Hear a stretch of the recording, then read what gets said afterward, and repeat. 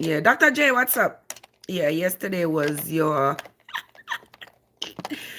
I'm not doing too badly. Why should I complain? I can't complain. Why should I? I'm here. You are here. What more could I ask for? It's Monday. Yeah, y'all gotta get cracking. Eliden, what's up? I don't get cracking till tonight. So, oh God. Me need a rich man. Dion, Dion, me need a rich man. Me can't function, so brother. Lord have mercy. Every time I think about it, having to get out of my bed, having to disturb my routine, having to get up and go to work. Lordy, Lordy. That's why I'm saying I need my children, I need my grandchildren to have a significant inheritance so that they don't have to live this way. Yeah, so that they don't have to live this way because, goddamn, man, pardon my French, but good Lord. Just thinking about it, getting up and going to work. But anyway, we got to do what we got to do. All right, lovely people. All right, no, I'm not playing the music today. When I say a long time, no, I'm not playing the music. Della, what's up? What are you doing? Calvin, good morning. How are you doing? Good to see you. Yeah, I'm not playing the music this morning. A long time I'm not playing the music, you know. A time for everything. Time and a place for everything. So this one day I will resume the playing of the music. One day I will, but it's just not gonna be today. Right now we were concentrating on the apostles. Remember, you all are working with me, right? And I'm working with y'all. We had talked about the apostles the other day. The other day we were talking about the apostles, and between you, the collective you, and I, we spoke about how inconsistent the reports from the various authors of the apostle, how different they are. And coming from that conversation, we decided, all right, we're going to give this another run through. Hey, Scale Wappen, good morning. We are going to, Simoy, good morning, how you doing? Yeah, we're going to do another run through of the apostles, particularly Matthew, Mark, Luke, and John, because I was pointing out to you that the stories are different. And if that does not bring a level of concern when you read it, I don't know what will, because the birds sound so nice outside my window. You hear them? Yeah. But for the mere fact that so many of us believe that whatever is in the Bible, it is true, it is consistent, it is, some of you even claim, go as far as to claim that it is written by the hand of God and the Holy Spirit. Somebody said in the chat the day before yesterday that it is, the Bible is written by the Holy Spirit hand itself. And I can't even wrap a little finger around that, let alone my mind, because clearly that individual has not read the Bible. Because once you read the Bible, you come up with questions. There's no way you can read the Bible and not come out with questions. I mean, deep questions, especially when it comes to the veracity of the contents in the Bible. But with all that being said, absolute, I see you. What's up, love bug? Good morning. Right, but with all that, people are free to believe what they want to believe and to do what they want. I'm not here to tell anybody not to believe what they want to believe. Okay, that is not my intentions. I don't care about what you believe. That's up to you. Okay? Don, what's up? Dan says he wants an example of the inconsistencies in the Bible. Well, if we are going to start with whatever happened to Judas, who the Bible said sold Jesus out, in one instant it said Judas went and hung himself. In another instant it said Judas bought a field with the money and he fell on a stake in the field and was deboweled and died. Those two reports are completely different. How are we supposed to know which one it is, if any of those is true? Okay? So I'm not here to get on anybody. I'm not here.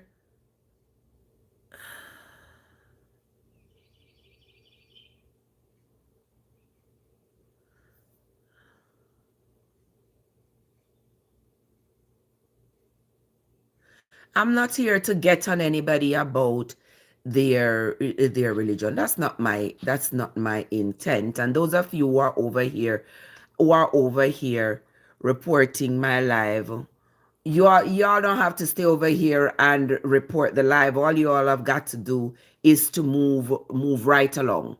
That's all you have got to do, is move right along. There's no need to be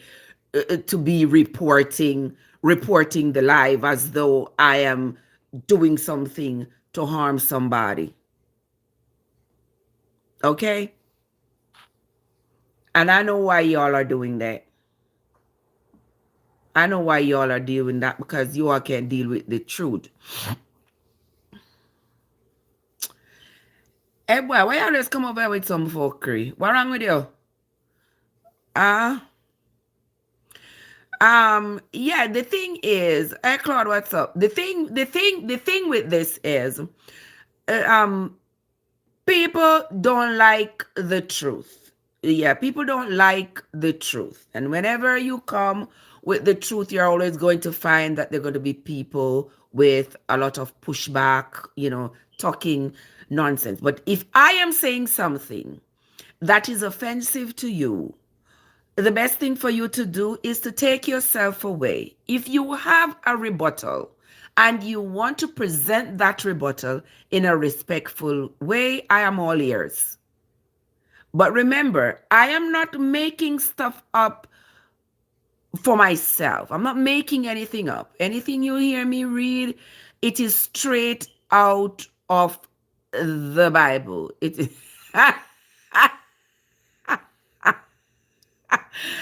Dan. Oh my goodness. All right. Dan, you're not easy. That's my thing. You know, so me not call your name, because if I call your name, I'm going to be pure cussing over here. You need to change your name, or else I not talk to you. Me not talk to you because me not call your name. You think so, Dan? Okay, Dan says something in the chat. Those of you over here can't see, but Dan says something in the chat. You think so? I doubt it. You think they're scared of that? You shouldn't be scared of that. But anyway, yesterday we read, no, not yesterday. Just call your ex-mother. All right. You bad. But anyway, Claude, what's that? Whatever, how you doing? So anyway, beautiful people, without much ado, we are going to be continuing with the reading. We're going to continue with the reading. We're going to be reading from Matthew 7. Remember the day before yesterday when we were here, we did Matthew 1 through to 6. And boy, you all had a whole lot of questions about what we were reading. I think in the end of chapter 5, it said we should strive to be like Jesus or something like that sort. He said, be ye therefore perfect, even as your Father in heaven is perfect. And a lot of you had a lot of questions about that. as far as I have read, there's no perfect human being and there's no human being who can be perfect. So that request right there is questionable, but don't ask me why it was written to say that we should strive for perfection. I'm losing and I'm scared. I may be an atheist. Listen, don't Tupac, don't be scared. I listen. I'm gonna tell you something. When I was 11 years old, I was born and raised in the church. I was born and raised in the church. Even when the church denied me the right to be christened, I don't know, right, the privilege to be christened in the church, they said I couldn't be christened because my parents were not married. All right? Them said the church not christened me. So right there was no suffer the little children to come unto me. It was only the children who were of married parents. All right? All right. My mother carried me go a different church where that worshipped on a different day to get me christened. Because in her mind, being christened was sort of a rite of passage for every child. So she took me someplace else and got me christened. Okay, fine. She still raised me in the church. I still grew up in the church. Never a problem. Never a problem. I've been taught to read the Bible. I've been reading the Bible and all. And when I was 11 years old, I was brought forth to be baptized. I was baptized. And during that period, I had a whole little, I call it a little bit of a meltdown. Because at that point in my life, I wanted so badly to be this good, upright, the Christian girl. I wanted so badly to be. But as I was being taught and as I was reading, my questions became a little bit too much for the people who were supposed to be leading me into this path. And one of my questions I remember then was, at what point do I become holy enough to be worthy of entering into heaven? And even at that age, I thought it was, I mean, if you are going to always be praying and asking for forgiveness and you sin all the time, even though you don't even know that you have sinned or that you are sinning, you have no clue, but you must constantly be asking for forgiveness. At what point am I going to be worthy enough? Because what if I'm sinning? I'm sinning right now and I don't even know it. And I haven't yet asked for forgiveness. And then, boop, I fall over and die. I done gone with that sin, right? I ain't asked for forgiveness yet. I ain't gotten forgiveness yet.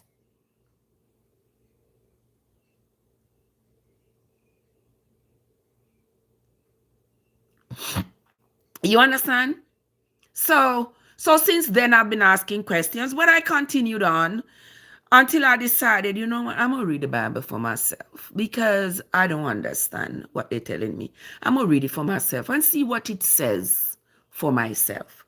So I picked it up and I read it for myself. And then I had more questions, more and more questions.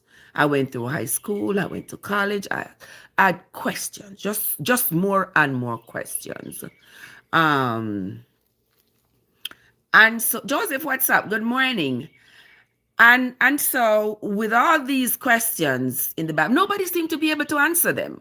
Either that people are afraid, or the most plausible thing is that they don't know either, because you don't know, I don't know.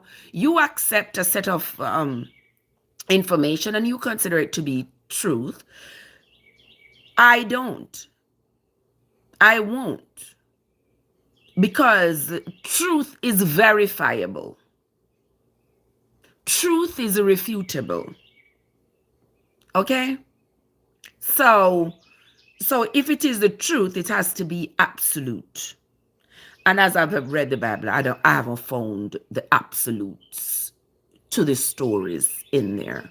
A lot of parables, allegories, stuff like this. Just stories, some of which are not even plausible because some of these things that the Bible talk about are not possible, are not humanly possible. But then I know you will say, "Oh, with God, all things are possible. If a donkey can talk, God can make a donkey talk. He can raise the dead. He can do all these things." But if you notice, these things have only happened in the Bible. Those things have only happened in the Bible. Yeah. So if I were to write a story and in the character in the story is a donkey and the donkey is talking, kids would read this story and be excited, like, there's a donkey talking. And and the story like that in the Bible, human beings say, yes, God can make donkeys talk. And you will die on that hill that donkeys can talk. But anyway, Tupac, what is this man here saying? Baram, good morning. All right, so with all of that being said, we are going to continue. We are going to continue with the reading. Just a little bit of a recap of what we read before. The book of Matthew sort of took us through the generations of Jesus, just to sort of lay the groundwork for where he came from, who he was related to. And that brought us from all the way from Abraham through his, how many generations was that? 14 generations from 14 generations from Abraham to who was that? Those of you who remember, remind me. But there were 14 generations from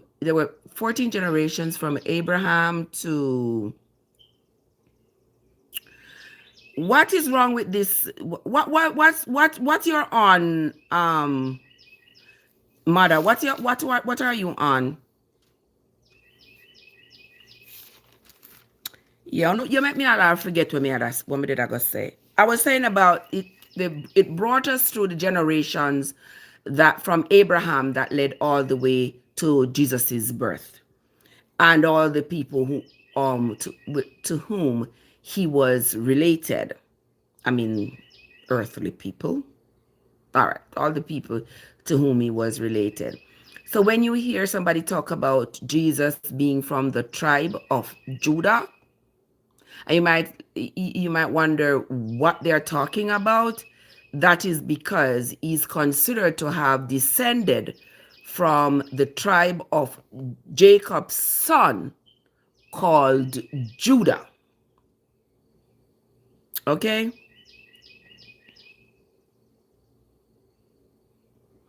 Me not get what you say now. Me not get what you say, whatever mother your name. You're saying a lot in the chat. I'm trying to read what you are saying, but for some reason, me not understand it. Because there's something about you figure out why your grandmother, pastor, keeps driving Benz.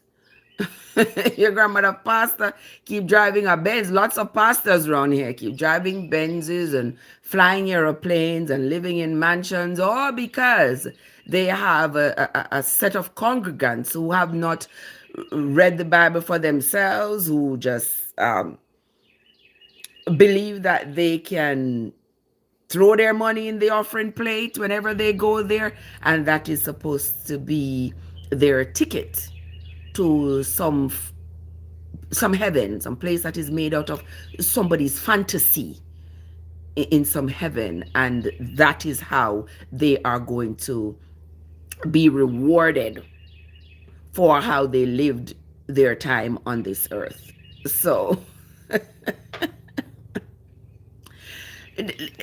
mother, no, you know why I don't agree with you that the aptitude to read this book, you need years of education.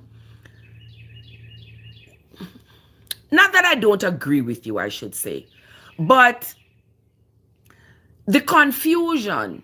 Patrick, what's up? the the confusion, the inconsistencies, Ramel, what's up, that are presented in the Bible. You don't need to have no tertiary education to understand it once you read it. Because people are not stupid. You can have a basic education and read the Bible. You understand when they say put somebody in the ground, leave out only their head, and rock them to sleep. If you know what I mean. Yeah, you don't need no tertiary education to understand that. Right, Patrick? Yeah. Anybody can read it. It says when God is so angry that Moses have to be calming him down, say, no, you can't do that. Imagine that. Imagine God being so angry. Him just want to rip up and tear up and burn up and destroy everybody. And an ordinary man like Moses gotta say to him, hold up a minute, boss. Hold on, boss. Don't do that. Don't do that. Don't let your anger get the best of you. That should be God saying that to Moses, not the other way around. So with that, I say that when we read these things in the Bible, if you don't stop and ask yourself questions like, wait a minute now, this don't sound right, then something's wrong with you. I gotta stop and ask these questions.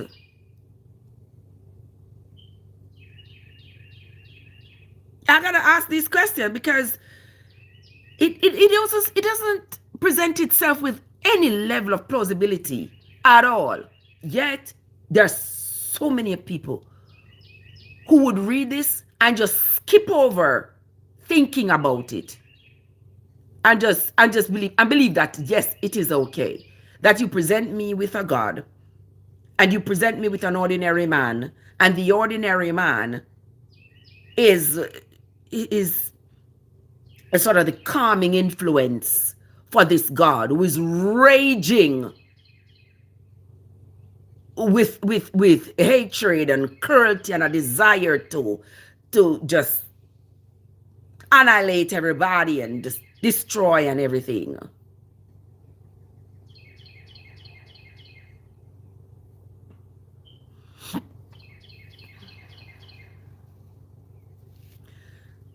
What is person asking? What is 360 credit scores? Is not. Well, come ask me about credit score for? Is somebody talk about credit score? I think you're at the wrong place, my love. I think you're at the wrong place. Don't ask me nothing about no credit score. All right. So with that, we're going to move on and read. We're going to move on and start reading of this is not the place for you, Daniel. Daniel, this is not the place for you. Find yourself your tribe someplace else.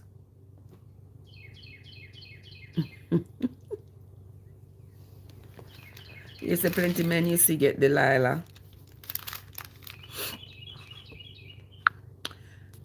I'm telling you that this is not the place for you, and you won't listen.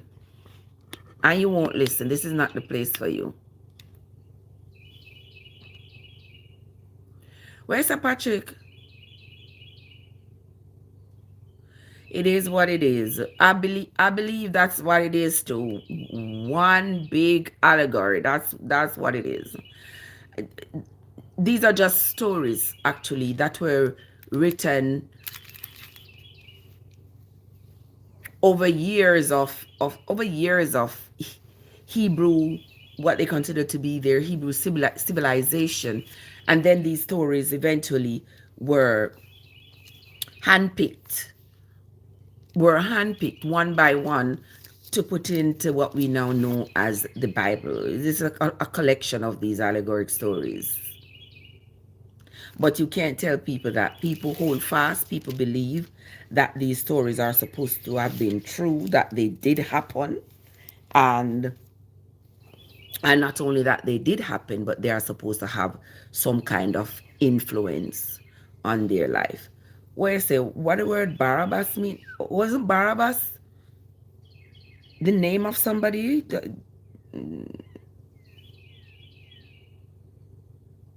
What you getting at, Patrick? Talk to me. What you getting at? Because I don't know. Let me ask Google. Let me ask Google because I don't know. Maybe Google does. Because I know it was the name of somebody, wasn't it?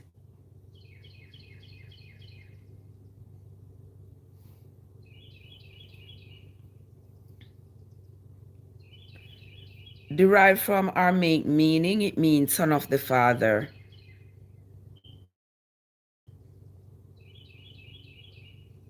Barabbas was a first century Jewish prisoner released by Pontius Pilate in lieu of Jesus Christ during the Passover. Where are we going with this, Patrick?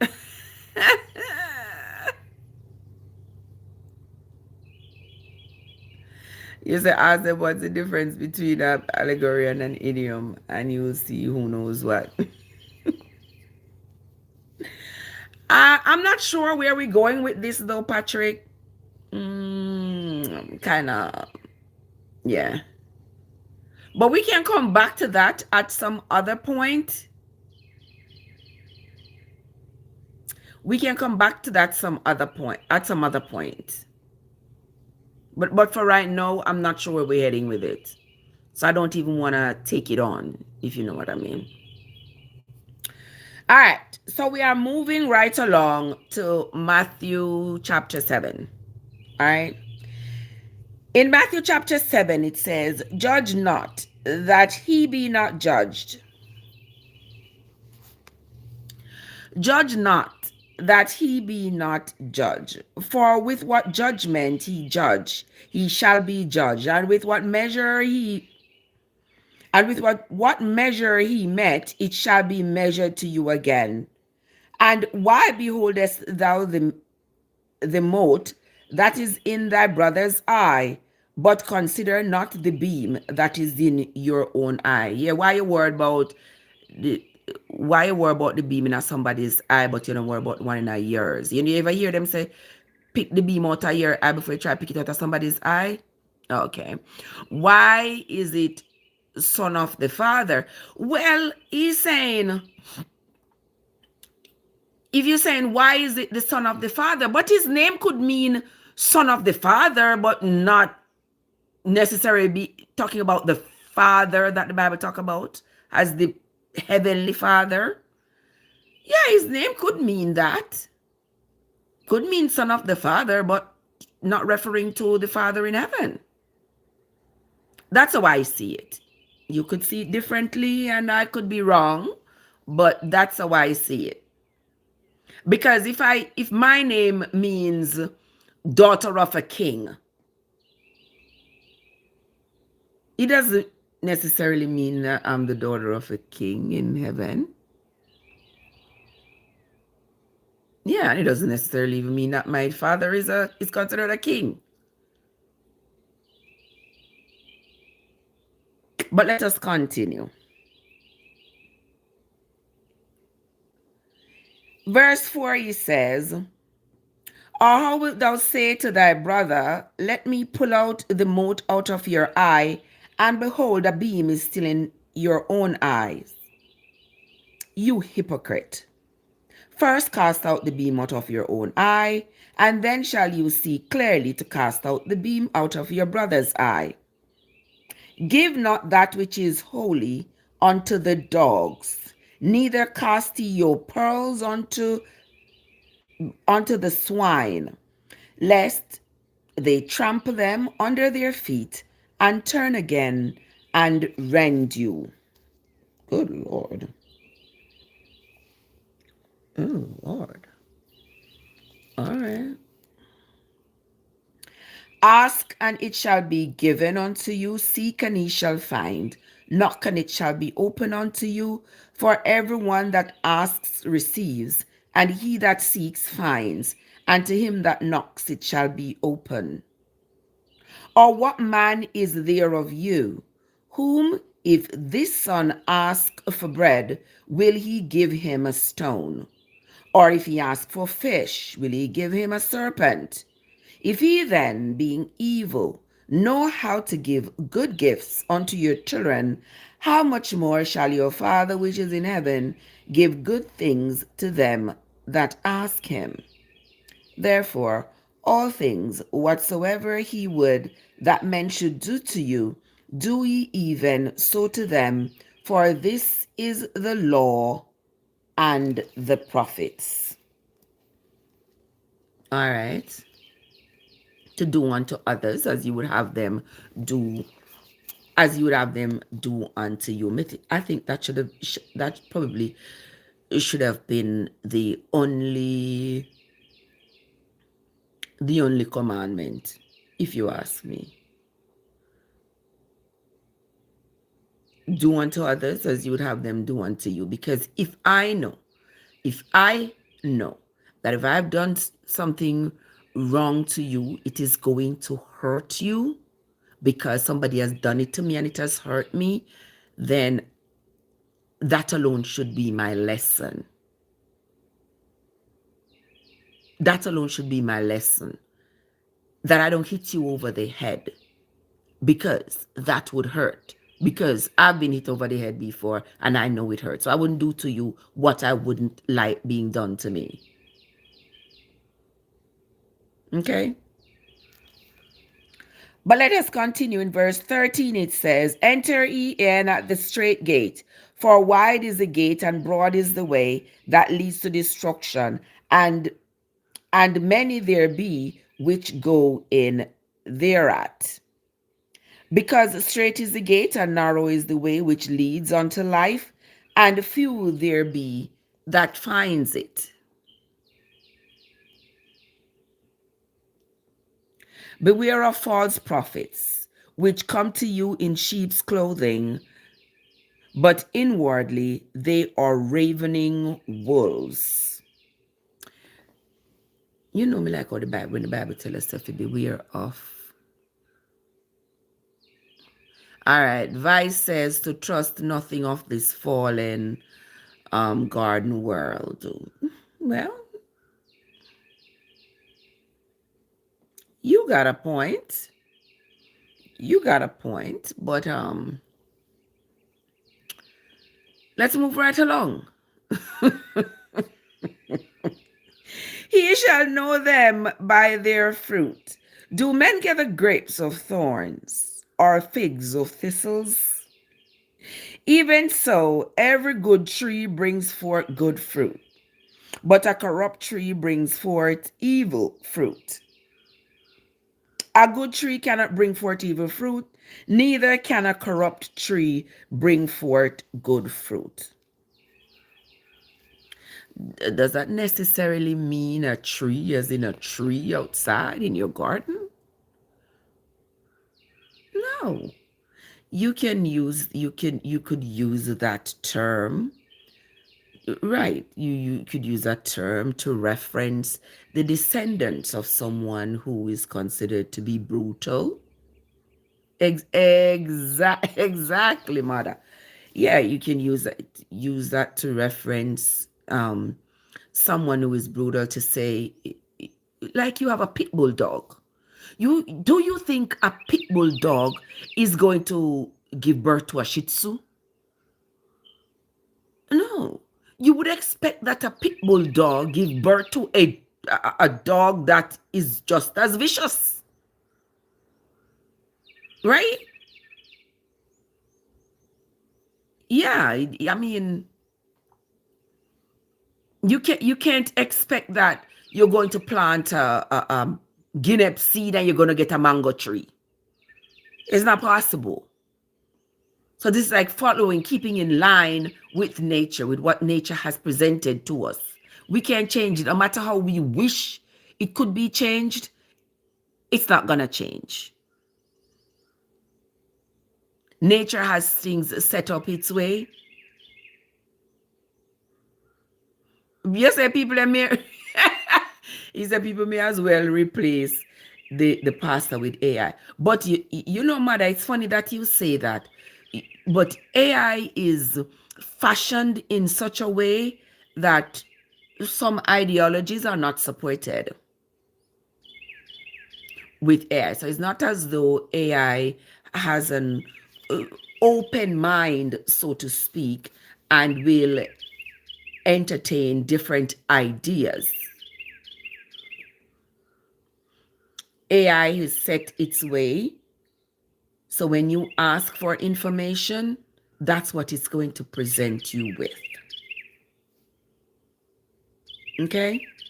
But let us continue. He says, oh my, the birds come to visit me every morning. I love it.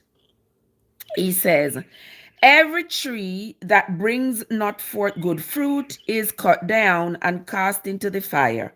Wherefore by their fruits ye shall know them.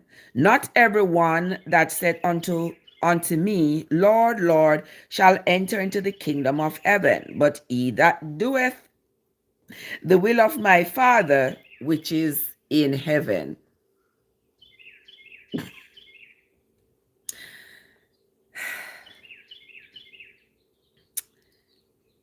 Let's move on.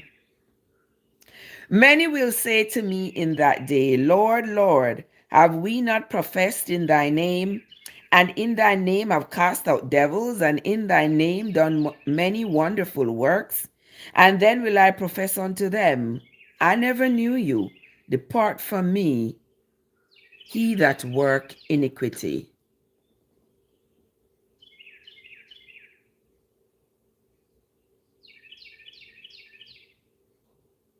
Therefore, whosoever hears these sayings of mine and does them, I will liken him unto a wise man which built his house upon a rock.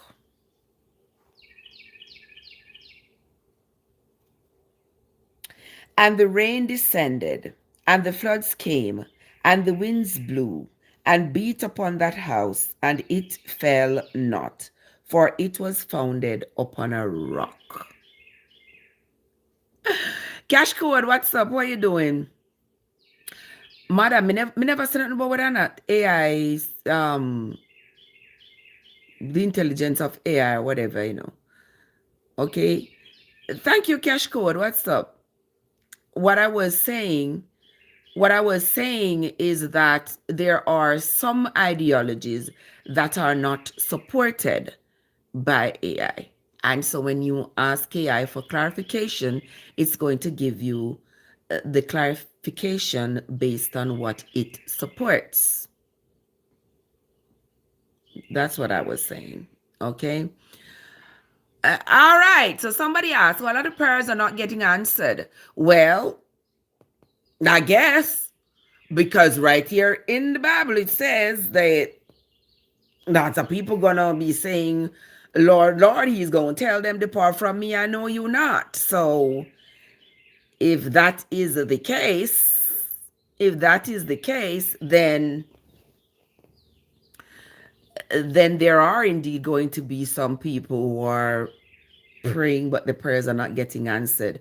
And that brings me to the other part of my concern, where I'm always talking about praying and asking God to give you stuff, to do stuff for you, knowing that according to the teachings, it says that he already knew you before you were formed in your mother's womb.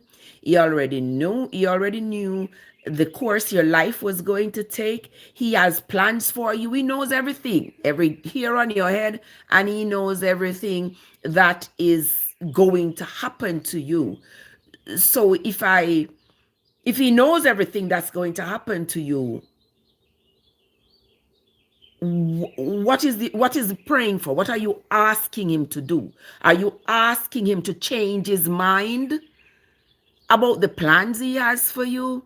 Another allegory is up on the rock. Exactly. Barry, what's up? The three little birds singing for me. Oh, I love them.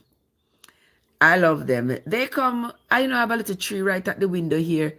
And every time I go out with my machete, I decide to cut down the tree. I say, no, we can't cut down the tree. Because the birds, they just come right there. Every single morning, they come right there and create a ruckus. I don't know, it seems like a pair of them get up and they start creating a ruckus, and then before you know it, there's like 10 of them out there. All right. All right. So Kimada say, pastors clearly know this, that they use it against their country. Of course, yes. It is about money. Mother, it is about money. Are these denominations? Daniel says, so you are Irish. Well, yes, it is about money. That's all it is about. Because you don't tell me that all these pastors who have gone to seminary and gone to theology school and have been forced through their studies to read the Bible from the beginning. You don't tell me all these people have never had any questions. You don't tell me. But if they come to tell the congregation about the questions they have, they'll be shooting themselves in the foot. Because why would you? Why would the bank tell you, don't give me your money because I make millions off your money and I give you a penny for every $100,000? The bank not going to tell you that. That bank not going to tell you, okay, I am investing your money. I am investing your money in this stock and it's making me millions. Why don't you directly invest your money in this stock and make your millions? The bank not going to tell you that. Because the bank wants you to bring your money to him so he can use your money to invest to make those millions and only give you a penny out of it for every $100,000. So the pastors are not going to tell you, because if they tell you, you are going to stop coming to church, you're going to lose your faith, you're going to stop giving them money. That's the most important thing. You're going to stop contributing to the church. Yes, somebody said no more Benzes. All right, you're going to stop contributing to the church. When a pastor can go up on the pulpit and tell the people that he wants everybody in the congregation to give $1,000 today because God said so, and people sit down there and believe, oh yes, he's a man of God, God talks to him, yes, God tell, and you know, have your rent money, you know, have your money to send your kids to school, you know, have your car payment, but as long as pastor says you need to give $1,000, you beg it, borrow it, thief it, whatever you need to do to get it, to give it to pastor, because me not joke about my God, you know, me not joke about my God. And when pastor said we give $1,000, I could have the last one me have a carrot go give to him. And then your kid not go to school and you say, oh, we pray about it.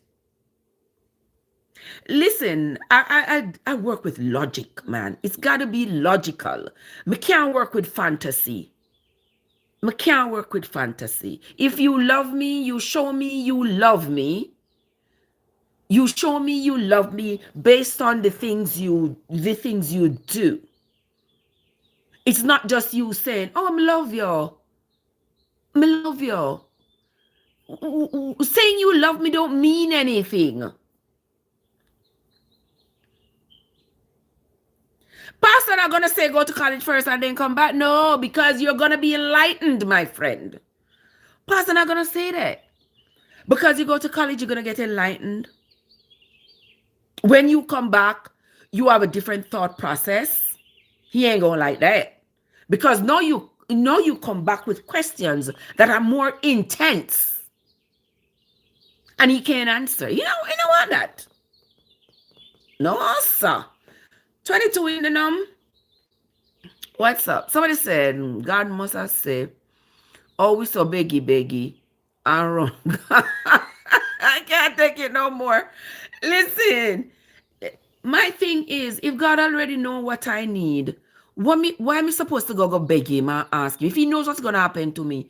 All right, him know say my destiny is that me go drive down the road and boom, I'm gone. Him knows that's my destiny. He already knows that that's my destiny. Do you think me saying, oh, let me pray before I leave the house every day and ask for his guidance and all, that is supposed to change the course of my destiny?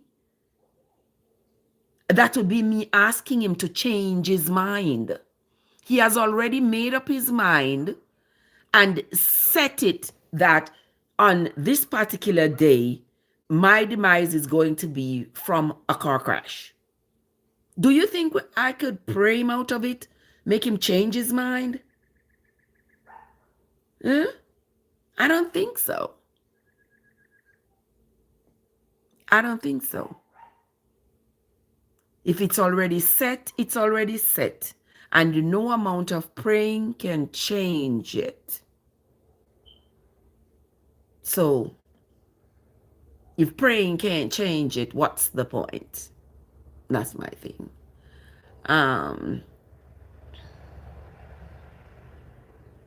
It's a job. They won't say they don't believe it either, because if the pastor says to you, I don't believe this, yet the pastor is preaching it to you and telling you to believe it, that's a conflict right there.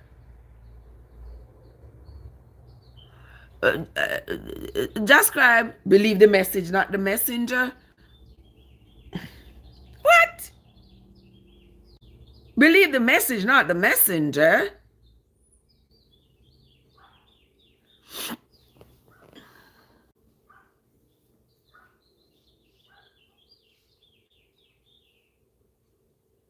Anyway, let us continue. Ain't no power in no word. Ain't no power in no word, my friend. Yeah, we're not going to agree upon that. We're not going to agree upon that. But let us continue. He said, in chapter 20, in verse 26, he said, and everyone that hears these sayings of mine and does them not shall be likened unto a foolish man which built his house upon the sand.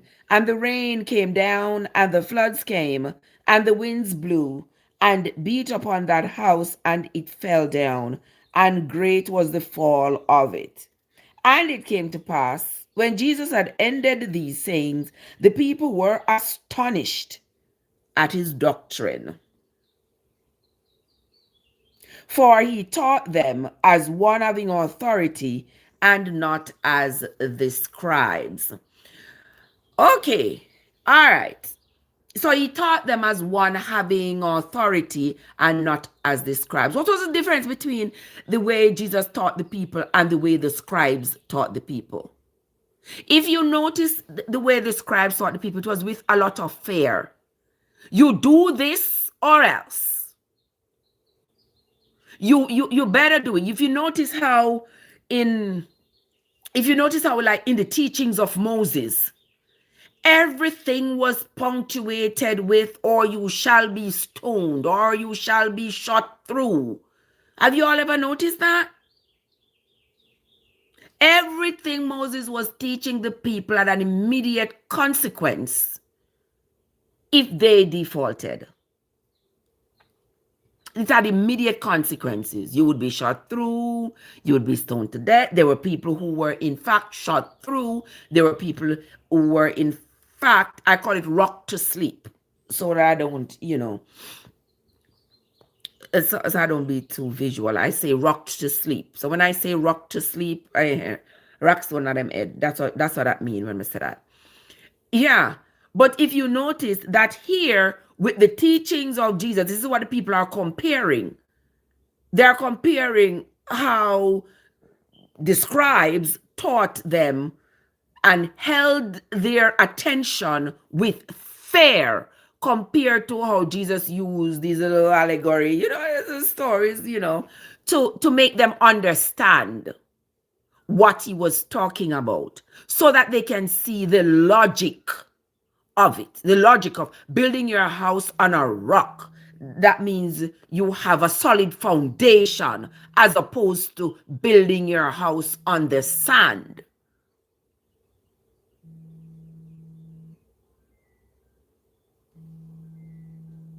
Hold on.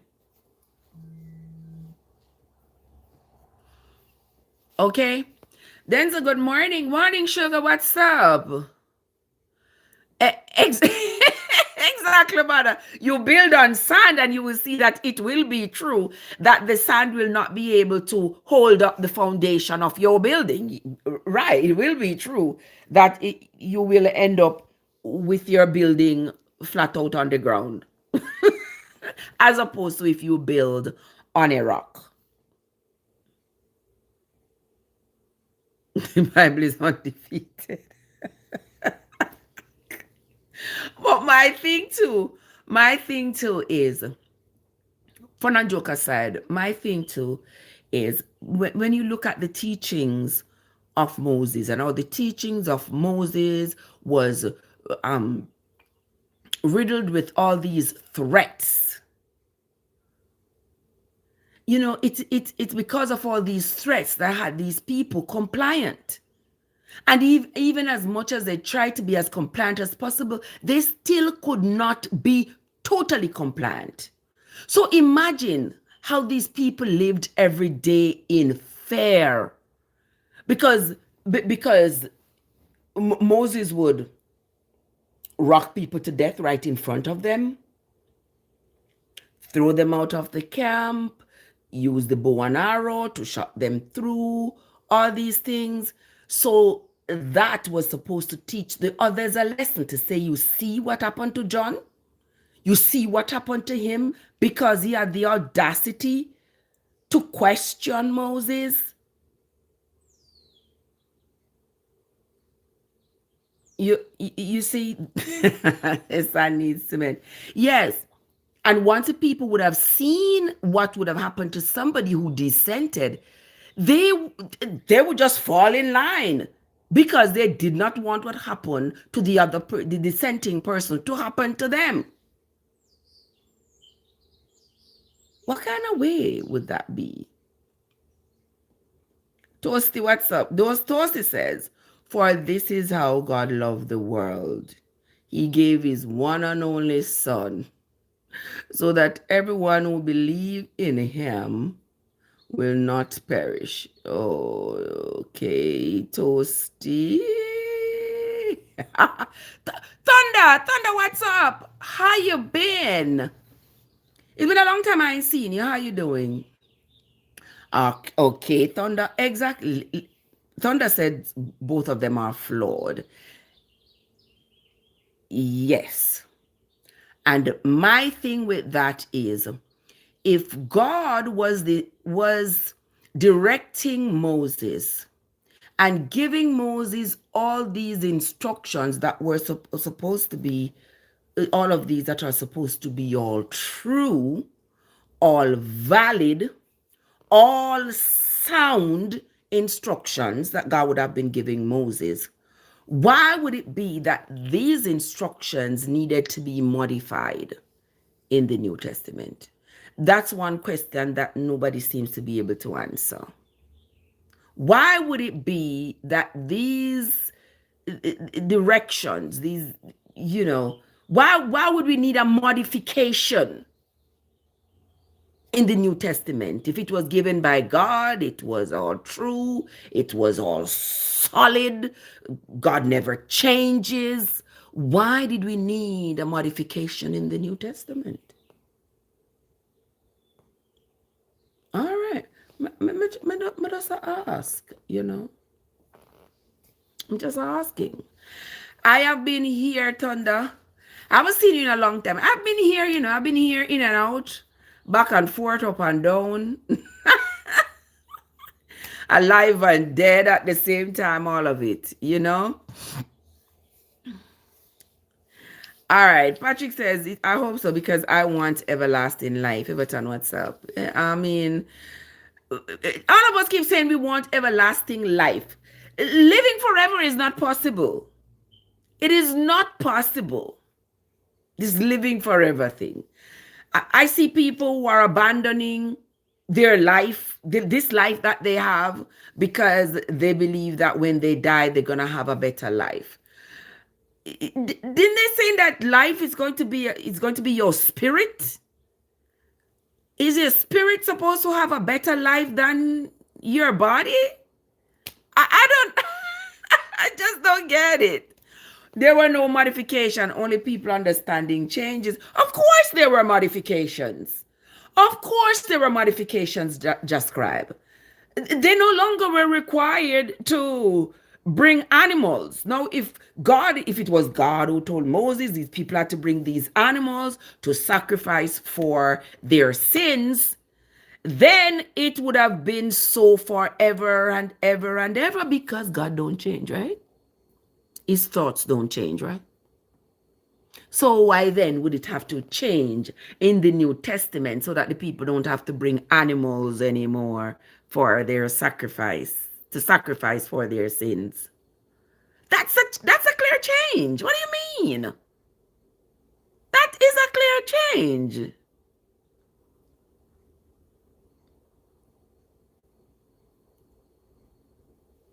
Energy cannot be created or destroyed, nothing new under the sun. Okay, I understand that. That is true. You are right.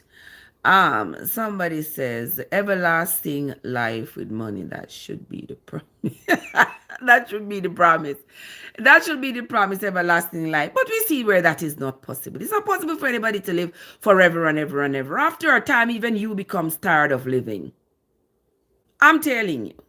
When you see some people reach 90 years old, whatever, they're like, I mean, I can't move around like I used to. All the people I loved dearly are already gone. All these things. Even those people get tired of living. They'll be like, I just don't want to be here anymore. Like, what's the point? So even you would become tired of living. Where say no change offering now is God's son, then why wouldn't he have offered his son in the first place? You and I are not on the same page.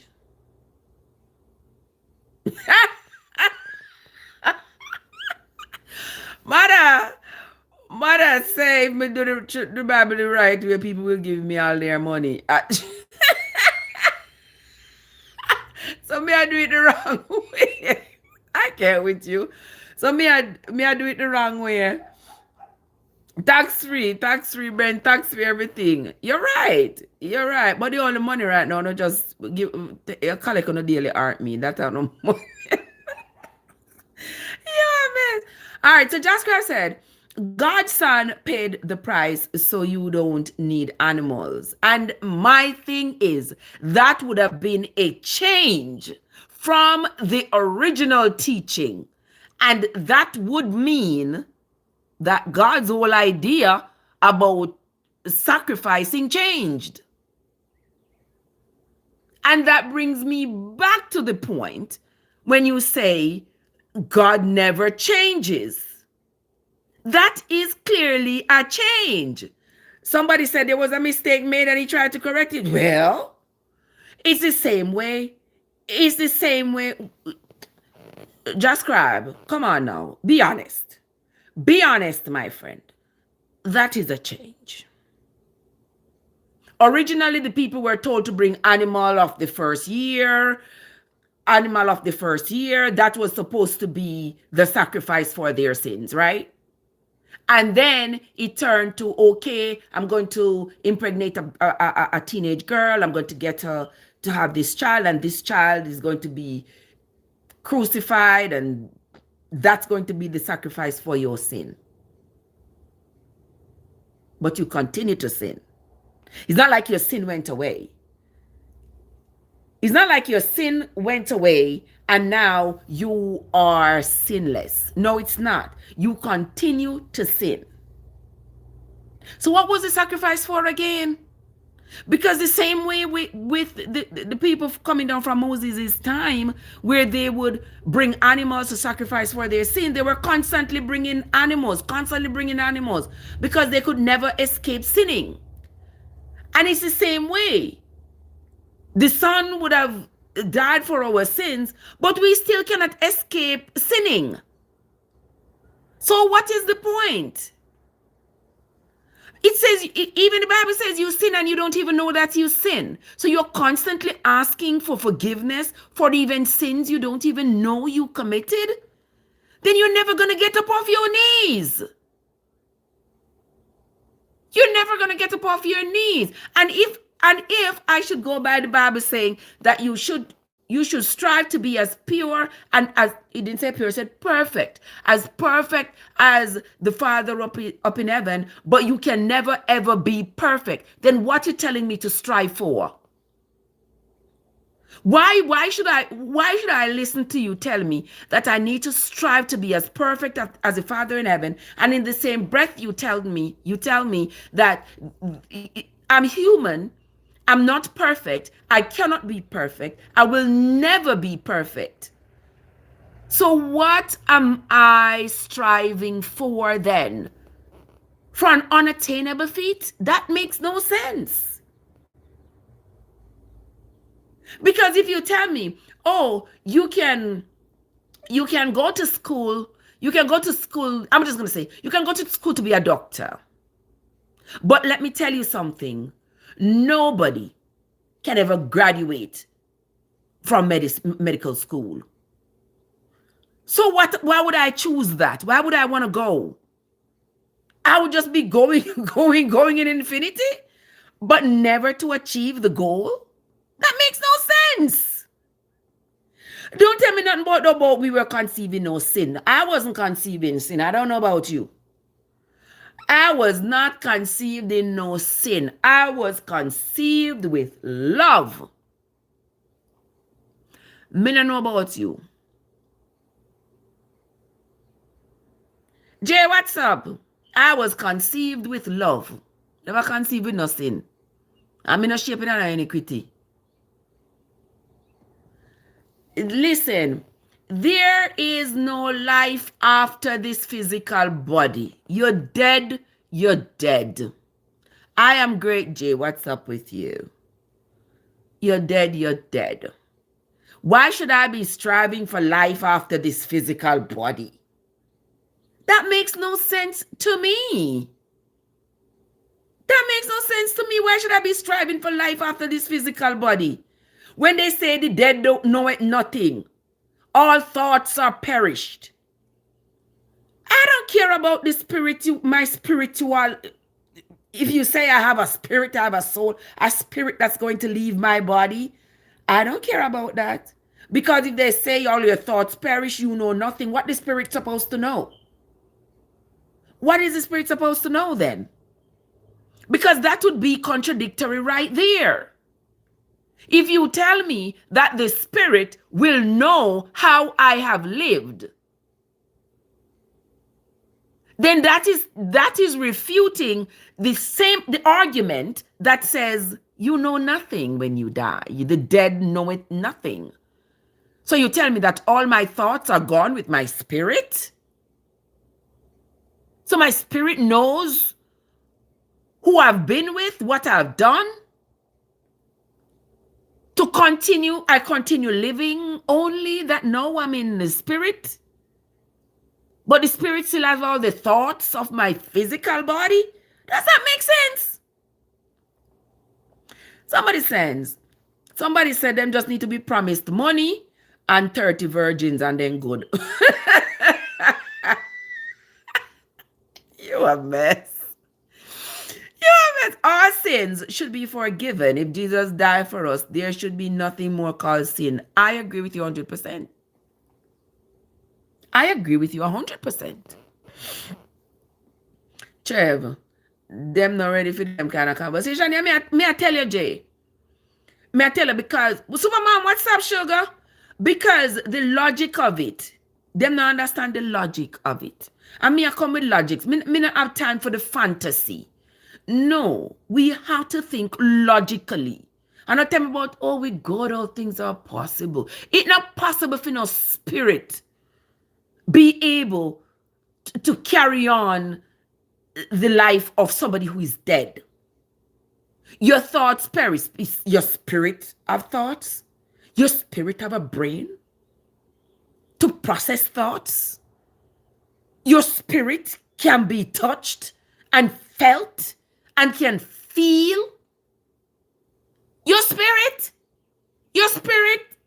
something you can't see, feel, touch. Don't bring me that mess. Pass me the 72 virgin. Patrick, Jay over here say want 72. You only want 30. Jay say pass him the 72 and him done. My dad taught me our spirit is energy and we can't destroy energy. Exactly. You can't destroy energy. You're, you're going on a small, oh, you on a small vacation. Enjoy yourself and be safe, my love. Be safe. He says these are Muslim. Yeah, I know in Muslim they believe that after that they get 72 virgins. I don't know, but you know that the whole foundation of their religion, virginity, is high on their list. So if men are in a confused state, why God no work some miracle to stop? Jesus have mercy, age 76. Jesus have mercy. What may I tell you? Why would he leave us in this much confusion and make no effort to sort it out? Why? Yes, what I mean, 876. Yeah. Why? Like him love the confusion. Yeah. Like him love the confusion. You have 50,000 denominations all under the umbrella of Christianity, and all 50,000, every single one of them using the same textbook. They have the same God. They have the same devil. They are looking forward to the same reward of heaven and the same punishment of hell. Yet they cannot even come together to have a common doctrine amongst them. They can't. Exactly. They learn to oppress women. I mean, but that's what the Bible did most of all. Don't you remember? Having read the Bible, there's a lot of oppression of women. Women are seen as just baby makers. And even and talking about changes and stuff.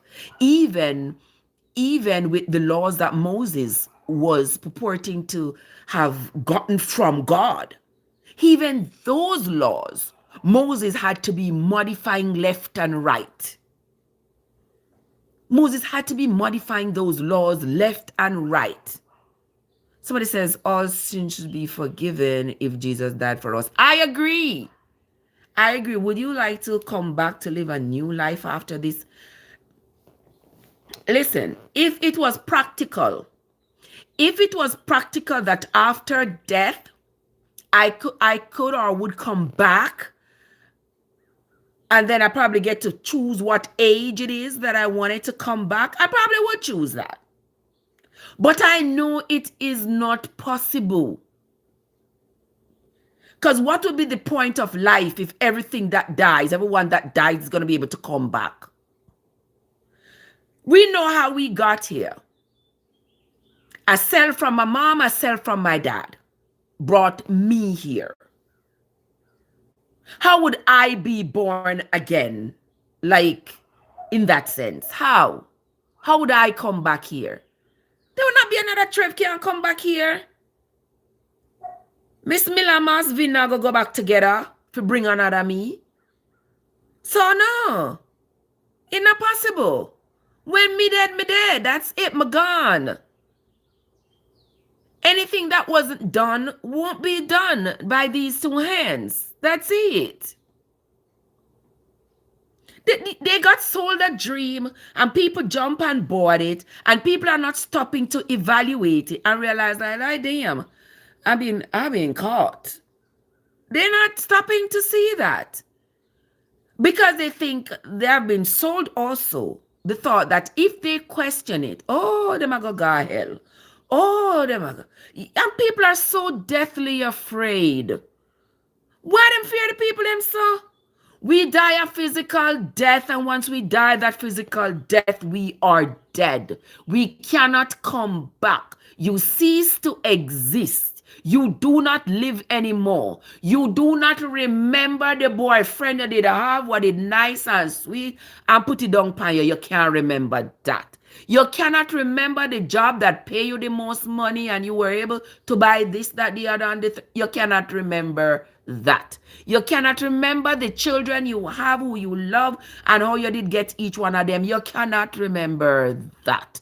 You cannot remember all the study you study and all the degrees you got.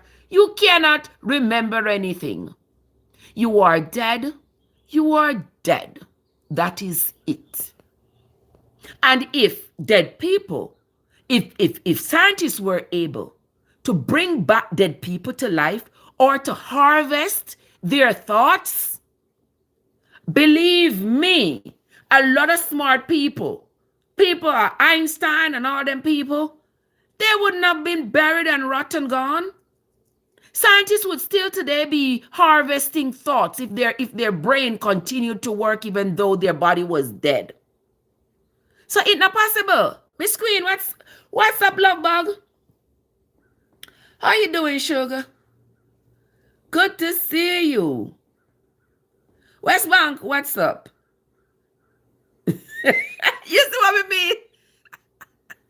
You see what I mean? Yes, I got a paper crane. Thank you, my love. Yeah, it is not possible. I mean, I know why I'm going to continue to hold on to these impossibilities and trying to make them seem as though they are true and try to make them seem like they are true and getting mad with people for not agreeing with you. I can't agree with you. Somebody says, what happened to your soul? Remember, I'm not here to say what happened to somebody's soul, because if I should believe that, well, we have a spiritual part of us that exits the body once you die, if that is a spirit not have brain, spirit not have thoughts, spirit probably, if you think about what a spirit is supposed to be, I can't even fathom it. I don't know. Somebody help me with that. Because if you would say, okay, all right, this spirit here is Trev's spirit. Nads, what's up? Good morning. If you should say, all right. Good morning. What's up, love bug? Where are you on your way to work? Let me ask a question. Shoot.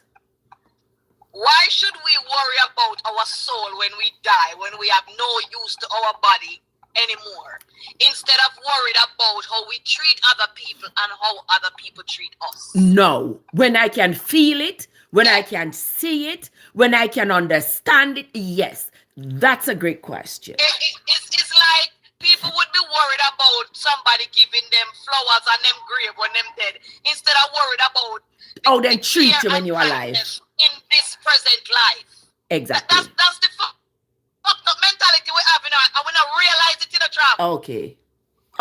In the same breath of how people sit down and them live in poverty and not realizing that the reasons why they live in poverty is oppression, colonization, uneducatedness, and unemployment, why they're living in poverty. So in order to get out of that, you cannot pray to Jesus, you cannot pray to a deity. You have to ask for help or find out how you can go to school to educate your brain to get out of the poverty that you live in. Exactly. Why I'm in a no star? That's why I say, somebody go to church on Sunday and drink blood, you know. Each and every Sunday they drink blood. Let them know. Then drink blood? Yeah, I thought about them consume the body of Jesus. Then not the wine. I know wine them drink. No, who said that, Jay? That whole idea of drinking blood and eating the body has always been concerning to me. Yeah, Jay is correct, because some of them don't even know if the Pope pissing on the wine and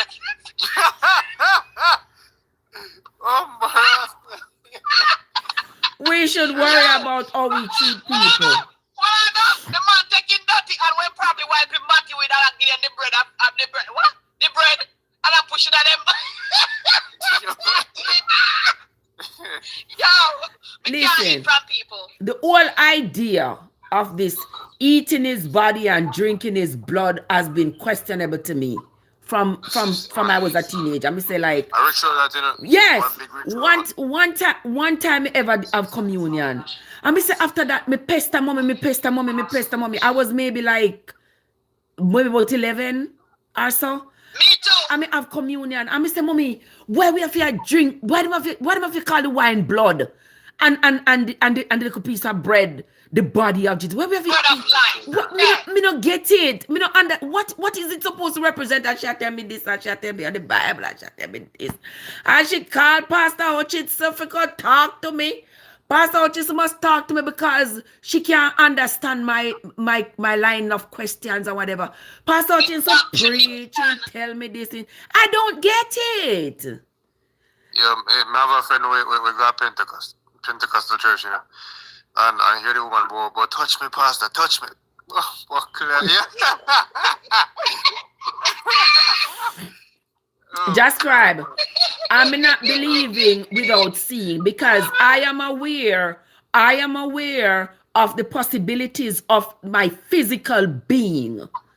That is what I am aware of. Me not go climb up on now. So I say me I try reach heaven like bedwood. Figure fly off, figure fly go to heaven. Because I know it is not physically possible. Me hand them can't flap enough to turn wings to fly me go to heaven.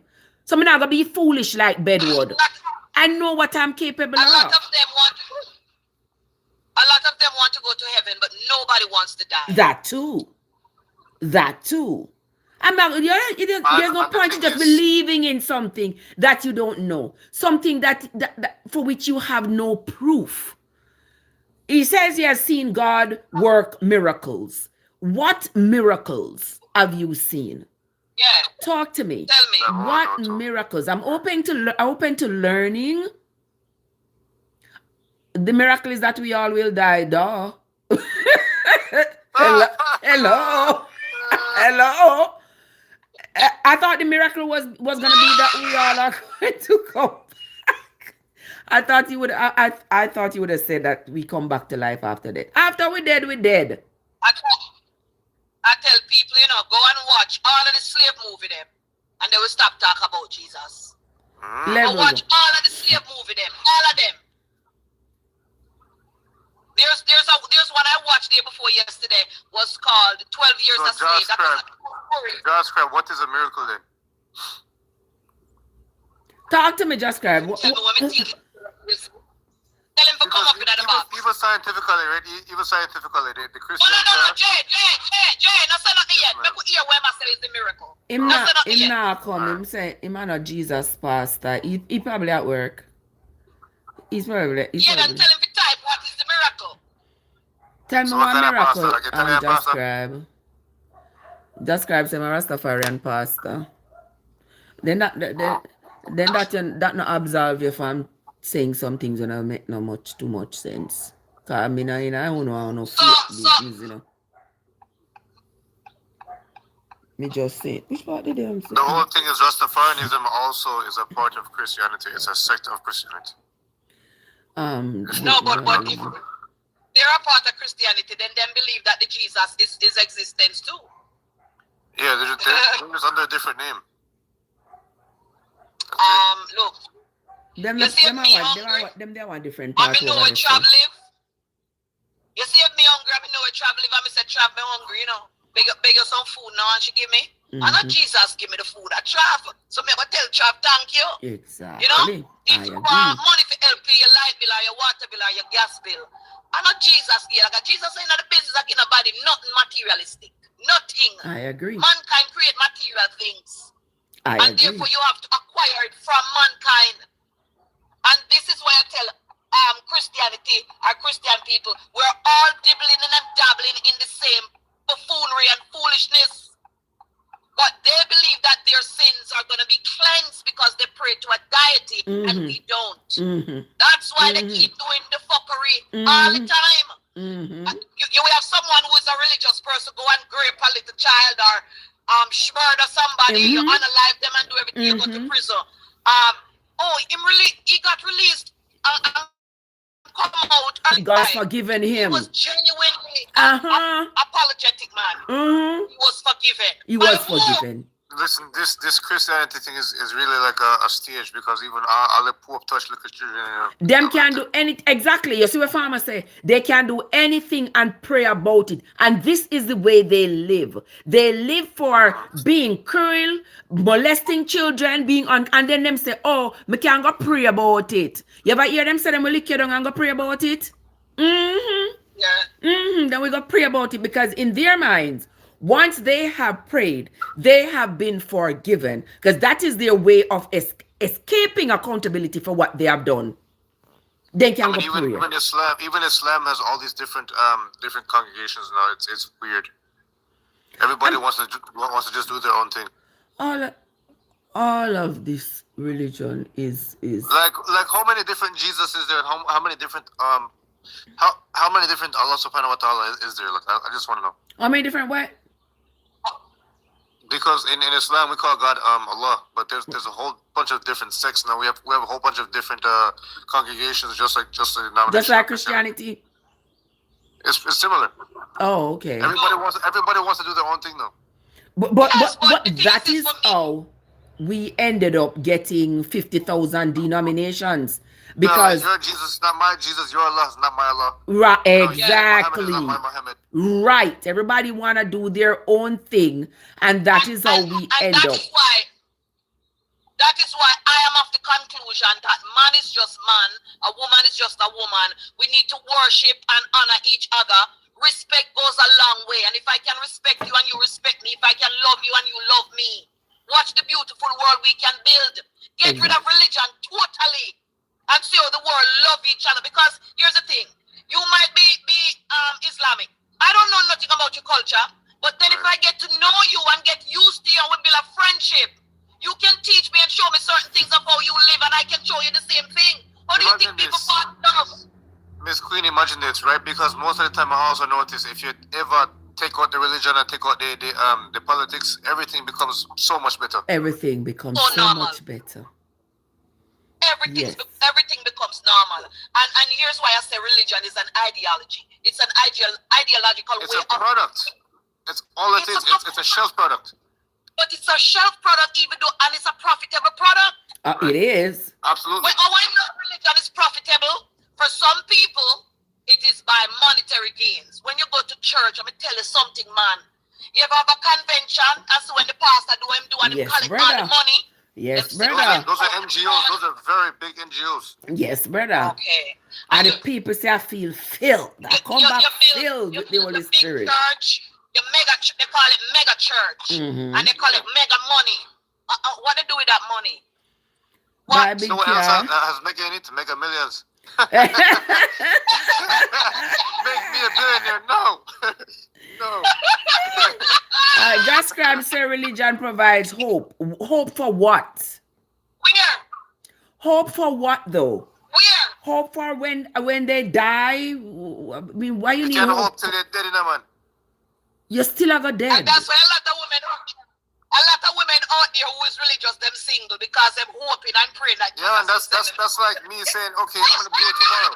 I'm gonna do it tomorrow. I'm gonna do it tomorrow. I'm gonna do it. When is tomorrow gonna come? Exactly. Religion make people so dependent, man, and ignorant. It's not even funny. Religion make you hateful, because I used to think that Muslim people are evil and all of that, but when you really delve into all of it, that is just their belief. That is just their ideology. Other people, look at Asian people and what they call the other one, Indian people. You have to look at everybody from all different dynamics. We're not all the same, but until we learn about each other and each other's culture, we will never have love in our hearts for nobody but our damn self and for the religion that we worship. You think we came on the face of the earth for us just to be? If that was the case, the world wouldn't have 8.25 billion people of different ethnicity. We would not. Look at the colors of the rainbow. It's beautiful. Look at the colors that we use. I hope me act. Me will act pa whatever. Done,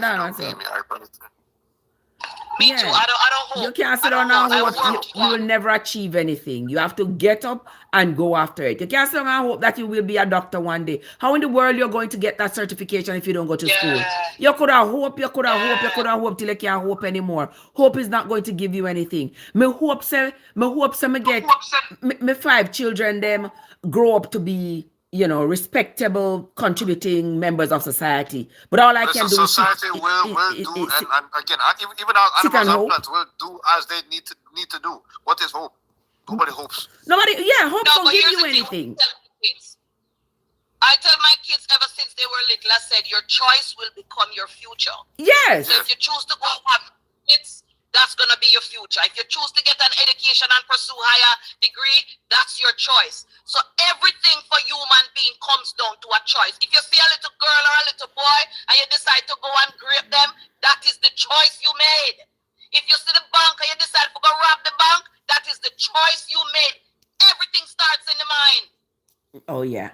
Everything about how we treat people and how we treat ourselves start in the mind. The toxicity and indoctrination of religion cause us to have So Josh Crab says our religions are taught, and you're a chaplain. Make that make sense, bro. Make that make sense. All religion was taught. All religion was taught. You know, come to think about it, you're right, because somebody come up with some kind of ideology and then they teach one other one, and you're right. And then when this person gets upset and thinks that they don't so much agree with everything that ideology represents, then they put their little tweak to it and they start their own. Take a look at all these denominations, Adventists, what the other one? Jehovah's Witness, Baptist, the world is perfect, all of them. The world is perfect, but human beings just corrupt everything. Yes, all of them have a little tweak to it to make it theirs, to personalize it, to make it theirs. That's what I'm saying. Your Jesus is not my Jesus. Your Allah subhanahu wa ta'ala is not my Allah. Like, make it make sense. Okay, so you're right that it's all created in the mind. But aside from being created, I tell people, I say, go and watch all the slave movies and you will understand why black people especially gravitate to religion. When someone chain you up and they're beating you and they're abusing you and doing all sorts of things to you, who do you have to turn to? Like literally, who? You don't have no physical person.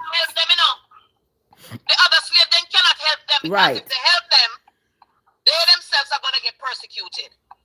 And when you look at all of the scars and torn tissues and skin and all of that on somebody's back, where is Jesus to help these people who unequivocally believed in him? When Jesus had apostles, didn't the apostles, there was 12 apostles, right?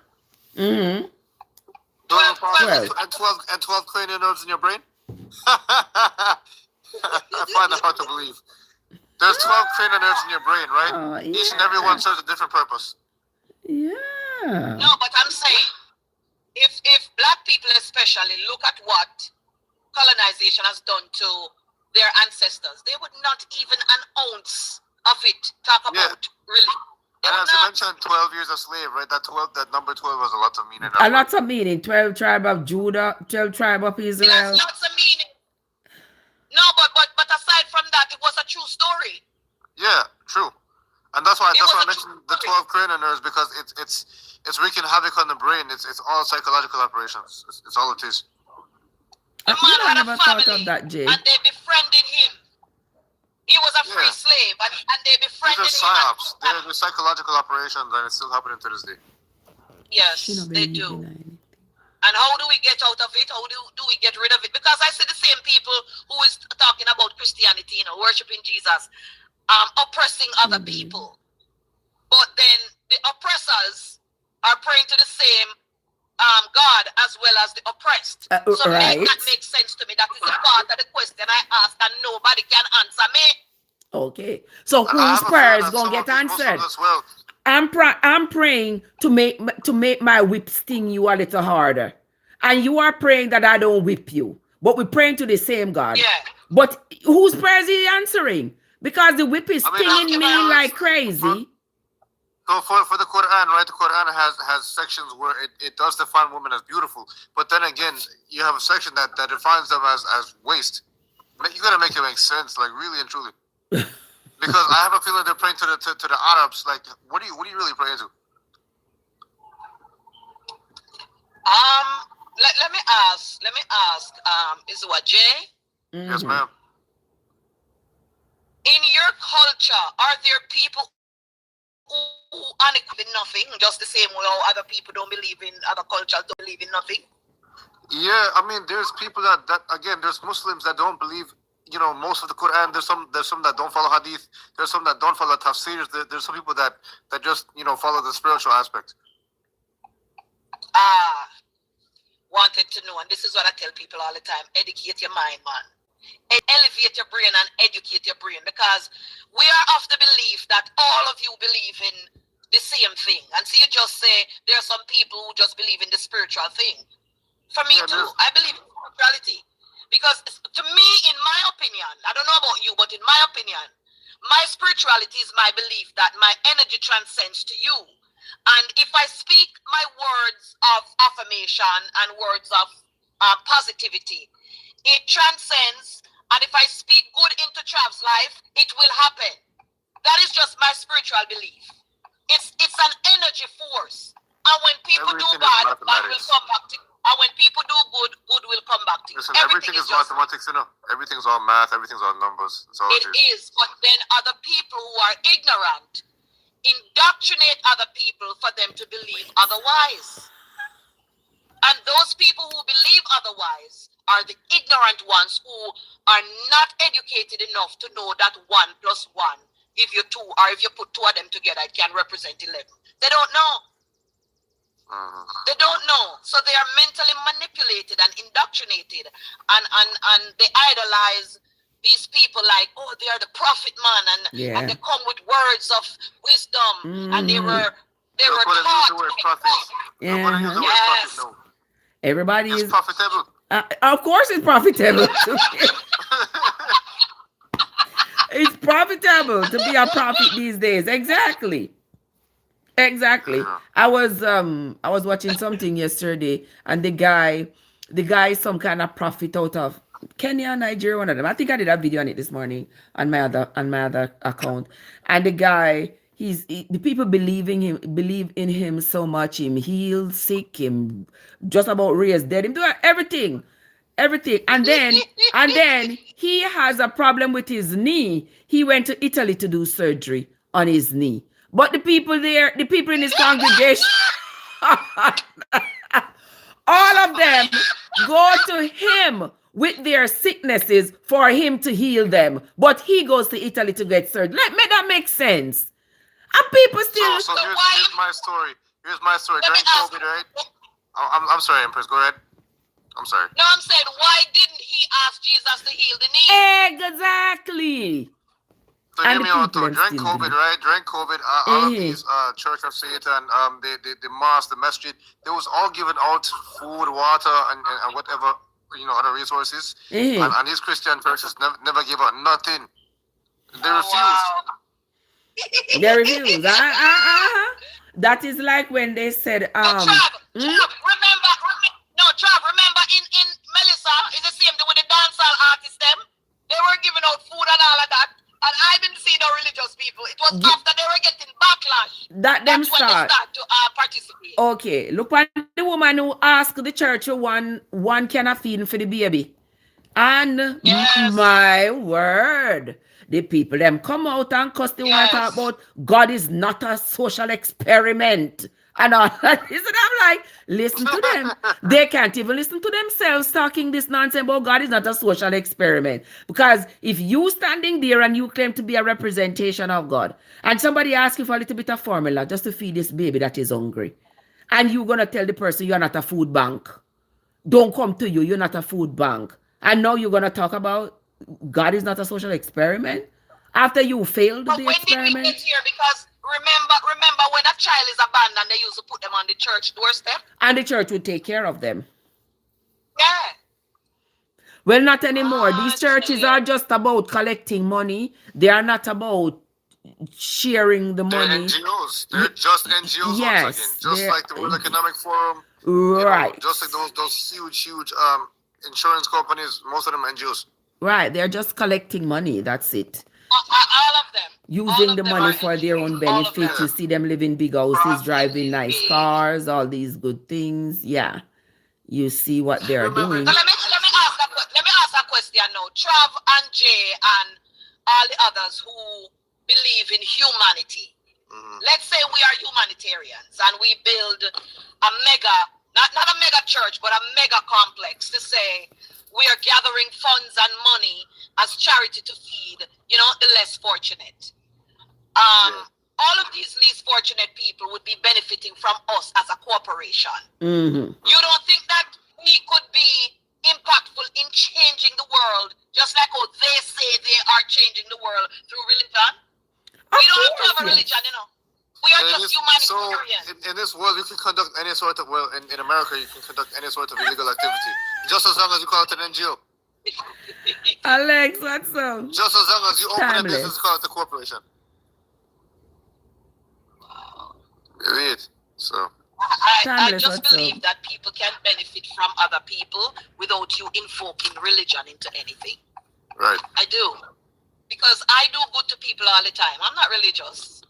And this come back again to the pastor. You want a knee surgery, but you're gone to the hospital. You should let exactly. The same way you're touching people to say you're doing miracle. You should touch your own knee.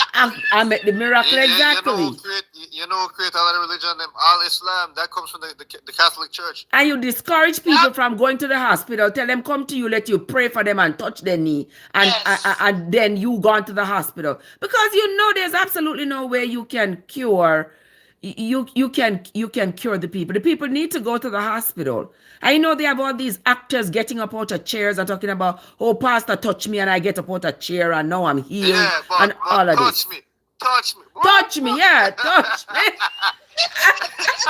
Touch me, pastor, touch me. Yeah, this is a bunch of nonsense, man. Listen. But some of them who want pastor to touch them, a long time they haven't been touched, So you can't blame them. That again. You can't blame them. If they ask you for touch, they want to be touched. Jason, yeah, touch me.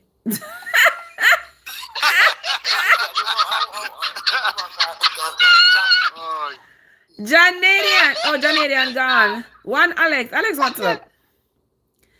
Touch me, good morning, Alex. Yeah, then I tell Pastor about to touch them. Touch them. Touch them. You guys gonna make me be at work all day talking about touch me. That's ridiculous.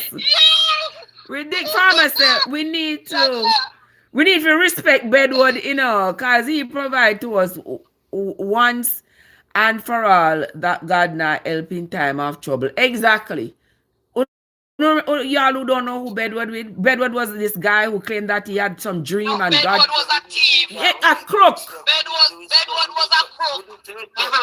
Destination is on your left. Wait, who that? God tell him. Bedward was a crook. God tell him to gather up the congregation and fly come up to him. Missy Queen. Huh? No, your fire is strong and powerful. Oh, yeah, okay. Anyway, Alex, what's up? Strong and powerful. Everything about me is strong and powerful. Bedward built this. Let me tell you about Bedward now.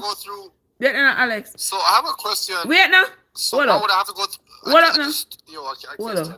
Hold on for the question a little bit. It's not to say what Bedward do. Bedward built a set of stairs that was supposed to lead up to heaven.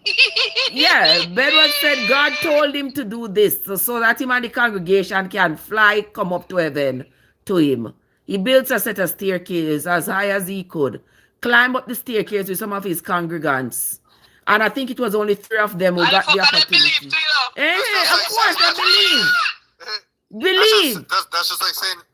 That's just like saying, look, Muhammad built, this set of stairs or flight of stairs to heaven to conceive the 72 virgins. Oh, ridiculous. You want to hear something better than that? My father went on the rooftop. Ready to go jump off. Into a big trench coat and say he was flying. Oh, Broke up. broke up. And that's how warped the minds become with religion. They are good adult, but I think I did just 3 people out of Bedward group that ended up dying because the others realized that hell no, nobody now gonna help me fly go up to heaven. Everybody, And let me tell you the 3 that flew off already are now on the ground crushed up. Bedward got people to sell all their belongings and believe in this nonsense. Because they're going to heaven. That's the same thing like with the people over some years ago. I was remember? shocked to see in modern time in Ghana, Igbo Noah came up with this idea about the ark, and he built the ark, and over 250,000 people went there to go in the ark. You know what? And nowadays you can write any book in and put your words thoughts in it, and nobody nothing to you. No, they don't. Other people say you are gonna hurt somebody or assault somebody. Bro. That they not looking at police can do nothing about it. It's fucked up, bro. Yeah, it's absolutely ridiculous. You, when you're uneducated, when you're ignorant and uneducated, but the thing is, mentally manipulate. The thing going on as human beings, we have this insatiable desire to hold on to something that is going to redeem us from the ills of this life. And that is what is the driving force behind us anchoring in religion. Then why don't we hold on to education? That is the thing. Now we're going to have to re-educate our whole generation and generation and generation because this thing is ingrained in us right now. So it's a hell of a work. If Jesus is his son, why would I have to go through Jesus to reach God? I still question that to this day. Because him send him son come for die for you. The son. No, what really bothered me, and I asked people and they can't tell me, I said, why was Jesus walking around town with 12 men behind him? Like, man and man. But every time him disappear, he was with a prostitute. So the bodyguard them. What did he die a virgin? Don't ask me, for I mean, if he was in my company, that wouldn't happen. So I don't know. I have a question. Oh, me answer that already. Me answer that. Yeah. We can top follow them and something, Yeah, top follow them and yeah, what you mean? Alex. Mute or something now. You want me mute you because we are hearing your conversation. All right. Let me ask the audience a question. Do you think if a woman who goes to church in the household in desperate need and wants and needs, do you think she should ask her man for anything if she tell him that her first, she put Jesus first before him? Well, if the man desperately wants her to love him, and she said she only loved Jesus. Jesus is my everything. Do you think she should get anything from the man if Jesus is her everything? Well, we can look at that. So many women come talk about them they love money now, but you love Jesus. Jesus is a man. No, but Jesus dead. Jesus can't give you nothing. But the man will get up every day and work for you. You don't like him. You don't love him. And you're asking him for the big house that you want and the money you need to spend, the food to buy, the clothes, everything. But you cannot love him, but you love Jesus unequivocally. Do you think that man should give her anything? So the man not in a church too, just she alone in a church? Just she alone in a church. Then she not already, then now she alone in a church and she have man way out a road. What Khalil say? Khalil say, no, make them so-called Jesus give her. Make it so-called Jesus. No, she live with the man. She live with the man. She got saved and he didn't get saved. Because he not believing in the religion thing. And she said Jesus is her everything. So you think that man should still be giving her his money and all of that when she can't love him? Listen, Jesus in the church, a coping mechanism. You know, I want big, Yeah, big, me big don't know if me would coping mechanism. I don't think I would take it that far to say, whether or not he should give. I know people in the chat are saying Living in no, sin? him shouldn't give Yeah, her because wasn't anything. she supposed to be married before she's with this man? If Hold on a second. If the church says she's supposed to be married, right? Church. Yeah, because Because if she's a part of the congregation, she has to follow the rules, right? Yes, and she love Jesus more than how she love her husband, right? Or it's just a man where she shack up with. Because in any case, her whole presentation is flawed. She lived with the man before she went to church. Well, she should have been a nun. It's so funny how they ask. Listen, them has Jesus for things, you know, right? And then they run to the church, go ask man for things. The man provide it. Yeah, them ask. Just like how I feel like. Just like how I feel like when they say, "Oh, God, give me this," and you work for what you want. Right. God didn't give it to you. You bust your ass to get it. You work for it. You bust your ass to Yep. get it. You can't say, if you have your faith and you believe, and you say, "All right, there's a higher being. Give me like a sanctuary." But anything, most of the people, most of them go church. "Oh, God, give me this." No, you work for it. Hear me out to you. Understand? I agree. And then when you go to church, if you realize in the Bible, all of the women them in the Bible is harlots. You never go into the church, barely go into the Bible and you say a woman that say, "All right, this is a righteous woman." It's just a few. Yeah, so but most of the women them are harlots, or them are this, or them are. No, that's not true. From that's back not then, true. you know, They're in heaven and they are virgins. Oh, they never they never held women in high regards in the Bible. You see. So hear me, listen. Me used to be in a church group and what's you know, and them did I cuss. You fuck. You want to go to church and say, "Oh, I send me go church regular. I'm gonna dress up." And you're going, all of this sister, them probably look at me and say, "Oh, she looks so." Them start judgment, they don't know me. Then that any social gathering or that happen? Not just church. Anywhere there's a social gathering. Other people do. The 2 scale makes sense. Just like my ex-wife. Like not an easy person to. And like me, when I say from morning, like just living good with people, just being kind, just being kind goes a long way. Not everybody think like that. Not even the people in my church think like that. The thing is, a lot of people are foreign. They're just empty-minded because they're not being taught the proper way. Anyways, you know. What you don't realize is that a lot of people, especially in my country, their educational level is subpar, and they unequivocally gravitate to religion. Right. And they're quick to condemn you if something go missing. Bible and key. And once it's pinned and your name call, then condemn you to hell or then beat you to sickness or something bad happened to you. Bible and key. By said Peter, by said Paul. Living God is JT the money. Listen, By said Peter, by said Paul, by true living God is trapped at the money. If it ever spin for your name. Listen, some Jamaican come tell me about me not go to church and they want to beat me. Well, fuck off. You not go to church? You not believe in Jesus?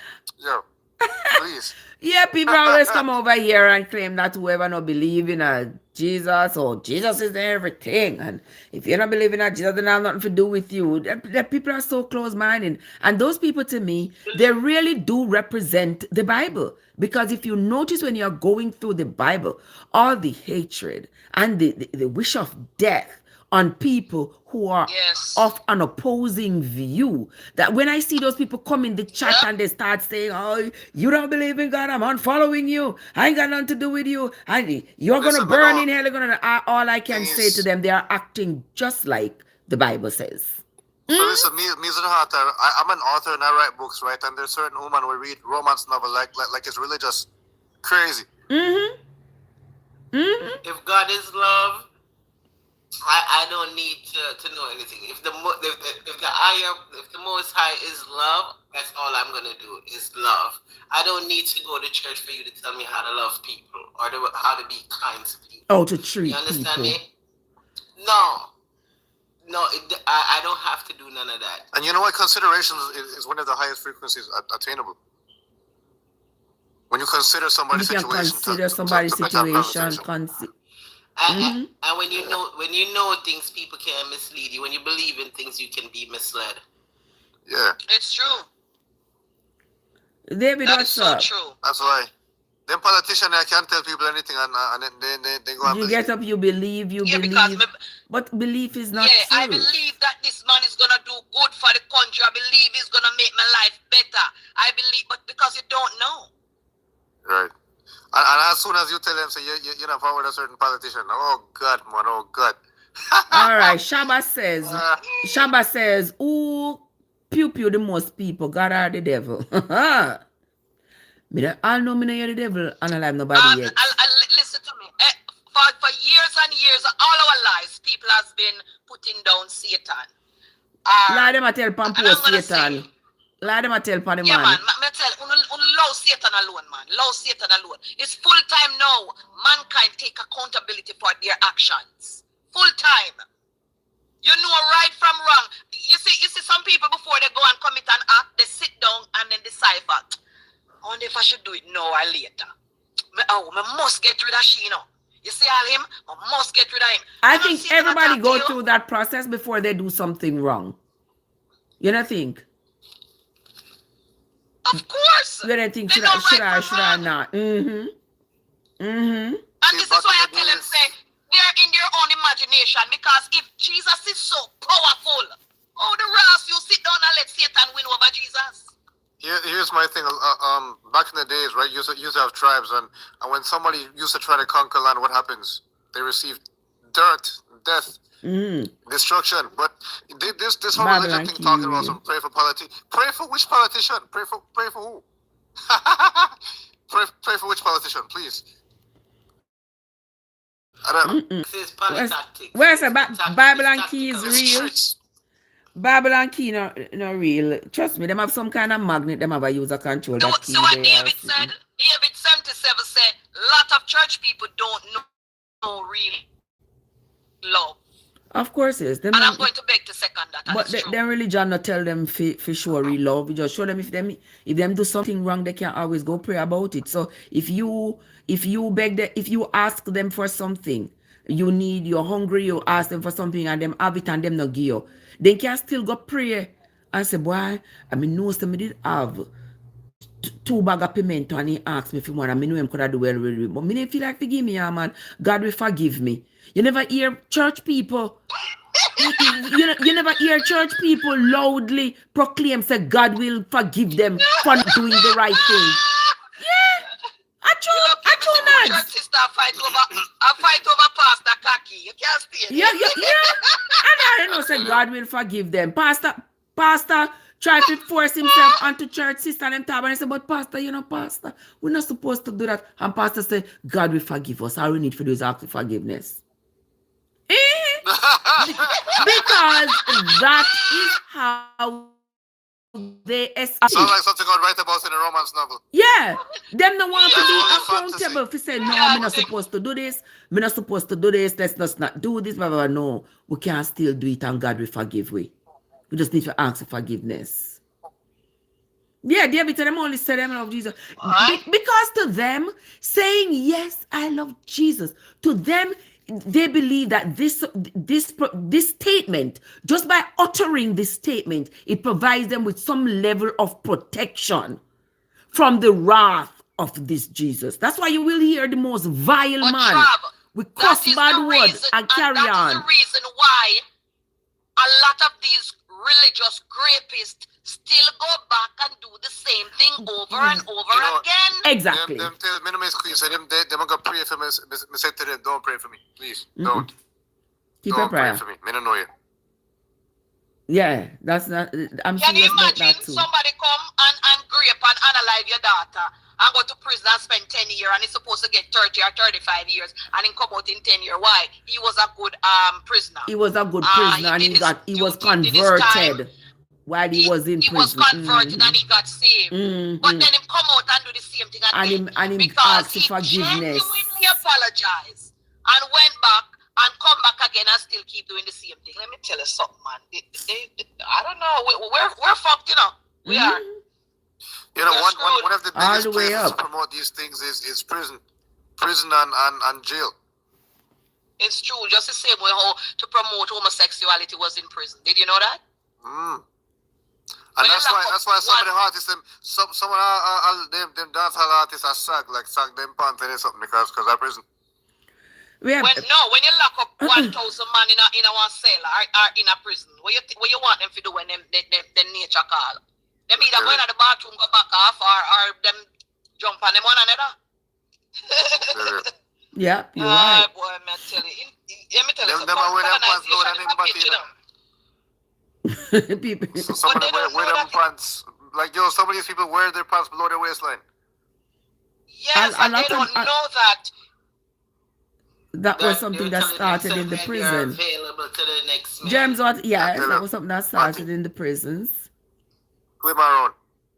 Swim around. You said about swim around. Dion says, I was growing being religious, and I tell you, it kept me back. It limited my life. That is so true. I know that for sure. Yes, religion. That is true because when you're dependent, everything you do, yes. Question everything.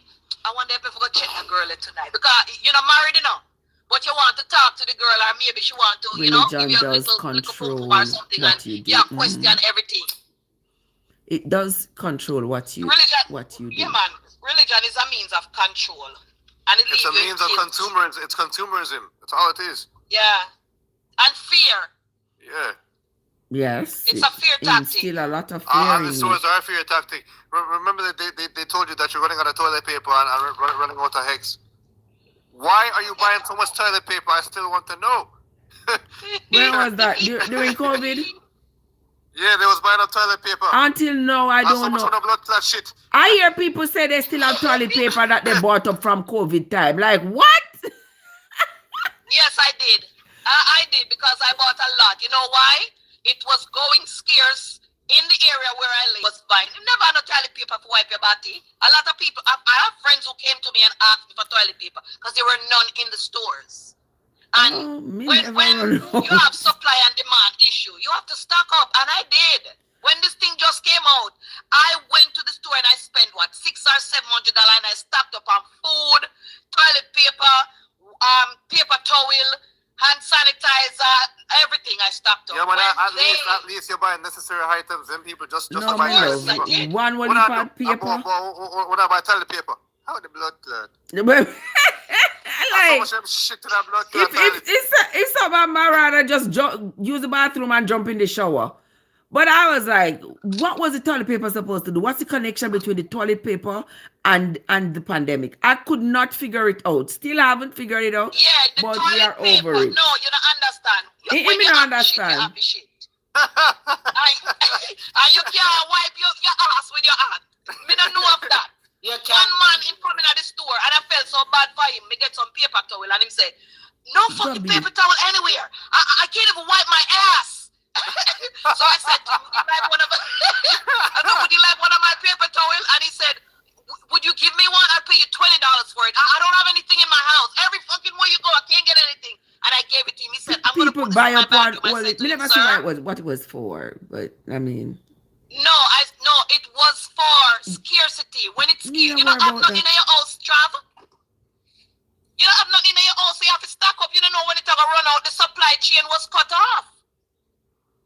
That I feel, The same way how right now there's the war in over there in Iran and the Strait of Hormuz has been cut off. Yeah, stock up on gas. You don't know what's going to happen, so a lot of people have to stock up. Yeah, stock up on gas. You have to hoard things. Yes, man. Some countries are hoarding it. I mean, but not us. We drive every day. We don't have no stock up on the gas. The gas. No, because we live in a country where we have some surplus.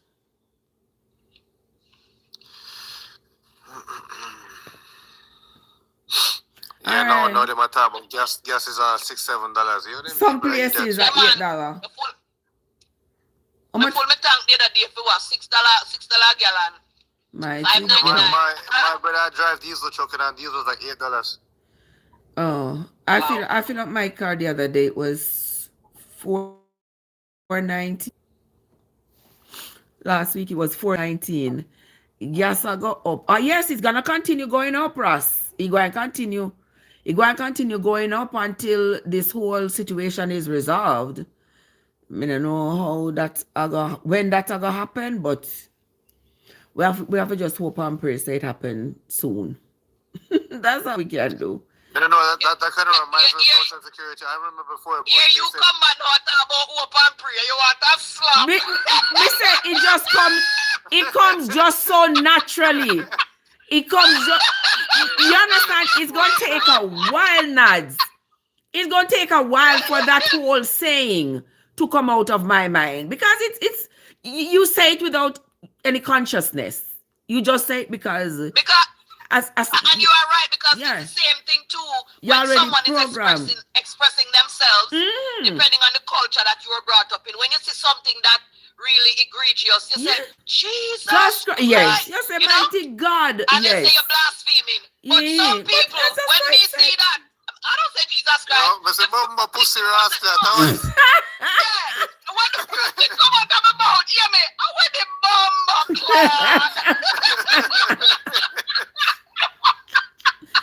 Like, I remember one time, years ago, somebody crashed in the car. The first thing I said, oh, where the blood clot this? Somebody said, but I mean, I understand you. You crash for God dead and you ball out bomb clot. You couldn't ball out. Jesus, Michael, what's up? Tala, good morning. What's up? Yeah, you know, because that's been so embedded in your thoughts. The first thing you say, oh, Jesus, or whatever, it's not gonna just disappear out of your thought. And I don't care if it doesn't disappear. I don't care if I say I'm gonna hope and pray that something works out. It's just a saying. To me, it really. So yesterday people are talking about his side about they need to control them out. So every other day, you know, cuss. Every other day them a cuss, but yesterday them not cuss. Yesterday. Yo, fuck off, man. From the mother. Michael, what's up? You're coming in from the motherland? Oh, welcome. Happy Monday to you, my love. How you doing? Suzette, what's up? How you doing? Yeah. Mentally is here. Mentally, what's up? How you doing? And Gil is here. I see Gil's head just popped up. Gil, what's up? Good morning. How you doing? Happy Monday to you all, guys. I hope your day has started out well. I know yesterday we didn't gather together yesterday at all. I did one gather yesterday. I gathered by myself yesterday. That was a one gather, but today we are here together. All right. Peach, what's up? How you doing? Yes, so I'm gonna continue. Oh, this one Nelly. I miss mentally. Big up yourself, Eh? Who that say big up yourself? Who that just talk? No, tell mentally. Oh, okay. Yeah, mentally. All right, we can continue and read what the Bible has say. Who wants us to continue? What is Bible?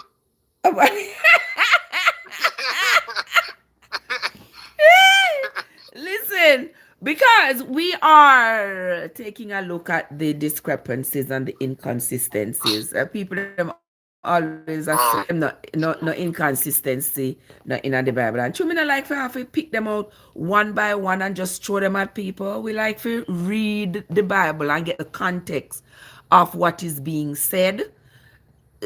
so that we don't misconstrue anything, right, Diane? True. Yes, so I mean, like Because that's they're why used to one verses. You know, when people come at your house, the people them throw one verse at you, then they come with the whole thing. exactly. So there's no context. You don't know who did say that word. Like the guy what he come on day before yesterday and I defending Bible, defending his stuff, and he was saying, "Oh, God said this." And I said, "Hold up a minute, then, my friend. Hold on a minute. All these things that you were saying, God said, according to the Bible, He wasn't the one who uttered those words. Those words were uttered by Paul. Remember the guy who was fussing about what the other guy, his name was on the live, and The that guy. Apostle Paul.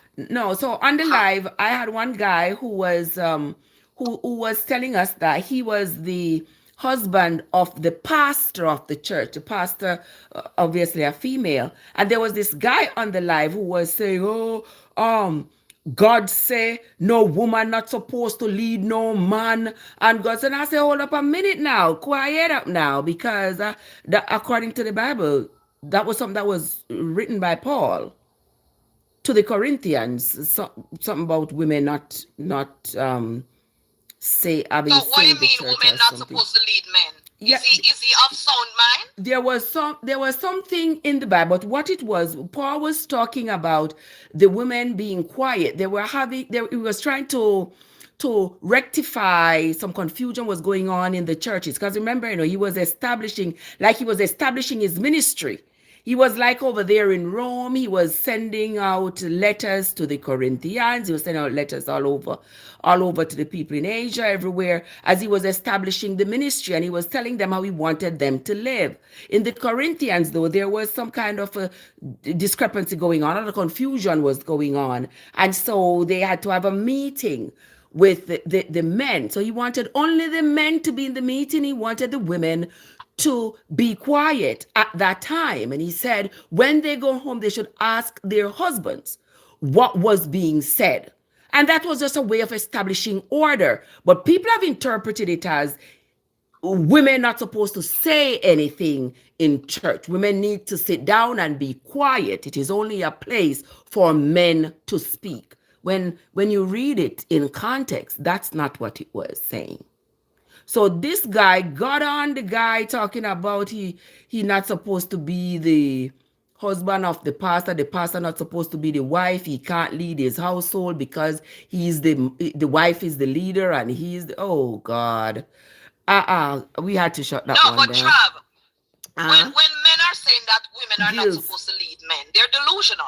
Remember, we give birth to all of them. And at the same time, we nurture them into men.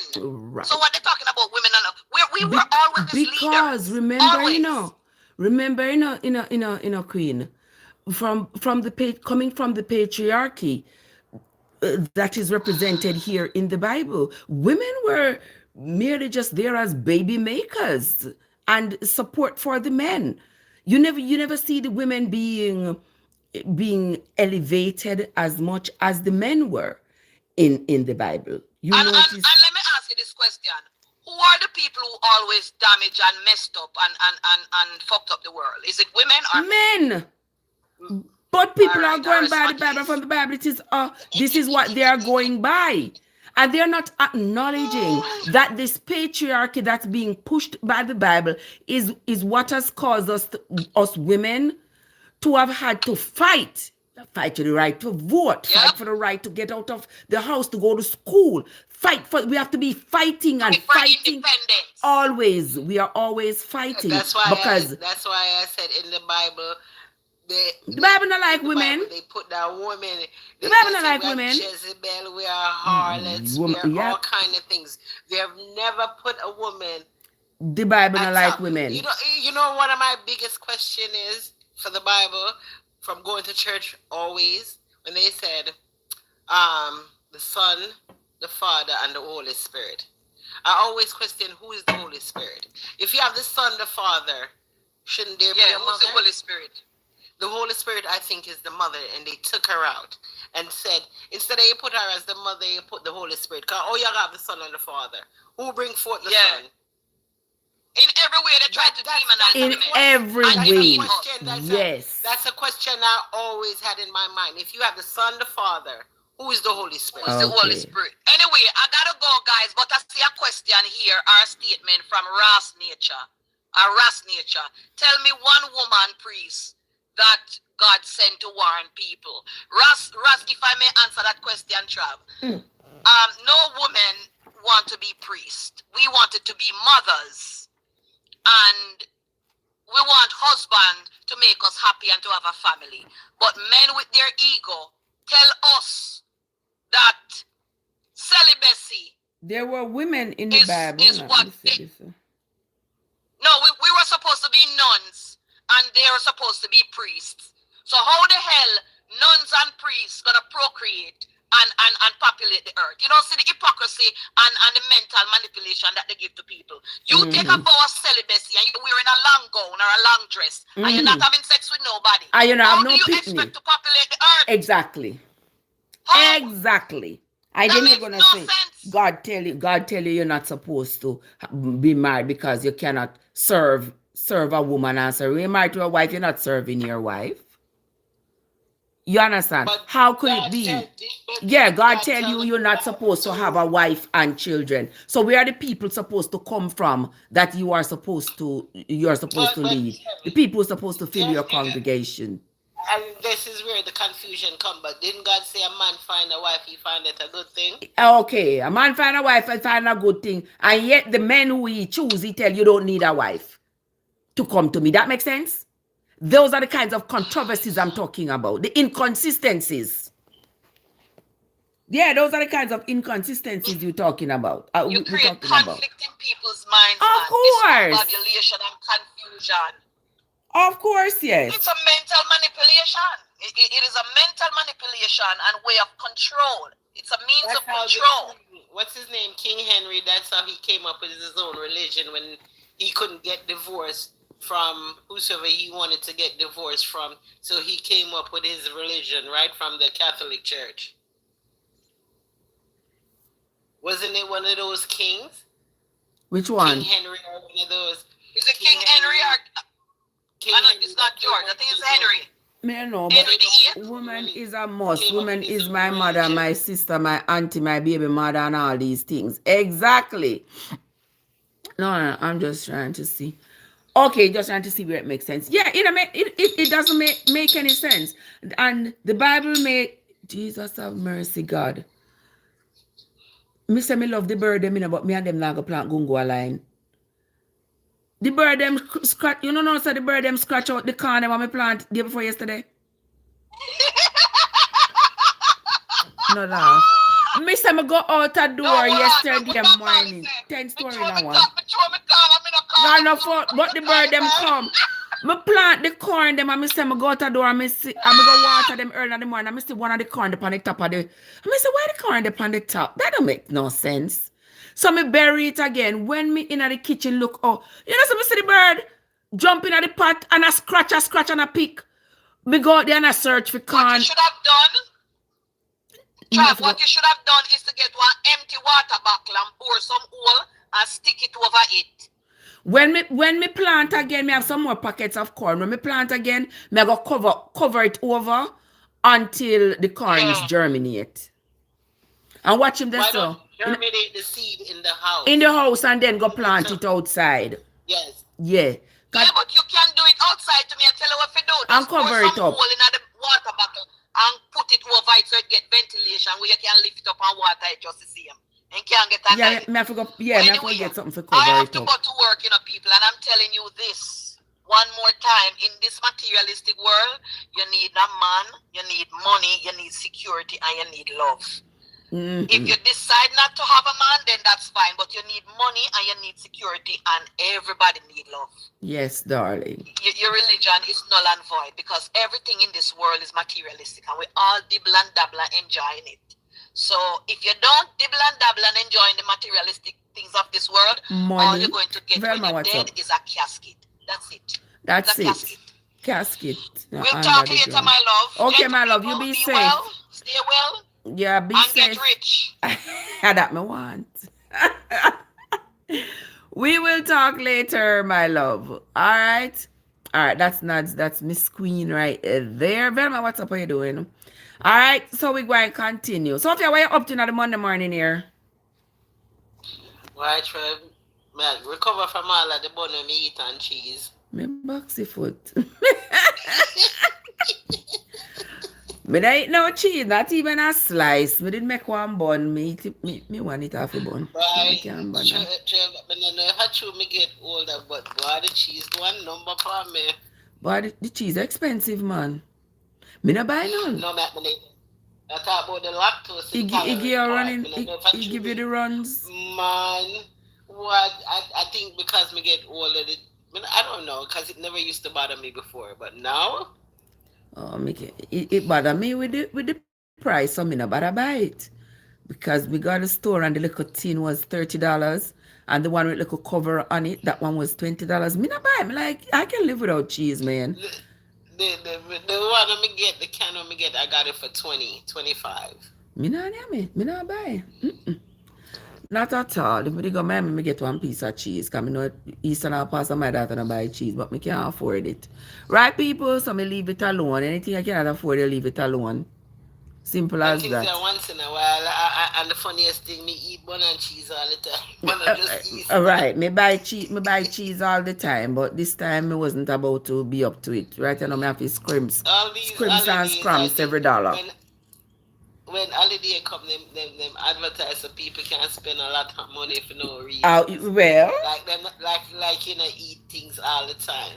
Yeah, if we not postpone the gratification of spending the money, then what? Trev, you work too hard. If you spend your money, you work hard. Yeah, but me not buy cheese for that, brother. Our gills there.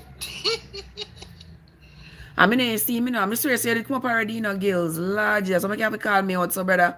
See there, this a person in the chat said them get one for $20. Me not buy it. When me look on it, I see $20 for 1 pound of cheese. No, sir. No, the pound. Me get the whole can, Trev. Which one? The big 2 pound can? I want a 4 pound can? The 4 pound can? The 4 pound can. The 2 pound can for $30? Yeah, we get it for 20, 25. Oh, the 2 pound can. You know the one where you open from both sides? Right. Yes, Gil, what? Gil, what make you have to deal with me so in the chat, brother? Velma, what's up? Because I'm sending my request. Lord, me never see it, master. Me never see it. Sis, what's up? Jamaican, what's up? How you doing, sugar? Good to see you. Welcome. No wonder my wife cheat me so this morning for new love she find. No, man. Me not. Oh, me fi treat you bad. Me love. Can't do that. I can't do that. Okay. Me know say me see your face pop up yesterday, but me never did look down to see who was requesting to come up. I didn't see. You're good, my love. Love you, sugar. You be safe out there on them streets. Okay, me know you're supposed. I know it's supposed to be about lunchtime for you now. Yeah. But anywho, beautiful people, we are gonna continue reading, We are going to continue. Mr. You can't give me work for doing, so if you read off them something, I can't read them off one time, So I have to read. This morning. Yeah. No, you see a Matthew one want me to read. Okay, him said, now you see a Matthew one want me to read. I read, sir. Me as well, me read it for you, because you don't read the Bible for yourself. You just come up with all kind of stories. I don't read it for yourself. So let me read it. Let me read that one here for you.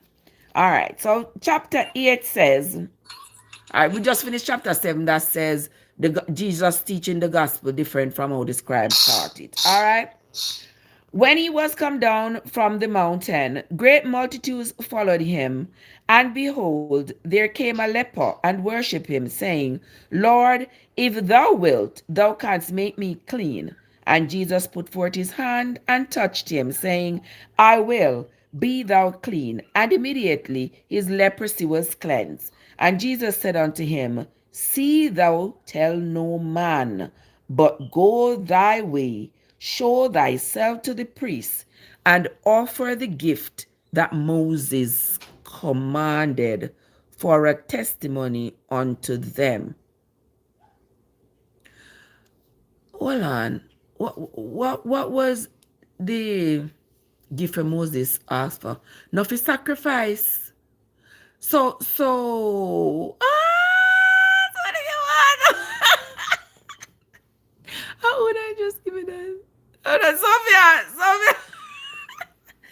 Thank you, Sophia. That made me nearly want to look. That made me look even more like my father. Upton, what? How you doing? Welcome. Okay, so God healed the leper. God tell the leper, don't tell nobody, say I me heal you. Just go to the priest and go offer your gift just like you would have offered in Moses' teachings.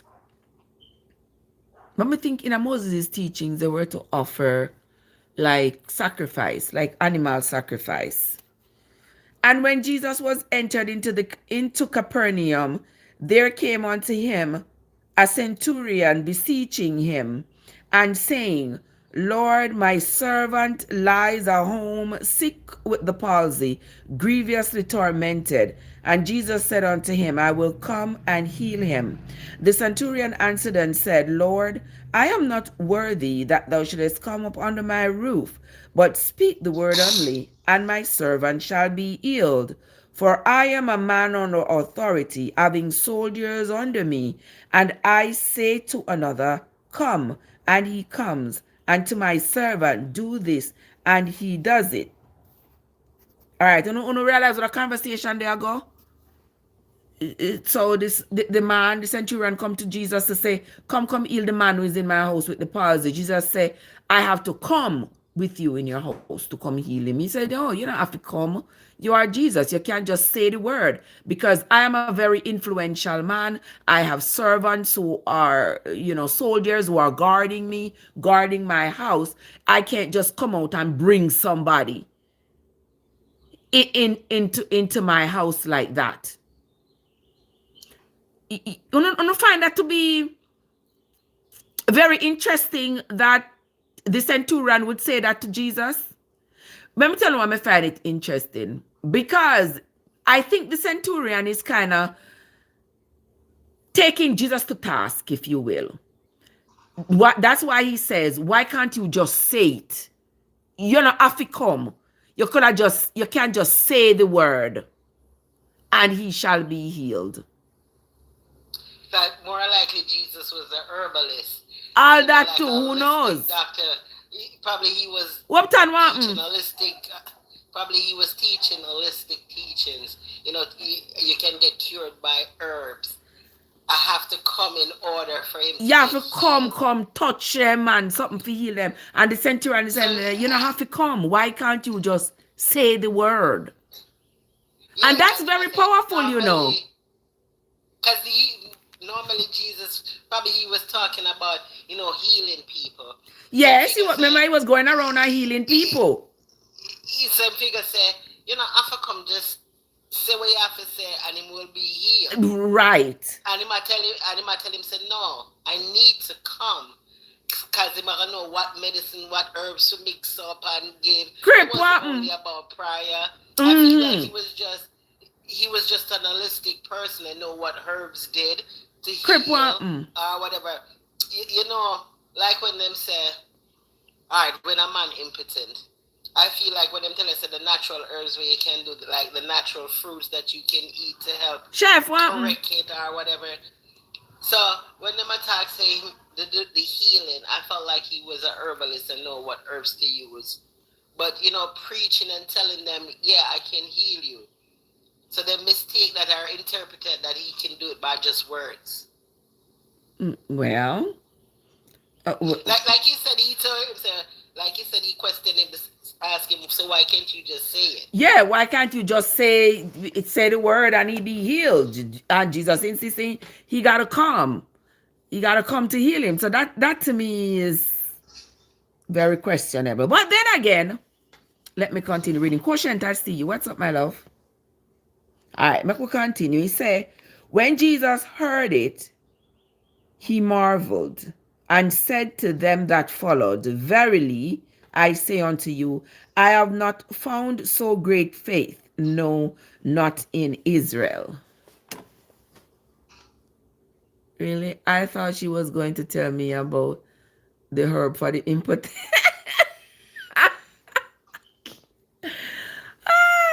Them have one heap of herb for impotence. Them say them have ashwagandha. One heap of things.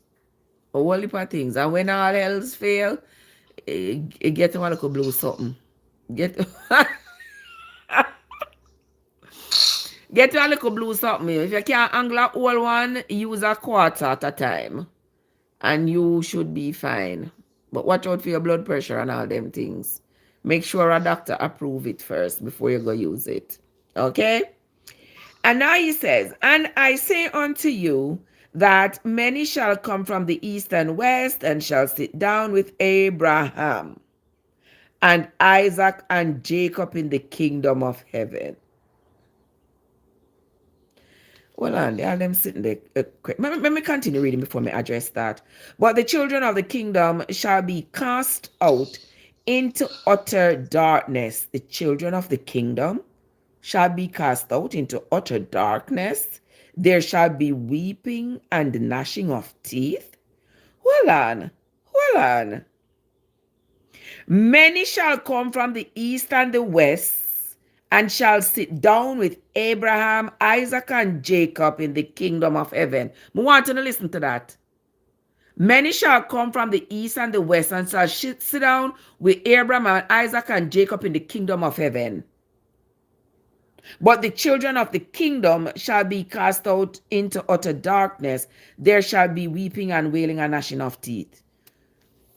You know what I'm telling you? The Bible confusing. You know what I'm telling you? Where I say dog blood, duppy gun, shema maka, do the trick. Yes. Shema maka. Periwinkle coach. Yeah.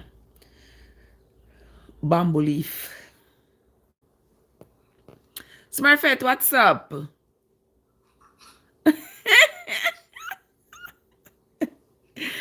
That had me confused last week, so I stopped reading. Diane, let me tell you, don't get confused, don't stop reading, because it just points to the confusion that is presented in the Bible. What do you mean by Abraham, Isaac, and Jacob sitting up ahead and wait for people coming from the east and the west? What does what that mean?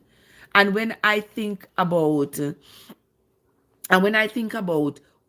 things that Abraham did, the way Abraham himself lived his life, why do you think that I would want to embrace anything related to Abraham? Come to think about it. Remember, people. Remember, Abraham.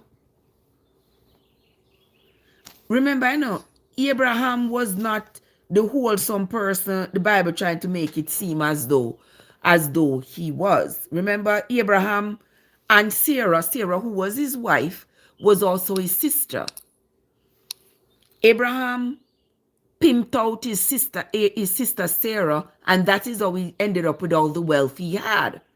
Don't question me about it. When me tell you, say I saw it go, I saw it go. Abraham pimped out Sarah, his sister. They were one father, different mother. When Abraham realized that he could get a lot of dowry for Sarah, he used her in that regard. If you remember in the famine, him take Sarah and his nephew Lot, and they went down to Egypt. They created this story between him and Sarah to tell the Egyptians that she was his sister. At that time, they were going to acknowledge that she was his sister and not his wife, but they were living as man and wife. So when he went down to Egypt, they lied to Pharaoh and said he was his sister. And the Pharaoh took Sarah and them live with Sarah for years, having relations with her. How she never get pregnant for the Pharaoh, I don't know. I don't know if she have any picnic and left them down at Egypt. You never know. Because the story not tell you everything. But it did that he took Sarah there. The Egyptians thought Sarah was beautiful. He told them she was his sister. Him and Sarah agreed to that. And they took her as their wife into Egypt, lived with her for years, giving Abraham all kinds of dowry, cow and goat and sheep and donkey and horses and all kinds of riches they gave to him, because back then you get a lot of money for a A wife. She's beautiful. She's young for a young woman, I should say. A young woman is beautiful. Yes. Once the men tell you this woman is beautiful, she's what they want, they got to give you dowry for her. So he got a lot of dowry for having sold his sister, who was also his wife, to the Egyptians. And then years later, they say, oh, why you never told us that this was your wife? You told us it was your sister. Take her. We don't want another man's wife. So they gave Sarah back to Abraham. And that's, let me tell you, don't know why the Bible come to me says Abraham sit down up at heaven. Abraham sit down up there, await from people from east and west. Where's the where? You name me? And that is exactly, Dion. So, because that would have been considered a sin. That would have been considered a sin. So, tell me how Abraham was so holy with these things that he was doing and the things that even Moses had a problem with. So to me, the Bible has taken a set of people. The Bible has taken just Abraham and his descendants. Just Abraham, Isaac, Jacob, and their descendants. Just this one set of people. The chief patriarchs. All right, just them to be considered the line of this God. Just for them to start the line. These are the patriarchs in this whole Bible thing. This had nothing to do with me and you.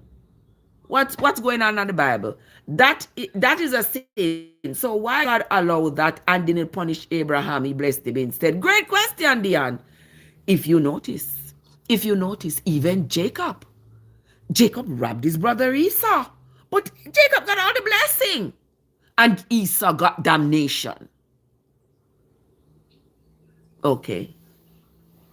Ever ask why would God be so biased? Why would God be so biased? I tell you, it is, all of this is in the mind. Somebody came up with this whole idea, this whole ideology, and they got people to follow them. Panamidel. Panamidel. Sakpaseshe, what's up? Trev. Oi. Yeah. Big up everybody. Bless up. Question, what's up? I'm here, darling. How you doing? You look beautiful. Oh, thank you. Look. Yeah, so Me you just look. say why a lot of people with dysfunction love the Bible. Yes. Because the Bible helps to validate the dysfunctional people. Yes. Right? Instead of people trying to change and become better, they try to find all these stories. Mm-hmm. Rough enough, what's up? So when they realize that something is wrong with them, they think that they are chosen, they are special. Mm-hmm. Yeah, because when you look at the track record of God in the Bible and the track record of the devil would be more of a moral being than God. In the Bible, I agree. Yeah, in terms of action. Right. But when you look at the propaganda now, the propaganda is that the devil is the bad one. Mm-hmm. Mm-hmm. Because we see where, so let's look. We never find any scripture where Satan unalive anybody in the Bible. Never. And we know that God unalive a lot of people. Oh, yes. Yet, Satan is the bad one because he tempts people. But the one who slaughter people is not a bad one. All right. So when you look again, you see Satan possessed Mary Magdalene as an adult. And he was the worst thing because he possessed Mary Magdalene as an adult. But God went and possessed a little child. A little child. And he is the moral one. Okay. Okay. You see, my ideology on it is, I feel like they're writing about people. They're writing about the white people history of all the oppression that they did to enslave us.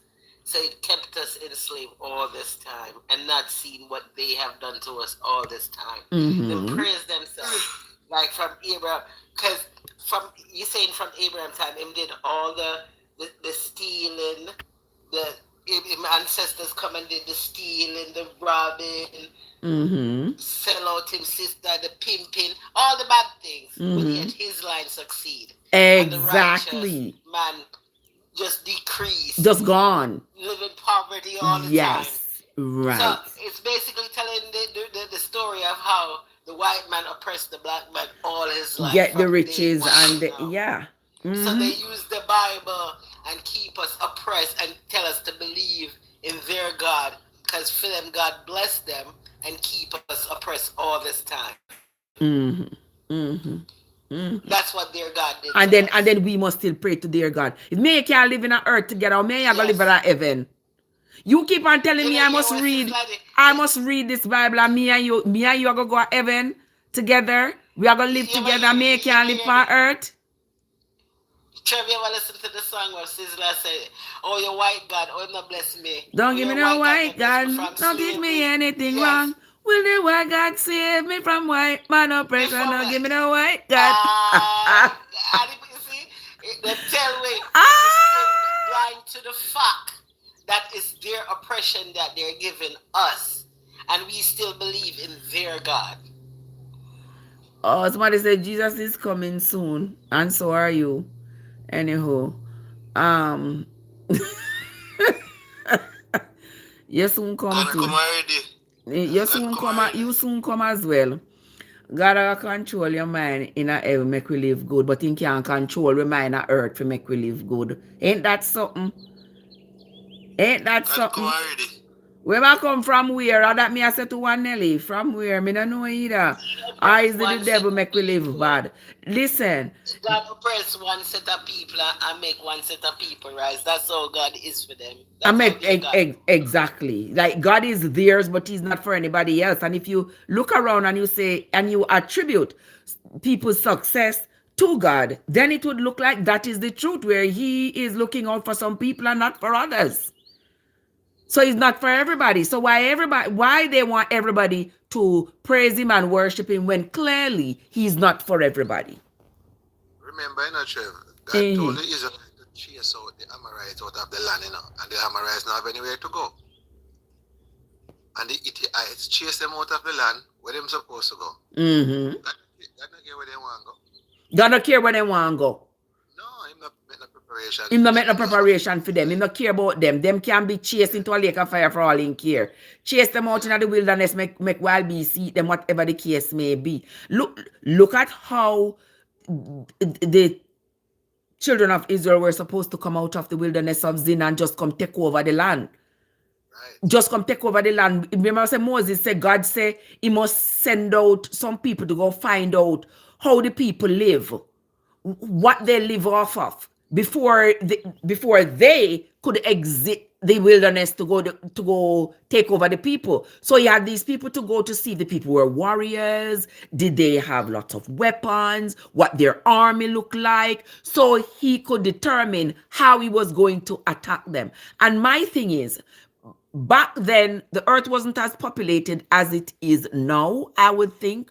So why wouldn't it be that God find a place that has not yet been inhabited to put His people? Why it would have to be through blood?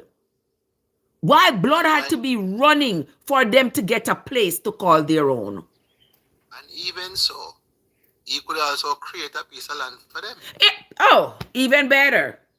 Him could have carved out piece out of the sea. He could have carved out piece out of the sea and make the sea, that part turn into dry land, and let them have that part. If it was the case where there was no place else left for them to go. I don't know why He would invest in this confusion and the war and the bloodletting and the deception. And why would He invest in that? In addition, what claims did Israel have on Jericho? None. None whatsoever. That's what Leopold did to Congo. All right. What you read there is exactly what Leopold did to Congo. Where they just go in and just take over the people's land. The people are living in their land and they say, oh yes, it is mine. Because God tell me it is mine. Like, are you serious? Imagine me walking up on somebody's house and go tell them, oh, God tell me this house is mine. That's some bullet I would have pick up. That's why I'm saying. You understand? Just absolute nonsense. It's going back to the Bible where the white man, he gets everything. And the black, you just do what you want to do, put them where you want to put them, and said, God said. God say, yeah. God say. In the name of God. Just like when Christopher Columbus went to the lands and said, oh, I take this. In carry religion with him and telling the people. Yes. Say a God, him come with God, him go with God, him go with the Bible and the gun. The gun was for him, God. And him tell the people about God so they can obey. Why stay on earth and suffer when you can't go and even go drink milk and honey? Rough enough, you're rough and tough, you know. Only in slavery we hear about Jesus. We were the greatest people. Exactly, because in slavery, they had to have a suppressing power. And that power had to be greater than mankind. Because they know if they come to you with some kind of superstition, you're going to believe. Nello say, I saw capture and start. That is true. And that is also true, you know, Nelly. That is also true why I say to the people talk about, oh, God carried his people in the wilderness or whatever. I said this was nothing but had to do with God. This was Moses' strategic planning. This was Moses' strategic planning. Moses, if the story is true, we're gonna say, all right, we're not gonna interfere with the story and say whether or not it was true, whether or not it happened or not. I'm just going to go by, because it's in the Bible, I'm going to say, yes, it did happen. Okay? Moses took those people into the wilderness. If God wanted, money not nice, what's up? If God wanted to give these people a place for themselves right away, why would he take them into this wilderness and kept them there for 40 years? People say, oh, he was testing their faith. God have to test faith too much. He shouldn't have to be testing people's faith if he already know their heart. Them need no testing. But you're going to leave that right there and move right along. The people being in the wilderness for 40 years was Moses' strategic plan to ensure that he had the people mentally conditioned to his ways. Okay? Because while in the wilderness for those 40 years, Moses would have had children being born in the wilderness. The children that were born in the wilderness were not corrupted.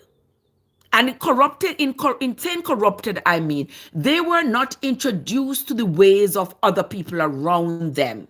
The people who were coming from Egypt, on the other hand, they would have been exposed to Egyptians' ways and norms and stuff like that. They would have been exposed to the Egyptians' other religious ways. So they would have had reasons to have thought about another way to worship to other gods and stuff like that. Moses did not want that. He did not want to have to deal with anybody dissenting from what he was teaching. I tell you, it was all a cult. He did not want to have to deal with anybody dissenting. So he decided to keep them people in that wilderness for 40 years so that the people, later, Sophie, have yourself a good one, so that the people who were born in the wilderness would have been raised only on his teachings. Those people would have been blindly loyal to him. His teachings would have been all they knew. And that would make them even greater fighters for his cause. So 40 years is a good ripe time. If you came into the wilderness at 10 years old, by 40 years time, you are what, 50? You're still strong. If you came in the wilderness at a year old, by 40, you are right there, ripe age. If you were born in the wilderness, say in the first 20, 25 years, that makes you fit and ready and ripe to defend. You know, you're right now for the defense of what Moses was about to present to the rest of the world. So you're ready to defend it. Yeah. So that's why he kept the people in there for 40 years. It had absolutely nothing to do with no God keep them in 40 years trying to test their faith and whatever. No. In part C with the rod in our hand. So, all those things. All those things. Moses not part no C. And even if you look at the geography of the whole place, Moses didn't need to have to go past no sea and all them something. Where's the boo? But you notice, if you look at all the miracles that God did in Egypt for the Egyptian, look at it. How did the Israelite end up in Egypt in the first place? It was because of a famine. If God could not provide for them in their own land, right, and allow them, because remember, it's famine caused them to go to Egypt. Famine caused them to go, and Joseph tell them, okay, bring everybody come. Right. So the Eden nation had food, but the people of God didn't have any food. Ain't that something? And God did not provide any. Okay. So okay. So that is something else. And that seems to always be the case. The Eden people them always have protection, and these people who are supposed to be the descendants of Jacob, me say, always never have protection. And I was like, why? The Eden always have something where them want. Where them want. Always. Africans always have something where they want. Always. Me I tell you. Church people suffer the most. That is true. Church people them suffer the most. Because them all their mind is on is church. Can the money go give to church? If you do a miracle today, them call you say, oh, yeah, yeah, work. Well, yeah, the people. Good morning, everybody.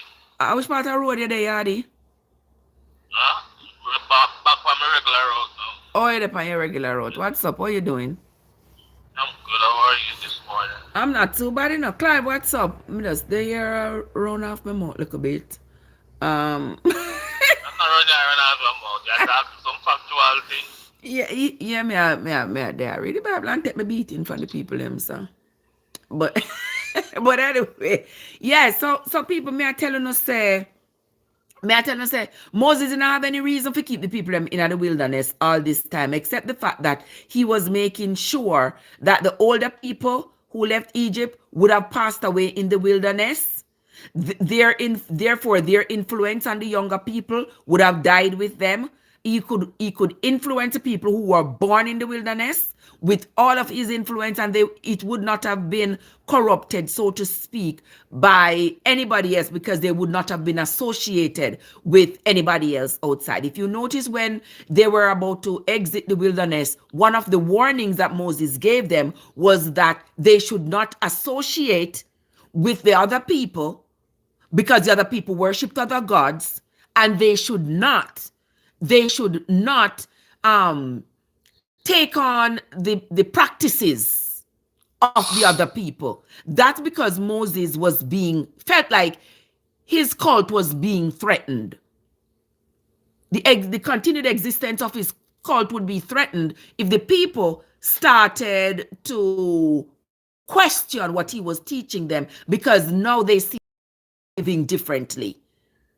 And they would question, why are they living this way? And I believe that was a question for the people for the rest of their lives. And that's why the New Testament had to come about.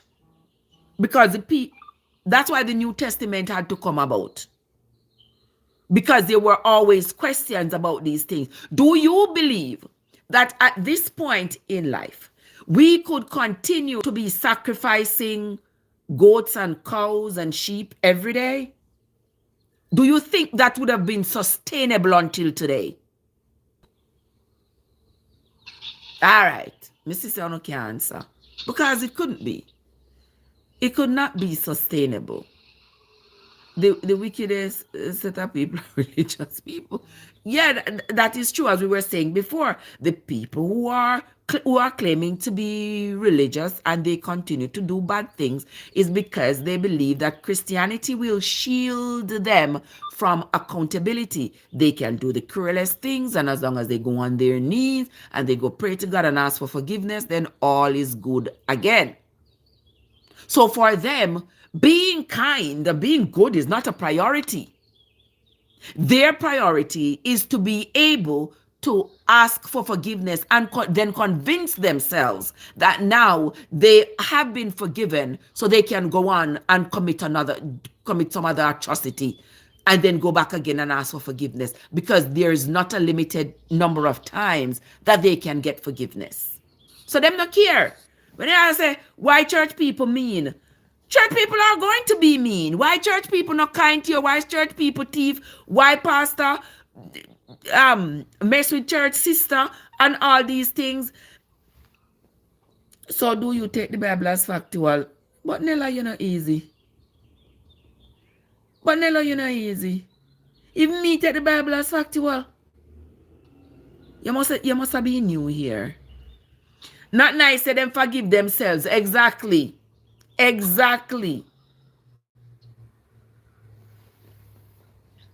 Yeah, they tell themselves that they are forgiven.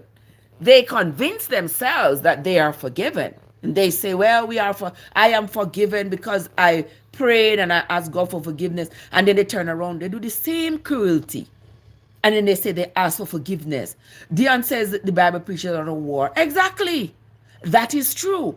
Let me tell you, when I first embarked on the journey to read the Bible, I said I'm gonna go in reading it with an open mind, because I know I've been indoctrinated and I've been taught that everything in the Bible is love and grace and peace and all these things. But when we start reading the Bible, I have to say, wait a minute, man. Wait a minute. God can offer solutions to problems. But his solution to the problem is always to unalive people. It's always death. 20,000 people in a one day. 10,000 people in a one day. People upset him, he just unalive. 1, 2, 3, everybody. And I'm like, God damn, man. Where is the grace? Where is the meeting together of the minds? Where is it? None of it is represented in the Bible. It's just blood. And the funny thing, Satan not doing that. And me reading in the Bible about Satan, me not see that. He's not doing that. Me not see that. I'm sure it's a white man read the Bible. Yeah, I mean, whoever got talk to Moses through the burning bush, Moses was a born one weed. Me believe you too. I got talk to Moses through burning bush. Yes, the day before yesterday, I was talking to about how Moses claimed that God gave him all these instructions for the people. Well, I want you to look at it clearly. Imagine God gave Moses all these instructions to give to the people, right? He says Moses is supposed to be the judge of the people, and the people are supposed to come to Moses with them problem. Moses is supposed to solve their problem. But God never tell Moses, say, Moses, you are not going to be able to stand up here day after day and solve all their problems. You are going to need to divide the people into smaller groups, and even smaller groups, and then smaller groups, and put lay people over them whose judgment you trust, who the people can resolve their issues. God never did tell Moses to the Bible. God just tell Moses that him are the leader according to them. Moses are the leader, and everything the people are going to come to him with. It wasn't until Moses, his father-in-law, Jethro said, Moses, why do your son not look right? You're an old man. From sun up till way into the night, you standing here, everybody coming to you with a problem. Oh, this I want a thief, my goat. This I want a goat coming on my farm, coming out my corn. This I want a goat. And you start to rectify and be judge, juror, executioner. And he said, no, you can't continue to do this. You're an old man. You're going to fall down and die. You can't do this. That was an ordinary man who found a solution to a problem that I would say that problem would have been created by God. And it took a man to find a solution to the problem.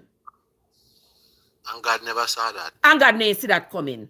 He said to Moses, said, this is what you're going to do. Look how many times in the Bible God get cross, mad, miserable. I talk about in anger is burning like this, in anger burning like that. And Moses have to say, calm down, boss, calm down. Calm down. No, don't do it like that. I would expect that that kind of fierce anger would be burning from Moses, the ordinary man. And God would be providing solutions to him to say, listen, this is not how you're going to handle yourself. This is not how you're going to, this is not the kind of behavior you're going to display. Instead of the man telling God how he should behave. That is why I'm saying, Trevor, if God not change him, more go hell, you know. Just that while ago. Yeah, if you not change, hell, him go, man.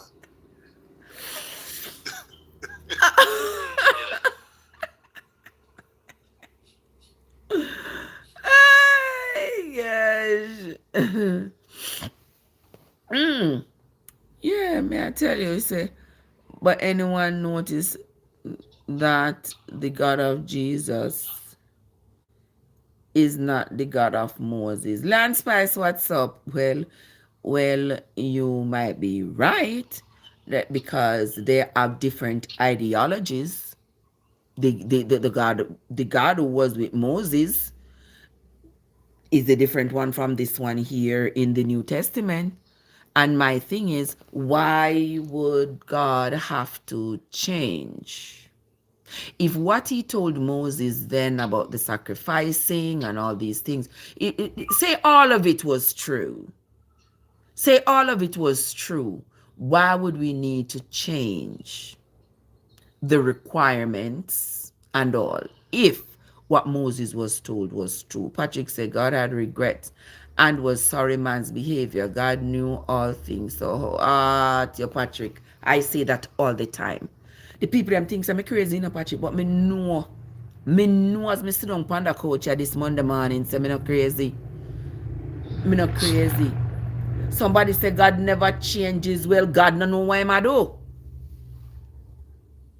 Because look at the story of Noah. Look at the story of Noah. God said he regret. God don't make mistake. All right. God don't make mistake, you know. But God regret making human being. But him never make a mistake. But him regret making you. No mistake you make. Okay. If you regret doing something, that means you've made a mistake. And him say him regret having made human beings. And then he says to when after him drown off the whole world because of his ineptness, him drown off the whole world, him turn around and him say, Noah and his family must go out and go repopulate the earth. But you see that rainbow there? Me not come back with water next time. I come back with fire because the earth stunk. God never knows if in drown off people, them body are going to stink. And the animal, them are going to stink. He never know that. Animal already know. Before even Noah and his family get to repopulate the earth, God already made a prediction that he's not coming back with water, he's coming back with fire. That tells me that he already knew that mankind was not going to be able to live whatever fantasy life he had in his mind for them, and he could do nothing about it. He was going to regret making them again, and this time he was going to come and burn them up. That means he not regret about He might go burn them up. He already knows him going to burn this world again, because he knows that the same sins that were being committed at the time when he flooded the earth, the same sins were going to come about again out of these 8 holy people who he had saved in the ark. They were going to end up producing people who were just like the ones he had just drowned. And he was going to be so angry that he was not going to come with water next time. He was going to burn everything and everybody up. He already knew that from the get-go. So now, he already knew it, but now I must pray to him and ask him to forgive me. But look at this, Trev. The scripture said that the first Adam was made from the ground, and the second Adam was made from a woman. So God thought it through and realized that the first Adam he made was not a good idea to make him from the ground. So the second Adam now him say, no, I'm going to make him from a woman. So he never really think this thing through. Exactly. You know, it's like him not think this thing through. Then him say, all right, the first time him put the laws and tables of stone. Right. Then him realize it's not working out. Him say, no, it wasn't a good idea, so I'm going to write it on them heart the next time. So is this only for trial and error. One bunch of trial and error. Changing his mind, and people that are going to look at me and say, God never change. God's words is forever.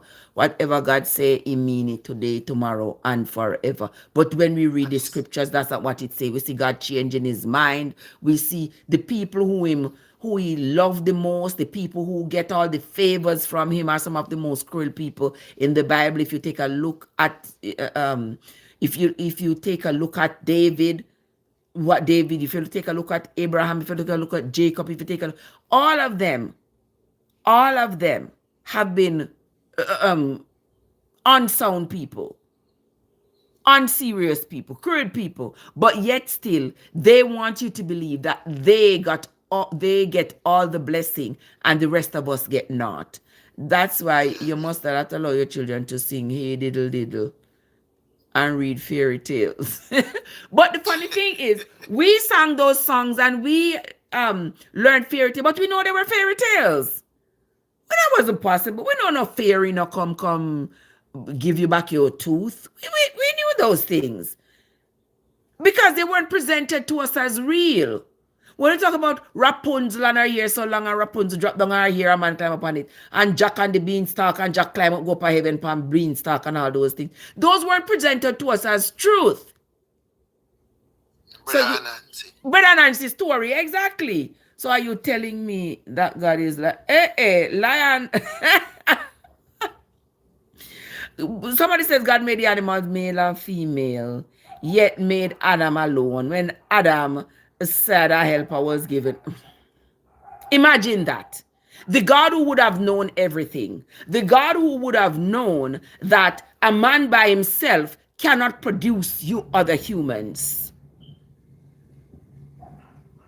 And you know one question I always ask, at what age was Adam created? Because them say Adam lived to be 930 years. If Adam lived to be 930 years, at what age was he created? Nobody can answer me. You only have birthday, you only have age if you were born, you know. Okay. Okay. So 900. Well, Adam, well, what age was he? At what age was he created then? I don't know, but they say he lived to be 930.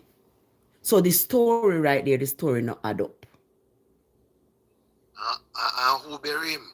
And where? Well, that too, that's one of that story.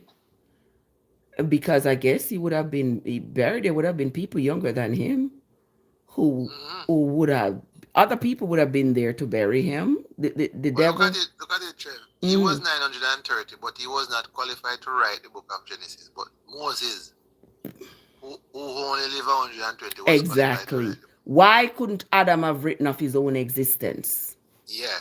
Or Eve, or Cain. Right, Lion. Adam was never a baby. Adam was created a big man. So at what age was that they could count his age for them to have said he died at 900 and something years? Adam born big. That's why I fool. Adam born big. Smurf said Adam was created in his 30s. That's why I make Eve chicken.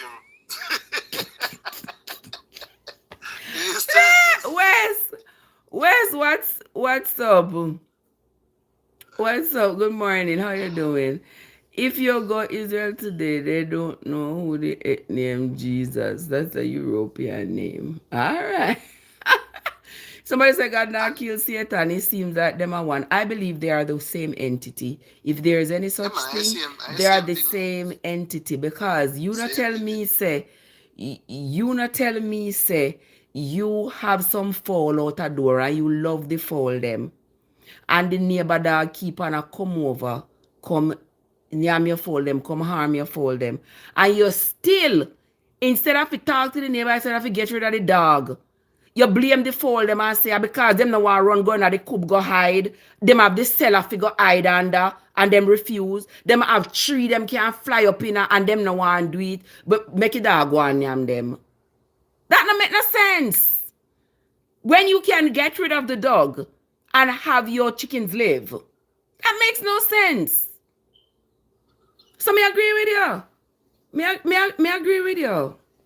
Got an experiment. It's been an experiment from the beginning. I want our old lady be careful. Lady be careful of Best her. friend become hatches for each other. Two best friends. Exactly, Crip. Obviously, the dog more precious than the foal them. Exactly. So you keep the dog around and you make the foal them a run up and down like chicken without a head, trying to find refuge. And they can't find no refuge. Remember God put Adam and Eve out of the garden and not the serpent, you know. Okay, that too. That too. And my thing is, and even with the Noah story, I keep saying, with the Noah story, why would he not have gotten rid of the devil? Because God could just get rid of the devil with one snap of his finger, with one Two best friend. yes, with one word. He could have just gotten rid of the devil, but he refuses to get rid of the devil. And so he has this devil as this antagonistic energy that continues to antagonize everything good that he is trying to do. This devil is antagonizing it, but he seems to like the antagonism.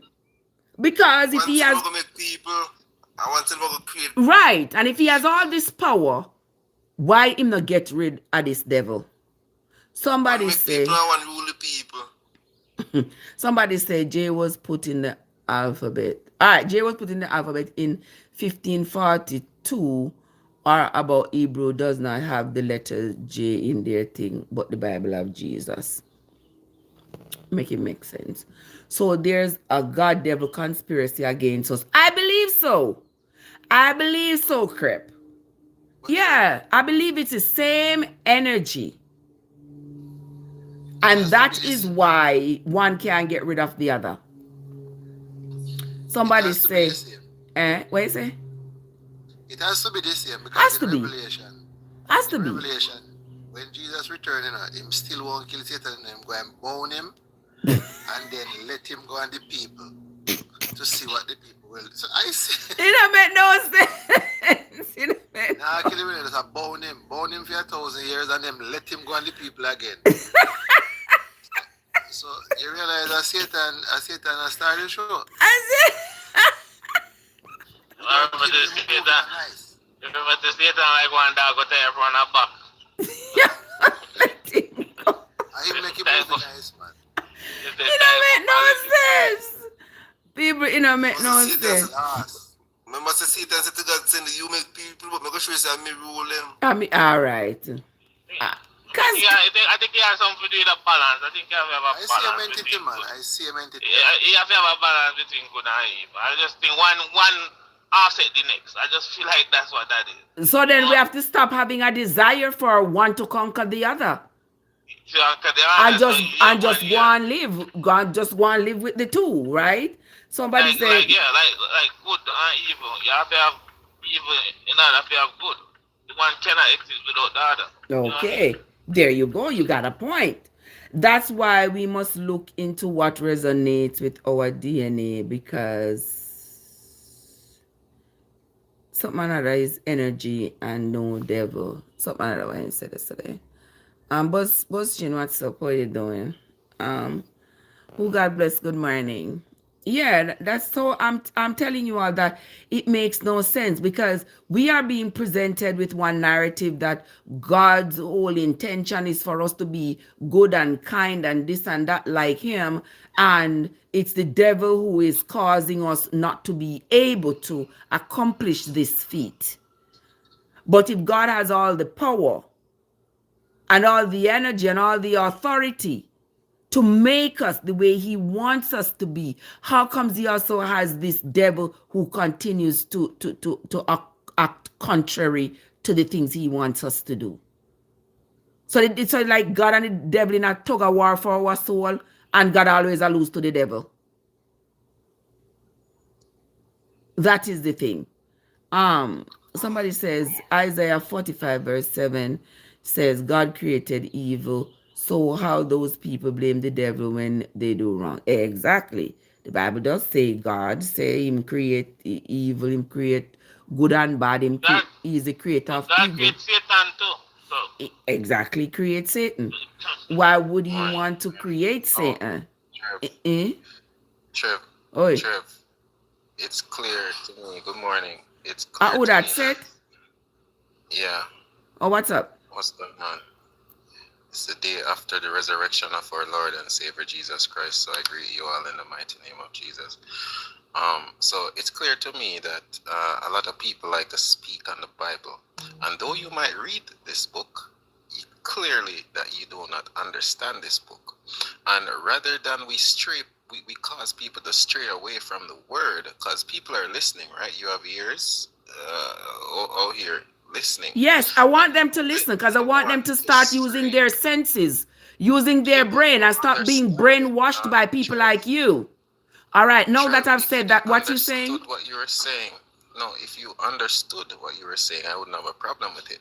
But a lot of these questions are very childish. The arguments are very childish. What are you talking about? You guys really don't understand the narrative of the Bible. You don't understand the overall arching story of the Bible. But you do? Question like, so you do? Well, I think the Bible is a white man thing. Because it's a spiritual book, and unless you have the Holy Spirit, you will not be able to understand this book. Seth, are you listening to yourself? Are you listening to yourself? So somebody has to have this, according to you now. Somebody has to have the Holy Spirit for them to understand this book. So clearly this book is not for all of us then. No, the Holy Spirit is accessible to everybody, but not everybody wants it. Like, but you rough enough, exactly. Jesus Christ said, "The words I speak are spirit and they are life." You cannot understand the book if you do not. So how do you want people to follow something, but you don't want them to understand it? Does that make sense? I did not say I don't want you to understand it.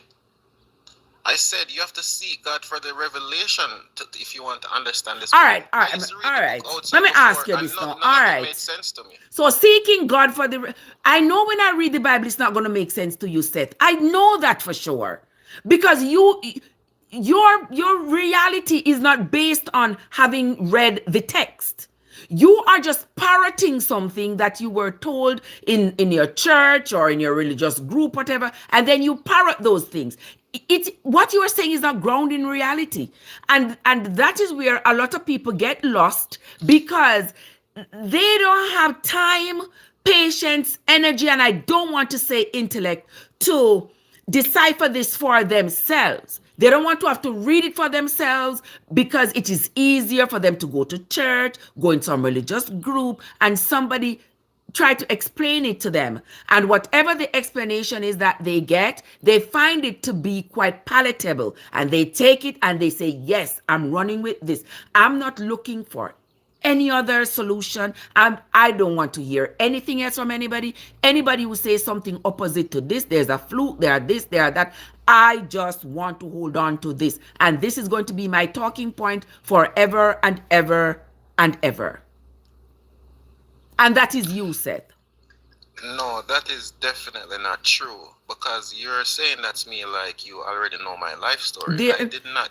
Seth, may I tell you based on your utterances here? That's what I'm telling you. Somebody says there are either spiritual books, other spiritual books like the Quran. Yes, there are lots of other spiritual books Of course. But according to Seth, the only book that you are supposed to have the audacity to read is the Bible. And he can tell you Trev, when you are not capable of understanding what you are reading. I never said the only book you should read is the Bible. I never said that.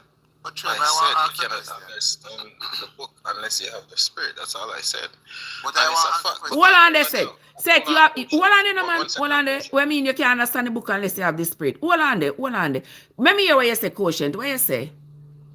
when you go to the bookstore, them sell the Bible in a bookstore. Alex, what happened?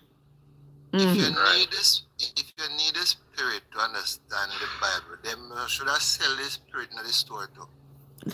That's good. That's I heard that joke before, and it's okay. really not funny. Okay, it is. It is. So who tell you that you have to have the Spirit set? Who tell you that? Well, it's been demonstrated because I'm asking you, we're who reading the told you same that? book. Who I'm told you that? telling you right. I'm telling you right now. Who told I'm you telling that? that you have to have the Spirit to understand the book. I'm asking you, who told you that? Jesus Christ said, "When the Comforter comes, who is the Holy Spirit, Said, it shall let me ask guide you Said, in all truth, Wait, said, who owns the and Bible? it shall Who owns reveal." the Bible? Said, who owns the Bible? There are many different versions. Whoever print their version, they I'm would have asking you, who owns it? Who owns the Bible? Who owns this King James that we're using? Who owns it? Oh, you're talking about the King James? Yeah, who owns it? Because there are many versions of the Bible, you know. Bro, who owns the King James? There are many versions of the Bible. The King James, I believe. Who owns the King James? Who owns it? I believe it's the royal family. They have a patent. They patent it. So Or they they are have the a owner. copyright. So they are the owner. No, That's where you go. they're not the owner. They were the one that translated the Bible, and they just put the stamp on the King James version of the Bible. They don't own the Bible. So who owns the King James version? I just answered you, bro. Okay, so did any of them tell you that you have to have the Spirit to understand it? No, they don't tell me anything. I just where buy you a get that Bible from? and I read it. So you asked me the question, but slow down, forget to answer for your question, bro. But you said Jesus. It seems to me like you're just asking the question. You have a bunch of questions in your head and you just want to get them out and you don't care about the answer. You said Jesus told you that you have to have it. You just don't want the Bible. No, I'm saying that you can have two people reading this book. One is a scholar and one is a regular old Joe. And the scholar can read this book and not understand the spiritual truth that is trying to convey. And the regular man, Jesus Christ said, "Thank you, Father, Lord of heaven and earth, because you have not revealed these things to wise men and scribes, but you have revealed them to little children." It's people who come with a humble heart and not like pious and proud will understand this book. You cannot understand it just by reading the pages. It's much deeper than just... You're being condescending, bro. You're being condescending, sir. You're being condescending. Why you say that? Why you say that? You are telling us that you can understand it, but we can't. Mm-hmm. So you come with the spirit of understanding so you can understand it. Yeah. But we can't. So you're a special person. So you are a I'm not special special, bro. I don't have anything that you can't get for you can't get. I'm not special. I'm not claiming to be special, but you are saying that. Condescending, bro. But you can read the Bible and understand it because you got some kind of spirit. Disrespectful. If I go in a calculus class and them say, "Yo, read this book," I can read the book, but I'm not gonna be able to understand calculus just by reading the book. So like what you have part to put of like work what into part of it, your right? brain different from ours? There is not part of your brain. You're not using. It's not your brain power alone. You use to read the Bible. I'm telling you that you need a spirit. You need the spirit of truth. And how do we explain these things to you? How do we get the spirit? Quotient, say I can't believe you ask them question here. No, but you want to what you want to do? You want to hawk the spirit for yourself? You don't want everybody else to know how they can get the spirit so they can understand? No, turn it into a mocking joke because this is the thing. Everybody know how to get the Holy Spirit. It's not a secret. You know what I'm saying? It's not a secret. You ask God for it. God say He is generous with wisdom and knowledge. By the way, all you have to do is ask. Why do I need it though? Because I just need to read the Bible. No, you needed to live to be closer to God, and you see things differently. You see life different. You see life truly for what it is. So you right? have the Holy Spirit? Yes, I do have the Holy Spirit. What advantage do you have that other people don't have? I am closer to God. I understand the wisdom of God.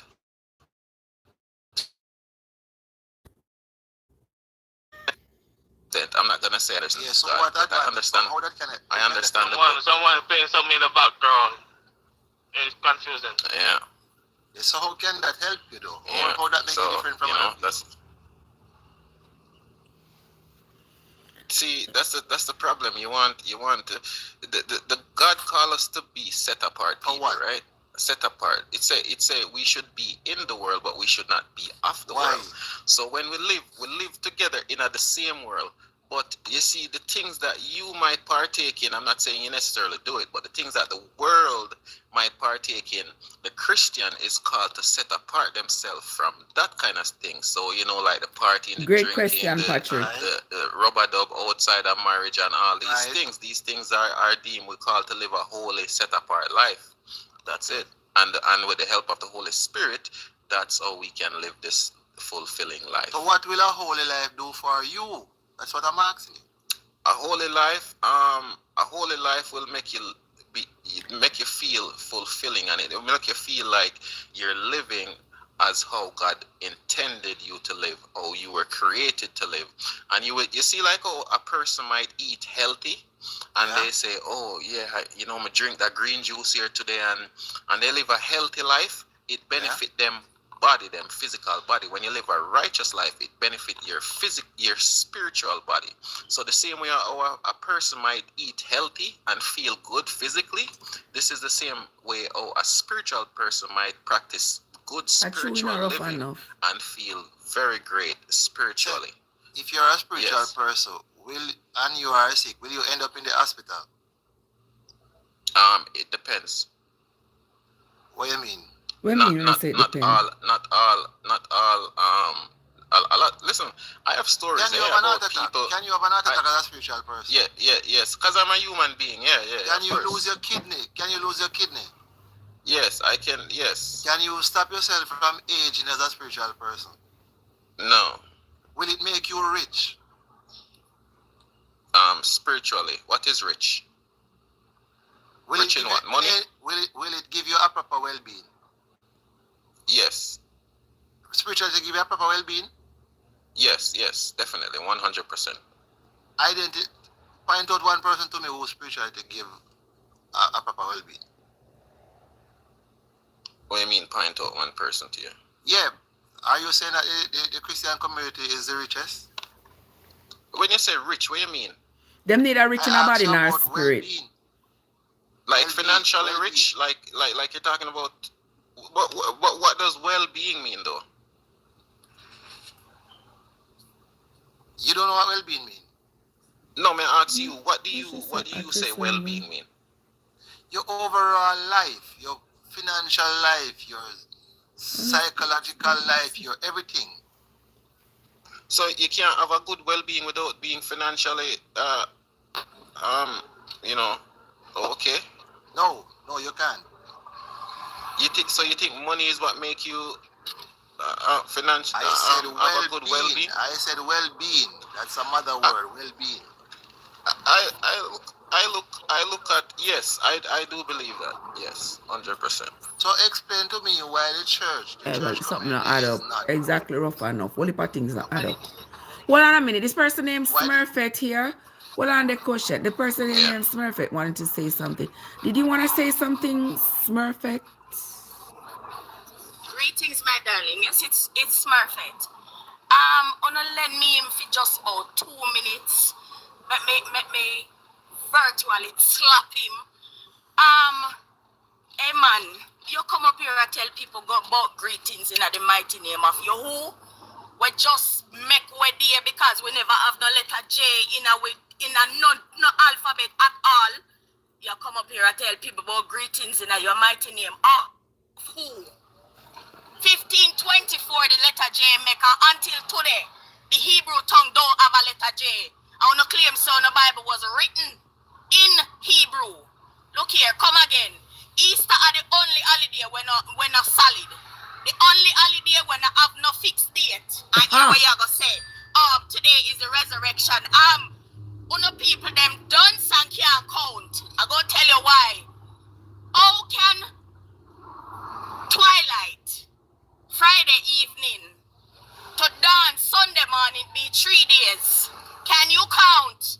That is 1.5 days. So don't come tell nobody about no greetings in no mighty name of nothing at all. I am mighty. Trevessence is mighty. You and your Jesus no mighty none at all. You come up here with your babbling stupidness because you don't know your background. You don't know where you come from. You don't know your roots none at all. You come up here, come tell me about your European God. Listen, man. Catch yourself and okay, Christianity was in Africa. catch yourself and know who you are, because it's pure bullshit you come up here at all. As always. You can speak, but you don't have any facts to what you're saying. So What you mean by me not have no facts? Can you so count? I'm gonna tell you right now. Can you count? Can you count? Can you count? So the Sir, letter J. can you count? Answer me question. Me say if you can count. You can count. I always have a question with that, tell me from with the Friday number of evening. days when Tell them me say. from Friday evening to Sunday morning, how much days that? Are you never got which So one? we're using a different counting system right now. Back in the day, they used to use a system called sir, inclusive you counting. just say Can I if answer we you? not have, You cannot be this no, ignorant, you please. can't answer because you not have no So sense. you're ignorant. So you're ignorant then. No, not And more than you. You can walk through life. Me ignorant, You can you walk are through life. dunce. Look here, I am ignorant, you are a dunce. I am angry. You know what make me upset? Because it bun me if you know say black people behave like you not have no damn sense. You don't make white people tell you all sort of bull crap or ass manure. I want to come up here, come go on like you You realize Christianity was in Africa centuries before it went to Europe? Shut your bullshit. Christianity was not in Africa, it was called Judaism. No, listen. Christianity was in Africa. Natural, what's up? Good morning. Maybe you should read a book, man. Maybe you should read a book or something. Oh, You clearly really? don't have no facts. You're one of the educated dunce then. You clearly don't have any Trevor of the saying, facts. listen, you hear what I'm talking about Christianity was in Africa before whatever fitness, because guess what? Christianity is not even an original religion. It was derived from Judaism. And them come here, come go on like them want take over everything. Oh, we are the one. Wasn't it something that the first time it was mentioned was by Paul? So Trev, if Christianity was in Africa before Europe, I want said to tell me which country on earth is the oldest Christian country. That's the question you need to answer right now. Said which country is the oldest Christian country? No, not oldest Christian country. Which country is the oldest country? No, wait. The country where every religion born from. So I would like to clear up a few things. Let him answer. Let him tell us which country is the oldest Christian country. Hold on, I would like to clear up a few things that Smurfette said, because I have to just make... My sister is angry and upset, and rightfully so, but I think she's aiming her anger at the wrong thing. I see a lot of this happen all the time. So, you said that from Friday, first you said from Friday to Sunday doesn't make 3 days, and I would like to educate my sister here. So they used to use a method of counting called the inclusive counting. So what they would do is they would count from the day the event happened until the day the event ended. So Friday would be the start of the event when he was hung on the cross, right? And then Sunday would be the ending. So Friday would be day 1, Saturday would be day 2, Sunday would be day 3. That's how you get the 3 days. Right? Oh, the 3 nights. Your chat stupidness. You're It's talking not stupidness. You can say you know what is the problem of you religious people. This is a simple Google search. You know what is the problem of you religious people. You hear what you said to the panel just now? Right. You said to the panel that if they don't have a spiritual mind, they cannot understand your book. That is bullshit. That don't make no sense because guess what happened? All right.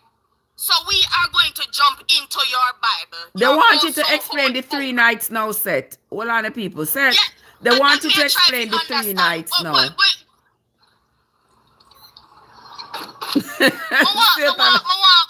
find out, you see? I'm one of the ones them where burn me, like literally burn me. A whole heap of them burn me now, but this one specifically, Psalms 137 verse 9. When them bishop them and them pastor them only read from verse 1 to verse 8. Them don't read verse 9. Happy is the man that taketh his child and dashes him against a stone. Also, that one then a literal, but the rest of them literal. The rest of them literal, yes. They pick and choose what they can. Always try to justify the fuckery in the Bible. Always. And yes, I am pissed. I am mad. You know why? Because you are the child of a black man. You are the child of a black man, and you make people tell you stupidness. Your brainwash for one different level. Yep, we were all indoctrinated. We were all indoctrinated in believing the nonsense. Believe me. Some people have been smart enough to abandon the fear that came with it, because trust me, I was raised on this fear. You don't question nothing in the Bible. Don't question God, because if you question him, he's going to destroy you. He's going to do this. He's going to do that. That's how we were indoctrinated. Fear God, exactly, not nice. Yeah, the worst part about it is the same people we said don't question the Bible, and them same one. They know the truth and them tell with pure lies. Because they don't want to tell you the truth. You don't hear the guy saying in the chat earlier. It put money in them. Exactly. If them tell you the truth, that means they're not going to have the money for them Benz and something. Yeah, anyhow then tell with the truth, them know say them church, them lock down, them business. Exactly. Because them no want to go work. Right. Somebody over here them no want to go work. Them want to live off of people like leeches. Somebody over here say, how comes God? The people the people who write the Bible and God. What? How comes the people who the slave masters and the slave own and the slaves serving the same God? So one person is going to get their prayers answered. You're right about that. I always ask that question too. How comes the slave master and the slaves are asking the same God for favors? And clearly the slaves aren't getting their favors, only the master get theirs. So the God can't answer everybody's prayers. Yeah, he can't answer everybody's prayers. So just some people. We want him to give us the 3 nights because he can count. Seth, where the 3 nights there? The people that ask you for the 3 nights. We want the 3 nights now. The 3 days and the 3 nights, Seth. Give us it. You claim you justify the 3 days. Now justify the 3 nights. Somebody said God have bills.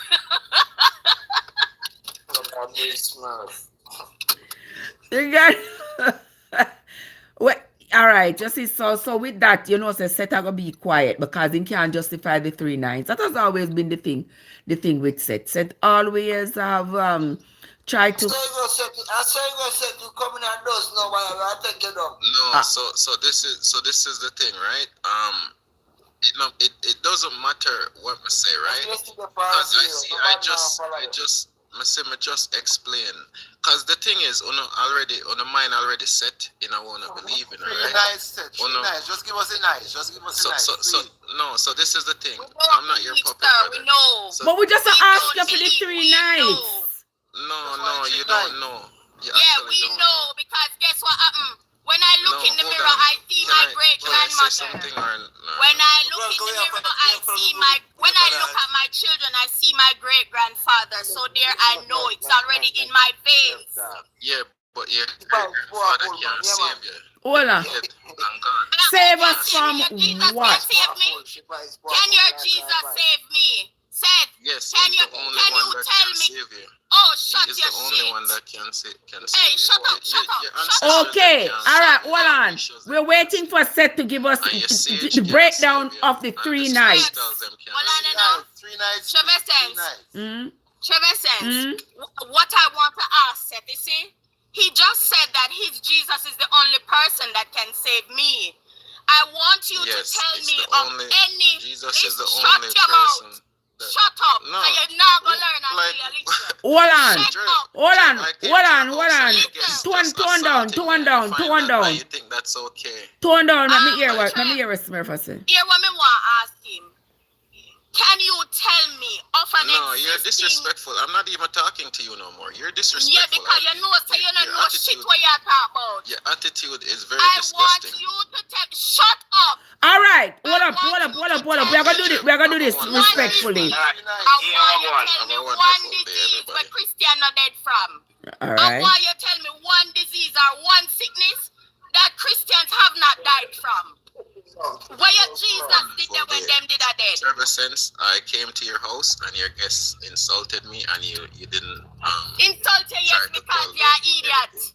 So with that, I will say have a wonderful day. Seth, you can't leave in a set. You can't do that. You can't do that. Seth, you cannot do that. Seth, Seth is always listen. I'm not worried that Seth is.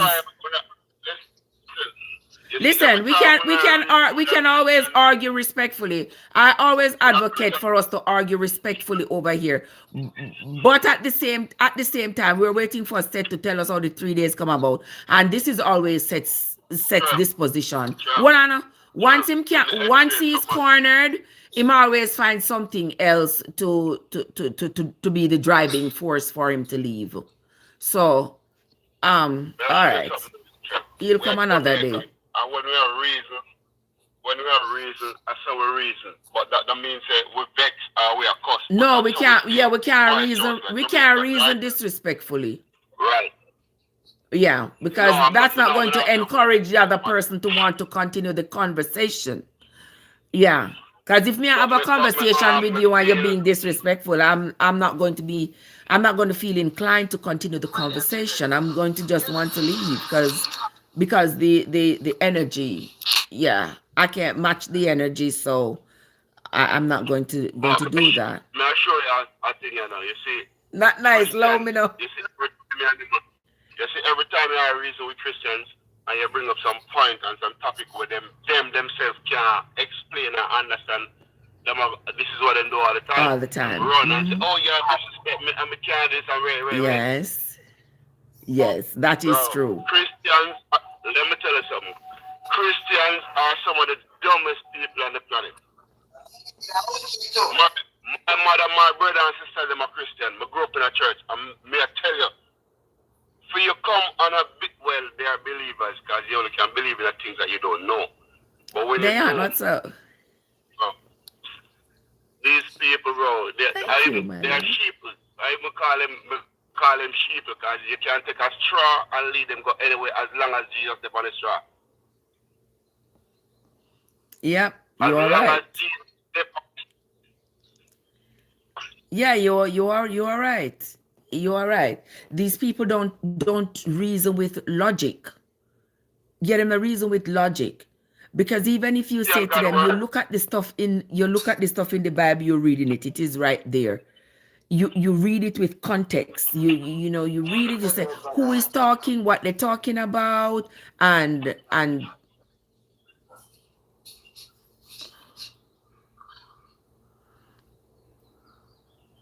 but me not hear one Nelly saying, why TikTok I take him down? Why me not hear him say nothing disrespectful? But anyway, TikTok said one Nelly, whatever. We all were indoctrinated at some times in our lives. Of course, yes, we were indoctrinated at some point in our lives. But when you grow up, when you get older, you reevaluate this indoctrination. Don't you say to yourself, well, I want to know if this is the right thing I'm doing. I want to examine the context in which I was indoctrinated. Uno not say that to yourself. Uno just grow up and say, all right, my mother tell me, say, my mother grow me up in this particular denomination and they believe in XYZ and I go work with. Me not wise up, me not read nothing, me not care. I just whatever they tell me in a church, that's all. Uno never have no desire. People like Seth, who never have no desire to wise up. What you say, Snarp? Alright, so I beg to differ. Not everyone was indoctrinated. I'm gonna tell you why. As a child growing up, alright, I've been dragged to church since I was 6 years old, right? I used to, like, they used to send me to Sunday school 3 years old, 4 years old, 5 years old. I remember that specifically, right? But I was literally like forced into church 6, 7, 8 years old, right? Mm-hmm. And nothing in church made any sense at all to me. I always asked questions. When you speak in tongues, what do you say? Who are you speaking to? Right? I asked questions. How did the church choose their leaders? On what basis were the leaders chosen? I asked a lot of questions. Hence the reason why I was always the black sheep in my family, because I am from a very religious family. And I was even expelled from my family because of the questions that I asked. Okay. Now, when we say expel, me mean them literally put me out. Abandon you. Yeah. Exactly. Yeah. Them put me out of their family. Because guess what happened? I never possess them to speak gibberish. Yeah, me not if we ask them question, because when them are gonna tell me say them are speaking in tongues, who are you speaking to? What language are you speaking in? Exactly. Because at the end of the day, they are talking parables. if you're going to say you're speaking in a language and you don't know what you're saying, and you're gonna wait for somebody to translate what you said, for all I know, you could be telling me, so if you go dive me head under my mother. But the thing is, this Akala Mashanda, what language is that? They're not speaking any comprehensible language. None of their tongues don't sound It's more than gibberish. Because I've been yes. You understand? And then they use the Tower of Babel to explain it. All That of does this. not explain it. Because the explanation for the Tower of Babel, it was basically people from different countries being under the same roof. And people did not speaking understand what one was another. being said by each person. You understand? So hence the reason why there was a spirit of confusion there.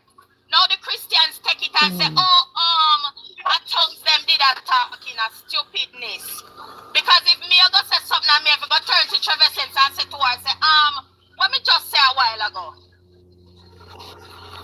For all you can tell me, say, the Holy Spirit say you fi give me $50,000. Then it made them go watch. I have always been one of those persons where don't tell me no stupidness because your Bible don't make sense.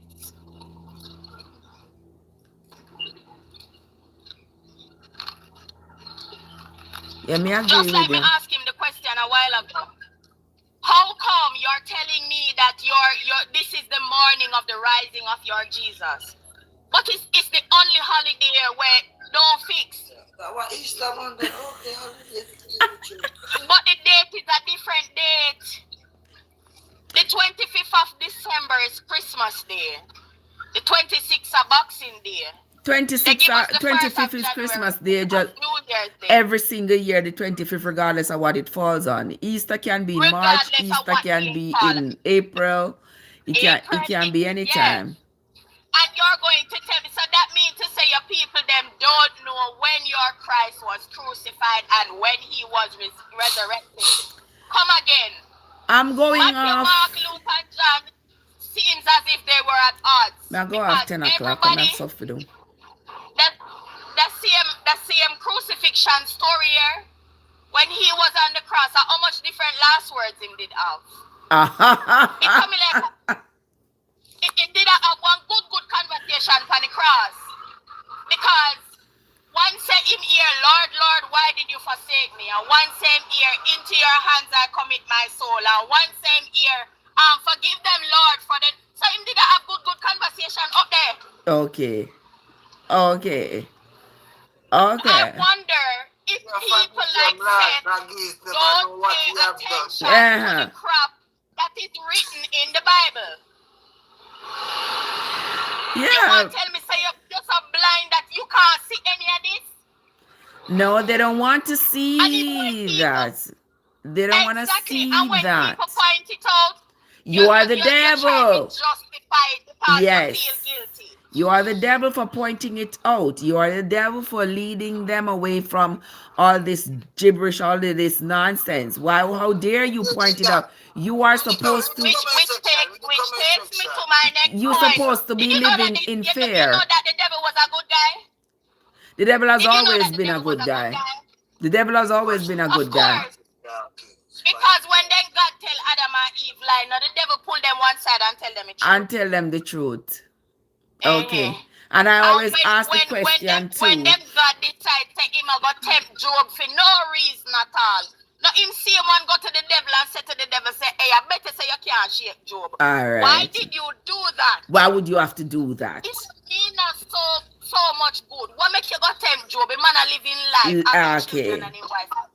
And you go tell the devil. You go out tell of the him devil. safe space Eh. and tell him say if he can't tempt Job. If you go Why go you do tempt that? Job, just you can't take in life, but go tempt him. Take we all in got and do all of these things. Yeah. And it will prove to me and you how much Job love me.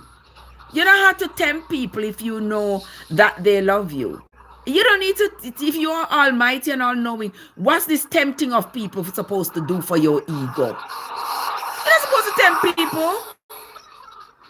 Because you already know their heart. That's why I also say people shouldn't have to come pray and beg God, create in me a clean heart, oh God, because your heart, however I'm create your heart, him create it already. If you can influence him to change what is already in your heart, then you have lots of powers. But look here. Because he Look here supposedly does not change. If their God is all knowing and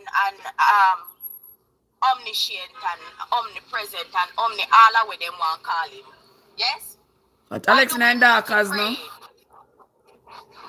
Why do we need to pray? Because everything done set in a stone. Exactly. So when we pray, when them pray, them I tell them God say, look here. Change your mind. Your plan, change it. Yes. Change your mind. And they are so humble. When them literally I tell them God say, look here, me not like your plan, change it. Change it. Exactly. Somebody say, yet Jeremiah said we are responsible for our own sin. So what Jesus died for? Jeremiah, he was a little mendicant, he was a little crook. Him of all the prophets were in the Bible, him I believe to be the worst. Him was more than the wolf in sheep clothing. He was a devil. Don't even mention him. Yes, man, because I never because of him them God make the bear maul the 47 pitney them.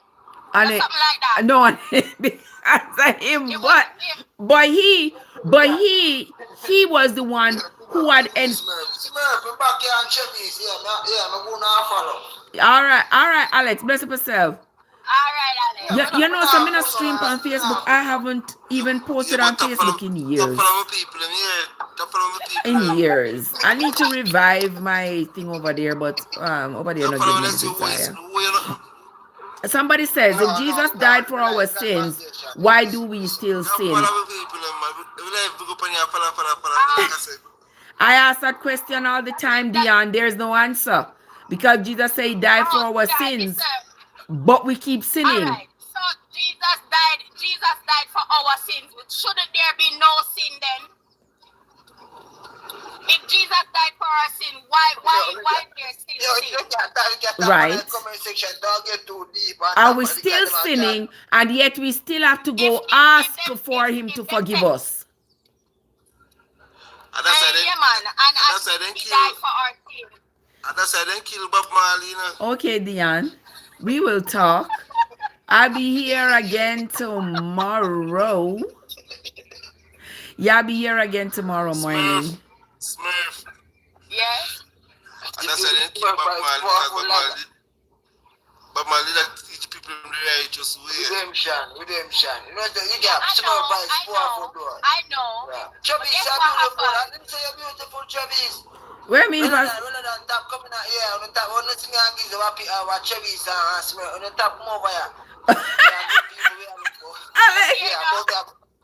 Them kill Bob Marley because him did a try to teach people the truth. You see? Watch me now. You see if I saw me I got dead, I saw me I got dead. You know why? Because you say lies don't make no sense. And I say this all the time.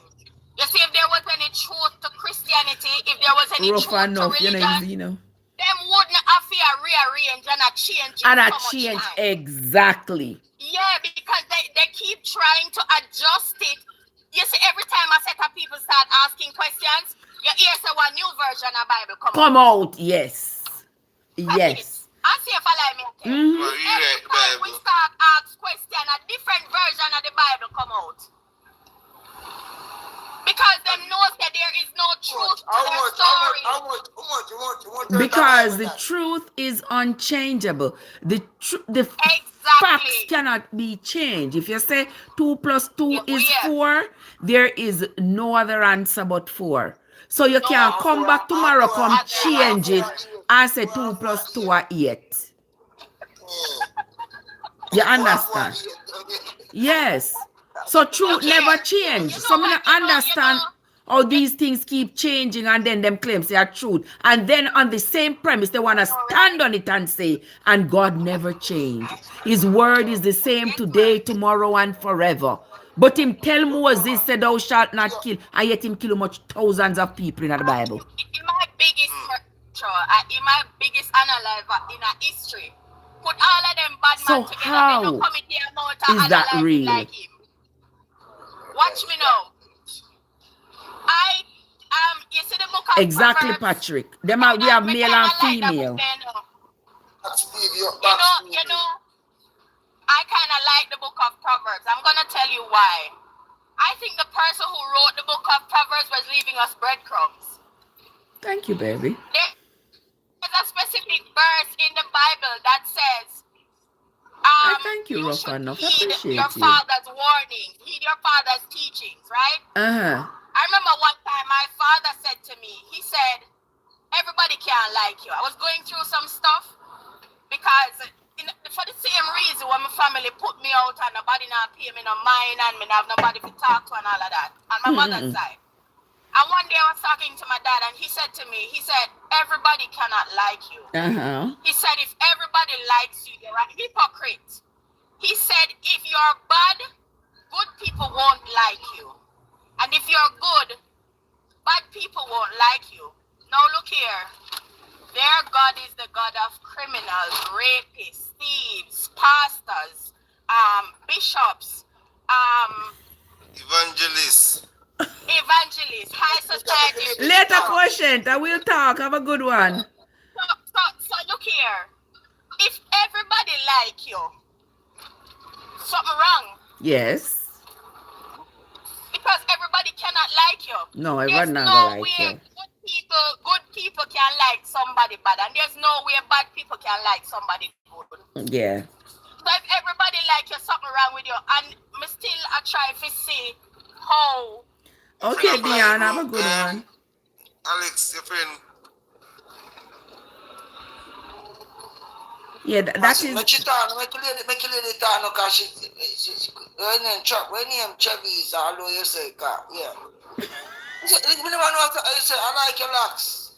Oh, you like my locks? Man, she has something. It's powerful. Powerful locks, may I tell you. You see, sometimes when we look into certain things, we as people who are waking up, when we look at certain things, because I don't have all the answers. I will not tell you that I have all the answers, but I know in my every fiber of my being, I know that religion is stupidness. Division. Yes, because where's the no falls here in heaven? And a falls here, this, my friend. This is all natural. Grow straight out of my head scalp. So nobody come around with me. Politics. Just bless what's up, what you doing? Yeah, and I mean, the same mentality with which we were raised to say, do not question anything. And if you question something, something bad is going to happen to you. It's the same mentality a lot of people are taking into adulthood. And so they are abandoning reasonableness and sensibilities, common sense, all of that. They are abandoning because to them, if they do not continue to embrace these falsehoods, it's going to seem as though they have committed some kind of eternal betrayal for which they are going to pay a price some way, somehow, someday. No matter pretty tough, them are going to feel left out. Yeah. And that's why all time so they have to be a part of it. One fool make many.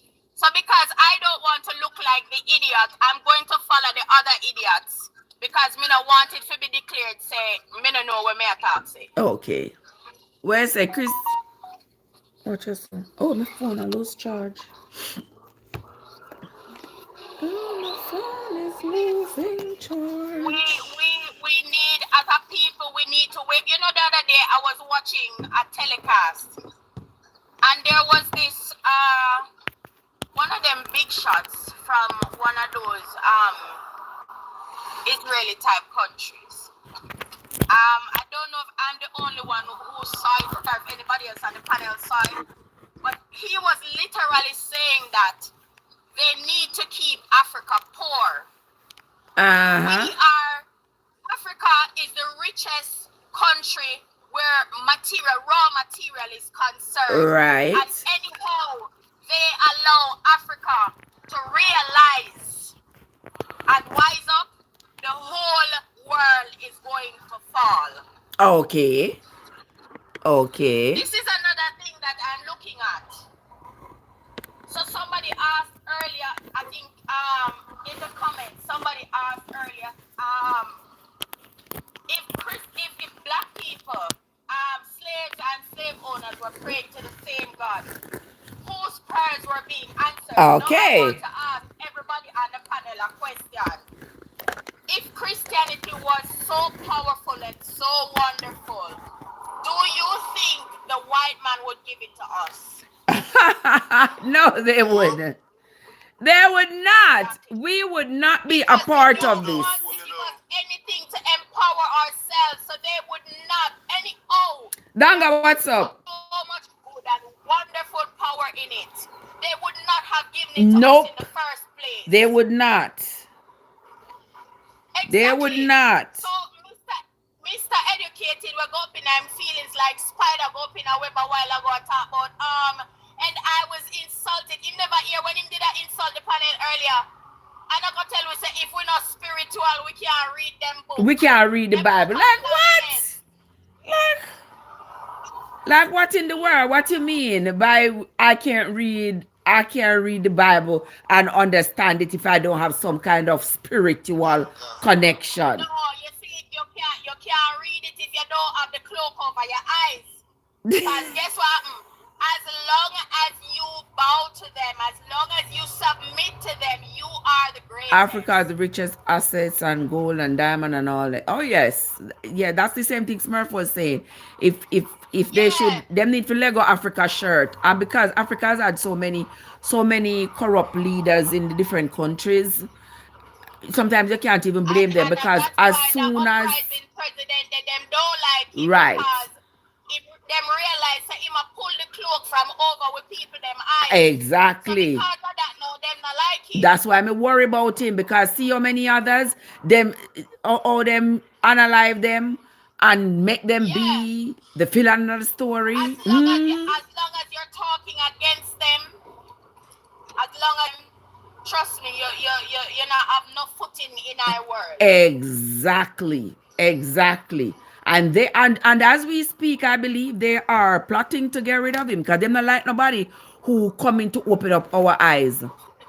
Them don't want to hear about no Marcus Garvey, no nobody where I try to open up our eyes.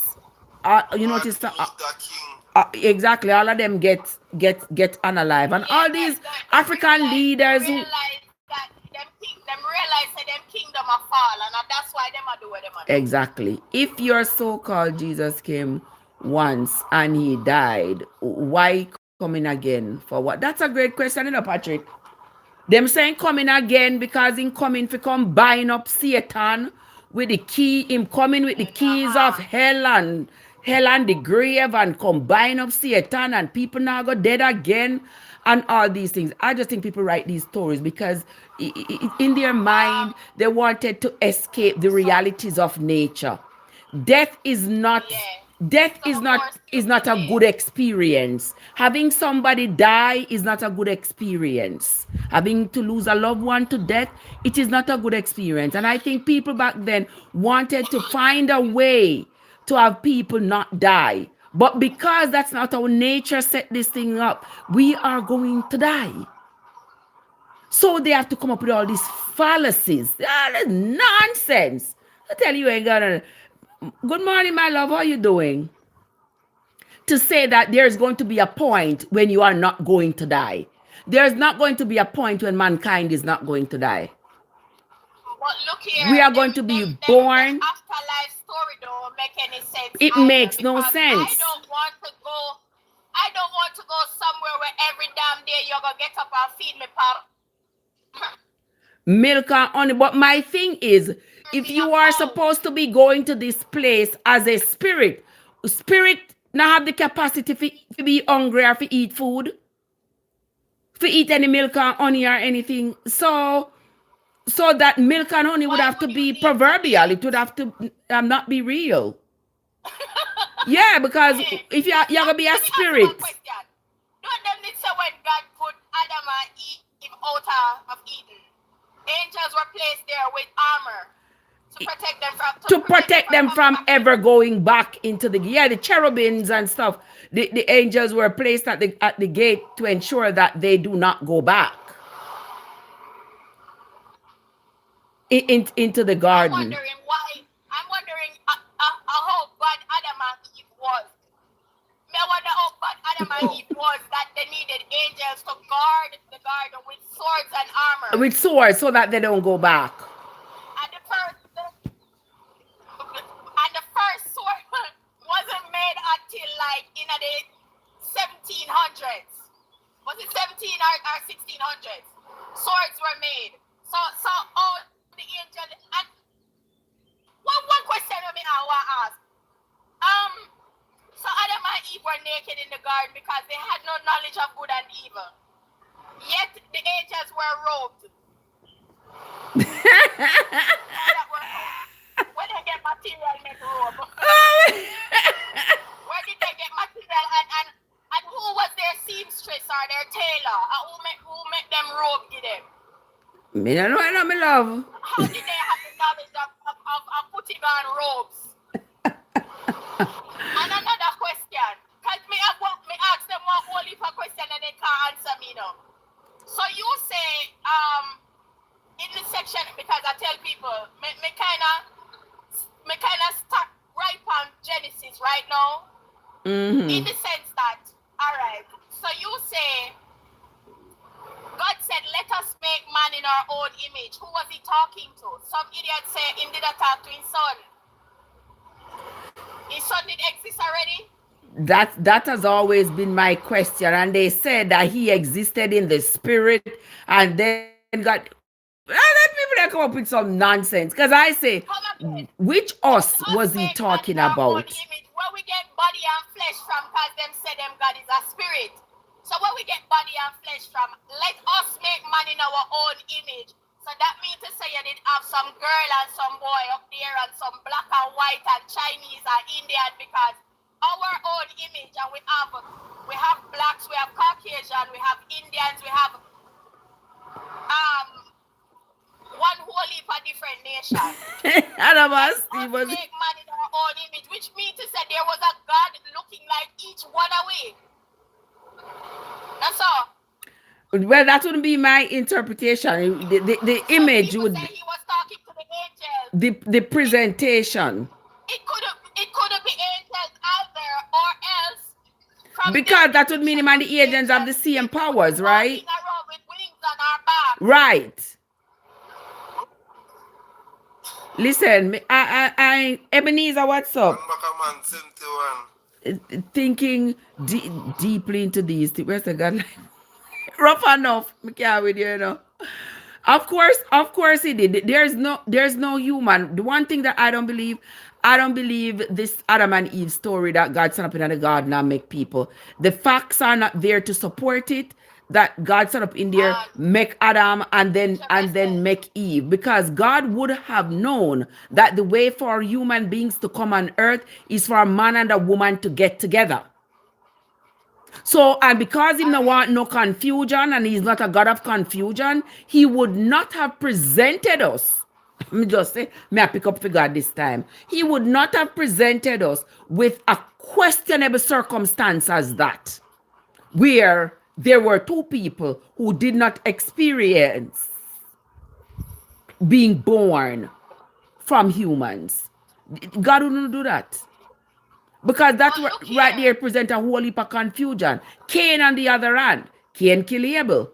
Cain was thrown out of the Garden of Eden and he went to Nod. He married somebody over there. He built a city. Who did he marry over there? And it wasn't until after that the Bible started saying that Adam and Eve went on to have lots of sons and daughters. So when somebody asks, did he marry his sister? That's a good question. Not nice. He's saying something in the comment section. No woman no come from no man rib. No woman no come from no man rib. A woman is born. Two people, a man and a woman get together. Yes, a man and a woman get together, do the do, and a girl come forth that turn into a woman, a boy come forth turn into a man. No man no come from the man ribs. It was just their way. You notice that them try to do everything to put women down, to make women glorify men in a particular way. Everything right, everything they right, if you notice. Yeah, everything they right. It is supposed to support a narrative that women are supposed to bow down to men. Men are superior to women. That's all it was supposed to do.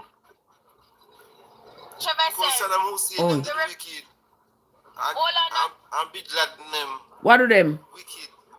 What on again? Let me hear what Smurf say. What that thought there? You remember earlier when I said to you guys I'm stuck at Genesis because Genesis don't make no sense, and from Genesis don't make no sense, the entire book don't make no sense. I'm gonna tell you one next thing why I said this. So there were actually about 11 or 12 religions before Christianity. Yet Christians come with them Bible and say God created the heaven and the earth and there was darkness. And he created light and so all of the people them who did a worship, whatever them did a worship before, where were they? Is there a different earth? Is there a different universe? Oh, that makes sense. Okay. Because remember now the other religions were years, centuries before. Before, ours. Exactly. Right? Exactly. Yes. So if their God came and created heaven and earth and where did those other people come from? So where was everybody else before that? Exactly. And the people who died before Christ came and died for us, all of them are going to hell. All of them already they are hell. Jesus never dead to them, so all of them are going to go hell. There was no redemption for them. No, I like, you know what I like? When you come on social media, you hear people tearing down people. Now this woman come on social media, she have 3 different baby father. And she not married to none of them. But she says she a pastor. And she says she a go heaven. And you have this man who have about 7 different baby mother. And him not married to none of them. All of them are adultery and fornication and what you want to call it. Mm-hmm. And he said he a go heaven because God forgive him. Yet them tear down other people and say, oh, because you have sex in the wrong position, you're going to hell. Oh, Patrick said them use God as a blanket and can't answer people's questions. Pastor going to church and him a preach and Sister Mary sit down by the front and pastor start wait, the one Nelly. Me never hear you say nothing wrong, you know. One Nelly, me never hear you say nothing wrong, you know. But apparently TikTok did. Cause them flag you for harassment and bullying. Me never hear that. But them flag you, them block you. So me can't bring you up. Remember one Nelly did that on the live earlier and him did the right there, send me that talk. No, one Nelly, whatever him name. Yes. So them say, anyhow, me bring him up back. Me bring him up back one night time, you know, and they send me one next restriction. So I must about 4 restrictions me gone for the whole little live.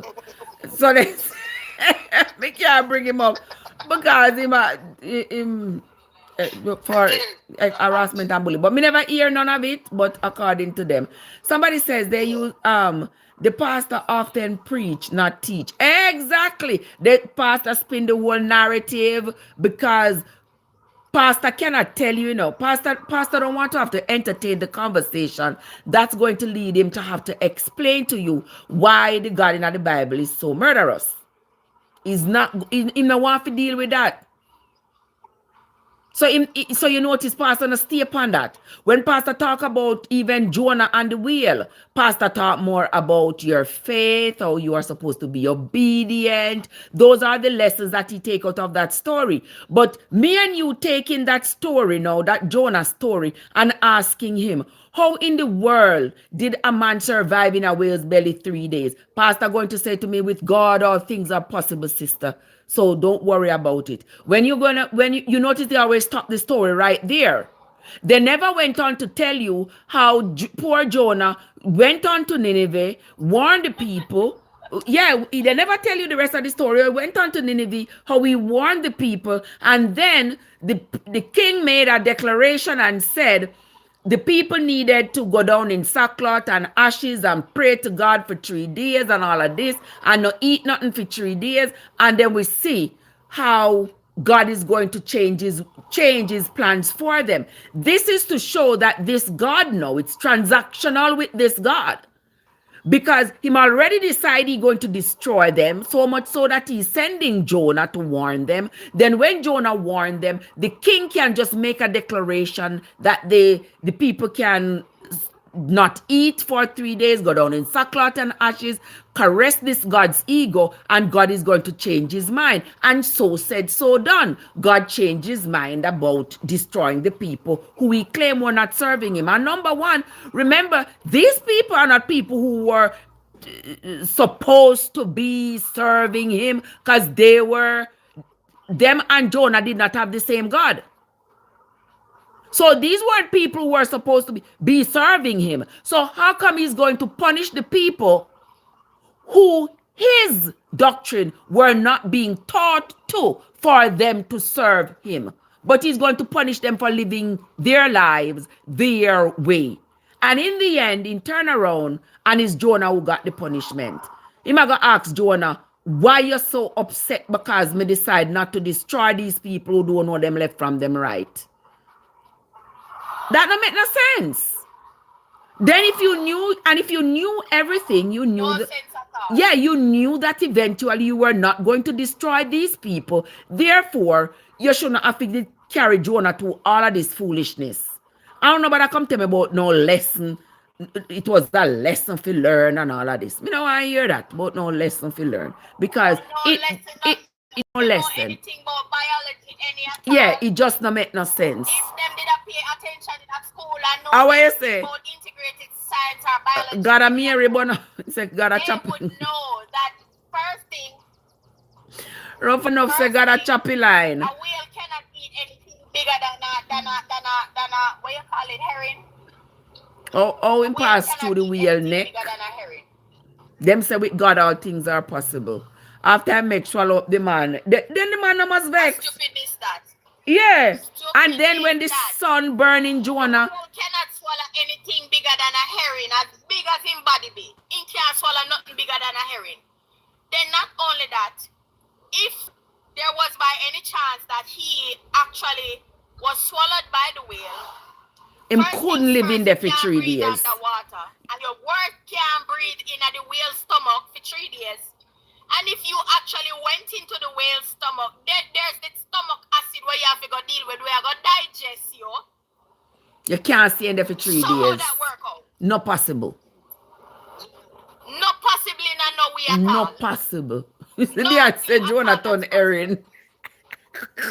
It's not possible. And I know a lot of people come over here and they say, oh, Trev, but you can't look at the Bible in the literal sense. So, yes, we have to look on it. When we look at all the grapes and the unalivings, and we feel look on that literally. Yeah, we feel look on that literally. Oh, but we don't the feel other look on things. the part where they tell we pair crap. You're not look on that part. Yes, you're not look on that part literally. The rest of them are parables, but the good one them are literal. Yes, JJ, go to what's up. You see, that's what I keep telling people, that you can't keep trying to justify stupidness. That's why I'm telling you, I think they never. Right at Genesis, because you see, until one of them Christians here can decipher Genesis properly for me. Trust me, you can't convert. Juggies, say no long me there want come out for the live and I say me not left till you come. Me say me not left. Look over black woman. Yeah, me say me not left till you come in a Juggies. What's up? You probably did any and pay bun and cheese. Ask those who believe, can they find any grave in the Bible? They answer me sweet mouth, yo. Yeah. That is true. They say there are no graves that are present from them time there to prove. Well, that just tells us that it was all it's all made up. All made up. Because my thing is, if these stories are not made up and God really wanted us, Samantha, what's up? And God really wanted us to understand him and understand what he's about and work towards whatever it is that his ultimate treasure is that we needed to work towards. And he's not a God of confusion. There is no way that he would present himself to us in such a confusing fashion then. So clearly he wants us to be confused. Clearly, he doesn't want us to understand him. He wants us to be constantly in a state of confusion just so he can punish us for not understanding what he wants us to understand but hasn't given us the capacity to. What you say? You think their God even understands himself? Yep. Based on all of this stupidness we're Christian. You hear what me say? Certainly no one. Do you think he understands himself? Because in a one section them say they tell you of events when change your mind. Him change. Wicked in changing mind. Unchangeable. God never changed his mind. His mind remains the same. It can't be true. You know, the other day, who would have been born with God built? I was asking a question, and I started. Samantha, wait. I started asking a question. Samantha, what are you saying? Yeah, where you say, sir? I was asking a question the other day. When they said that their God created the earth, how long after the earth was created that rain fell? The first ever recorded rainfall in their Bible was when the flood came. So before that, 1,000 odd years before that, there was no rain. So what was keeping the people? No rainfall, so we never have no water. The rivers them stay running 1,000 years without rainfall. I don't think there was no rainfall until the flood. I don't think so, because that was the only rainfall. I don't think so. That was the only recorded rainfall. No, sir. There would not have been any other reason for them to talk about rain falling But if their crops were growing and stuff, there had to have been rain. And that's what's up. Maxi, what's up? It's just that because of the magnitude of that event, that rainfall event, that part of the story came in. But if it was not for if it was not to highlight the magnitude of that event, there wouldn't be any reference of rainfall in the whole story. But there's no way they could have been planting food and growing crops and animals and stuff without there having been rainfall. That's what their Bible said. It doesn't That say. there was no rainfall. No, me not think so. That part they miss me. Maxi, what's up? Yeah, because there would have to have been rainfall. There would have to have been rainfall prior, because the people were planting their crops. The people were planting their crops and their animals were growing and all that good stuff. They talked about hail having fallen, so there would have to have been rain. There would have to have been rain. It's just that rainfall event, that drowning event was so significant. Yeah, that event was so significant that there had to be.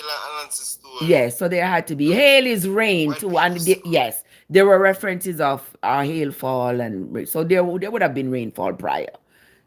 Yeah, there would have been rainfall prior, but it will not have every single exactly. It's not gonna have every single thing, because just as I said, if there was no significance to the flood, there wouldn't be the flood story. Wouldn't I hear about rain? Because how significant is rain in a story unless something happens in the rain or something happens with a flood or the water? So that's not something that would be referenced, because they're not going to get up every day and say, oh, today the sun rise, and then get up, oh, today the sun rise. They're not gonna do that, because that's gonna make for a very boring story.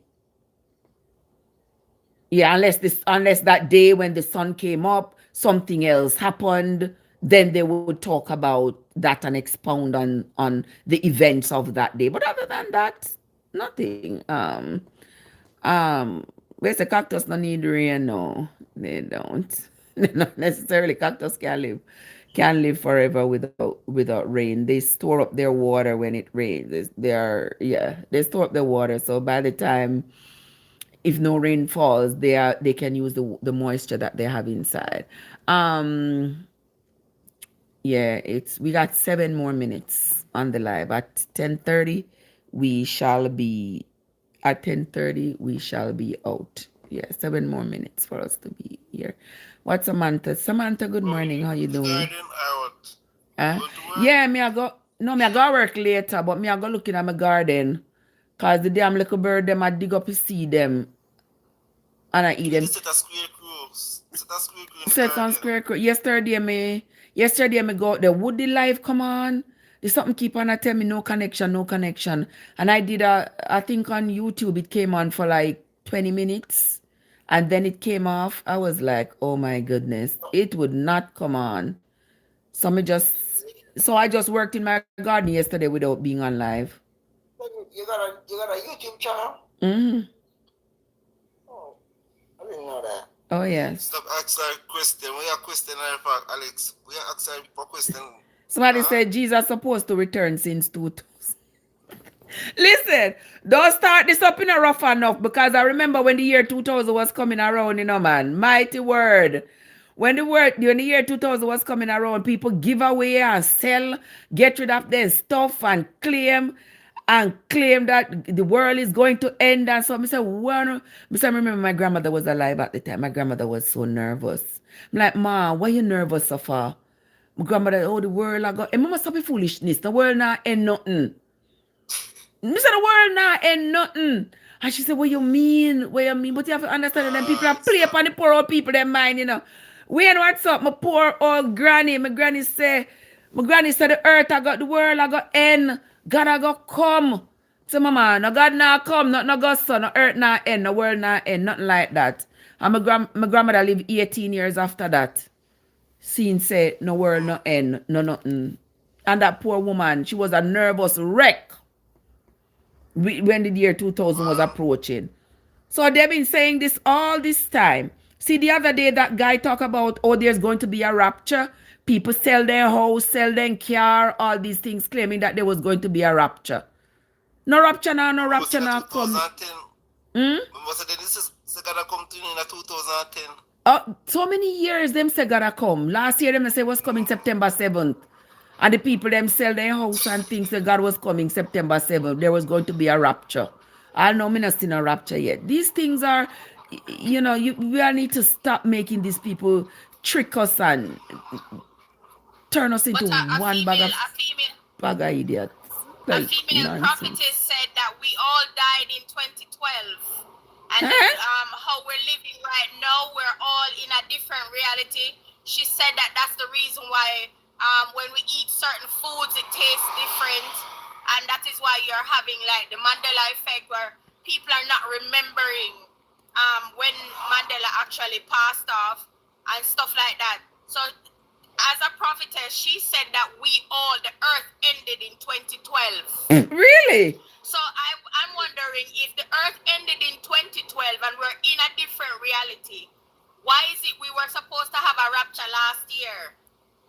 No, because she said these people are crazy. These people are crazy. No, she said the world ended. May I tell her exactly what she said? She crazy. She said the world ended and we all died. Oh Lord. She said that's why not taste the same. I want to find them people here. We exactly. Let me tell you, say every time something come up, them try find a different reason to justify. A different reason to justify the nonsense. Exactly. And they're going to continue to do this because I can tell you, no sky now open up, and nobody now go step out of no sky for come. Get out of my face, asshole. No, no sky now go open up, and nobody go step out and come with no book for come tell you all where you did live, how you did live wrong, and train on no hellfire. I said this is your one life. Live your one life to the best you can. Live your life. Love yourself. Love your neighbors. Because if you going to believe that one day trumpet go sound and your dead family members go and rise up, not go so. Once you're dead, you're dead. You're not gonna come back. You're not gonna rise up. You're not gonna see nobody float up and go up in a heaven in a sackcloth wrap around their waist and go up in a heaven. No go so. It's not possible. The only way for a human being to come to being is for the gametes of a man and a woman get together, join, and create a human being. The dead knows nothing, right? Not nice. The dead knows nothing. And if you tell me, say your spirit is going to exist, then your spirit does not have the capacity to know anything. It no make no sense. Your spirit, if it's a spirit, in a 3D, it no have no brain. How your spirit will continue on with you as how you lived. That's not possible. It no make no sense. So no miss me with the foolishness. Miss me with the nonsense. God said, Him a come like a thief in the night. Like or because? Of course, a Santa Claus business that's ridiculous. You understand? Him will come like a thief in the night when mankind no expect him. Like nothing like that. Not no go so. There's no coming back of nobody coming out of no sky. I don't can beat me if you not believe in that, but I will still forever never believe that. I don't know what they're gonna do. You can educate me, give me 10 more minutes. You have 1 more minute. Right, Jamaican, what's up? Yeah, cause I forgot in my garden. I have to go. If somebody say now come, where am I gonna come go? What? All right. Say, all right, Samantha. Say there's a God up in a heaven who is shuffling the deck and moving things around how He wants them to happen to us down here on earth.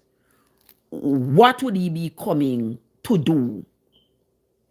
yeah, why would I come out of the sky if you come do him? I come take people according to him. I come take people, throw them in some hell, and him I come get the keys to hell and the grave, and him I go take the keys with him, and nobody's gonna die anymore, and him I go burn up the people them who no believe him and all these things. And it's the same fear tactic that was used in the Bible for keeping people them in line. It not making any sense to me. And I don't have a problem if you think it makes sense to you. Then you can get your platform and tell your listeners, say, it makes sense to you. But to me, it don't make no sense, because God being almighty and all powerful, he can change my mind, my heart, your mind, your heart. He can change it to what he wants it to be. Okay. Yeah, he would have changed your heart to what he wants it to be. Him shouldn't have to wait for one time when him going to come out of the sky. After that, when you would have already been dead before that, having lived this way that he does not want you to live. What would be the point? Then him not use up him powers. Then him not really want my soul then. Him not really want me to change. If him have the powers to change me, but him not change me. And he already has in mind all his plans for me. He knows when I'm going to die. He knows what I'm going to and not do. He knows everything already. Why am I going to pray and ask him to change his mind? Why would he change his mind for a lonely human like me? That doesn't make any sense. That means that me can manipulate God. Yeah, me can manipulate him. Me can caress his ego. I want me caress his ego enough and can change his mind about his plans for me. That don't make no sense. That don't sound like God himself believing in his own powers. Is what I mean, Sammy? That don't mean he himself believe in his own powers. Because if he did, he would use his powers to his advantage. He wants my soul. He has control over me, over my thoughts and my actions. He may just change my thoughts to loving him, to wanting to be with him, to doing only the things he wants me to do. And right there, I have my soul. Hook, line, and sinker. Him don't have to fight with the devil. You don't have to fight with any free will of mine. If there's any, you don't have to fight, because he is in control. Simple. As some say, and that me say. And with that, people want to see, it's 10:30. With that, I'm going to close off the live because I got to go in my garden. I got to tend to my child. I got other things to do. Right, Jamaican? Right, Jamaican? Yeah. Alex, I'm going to be back here tomorrow. Blanca, Alex, Yes. is everyone leaving? I yesterday here. Leave Alex alone now. Alex, Yes, beautiful people. I'm going to come back here tomorrow. I'm working tonight, so I'll be back here by like 8 o'clock. We'll be here for maybe like 2 hours. Yeah, my wife, you know. In case you don't know, Trev is my wife. Okay, so leave me my wife. We got.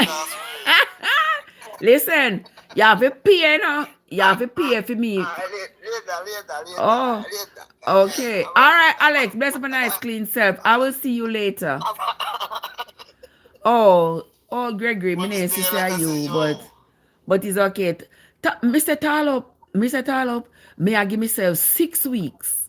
6 weeks, Talop. I'm sure say you wish I could come true. 6 weeks before me do a pregnancy test. I mean know. I want me to say make TikTok black band.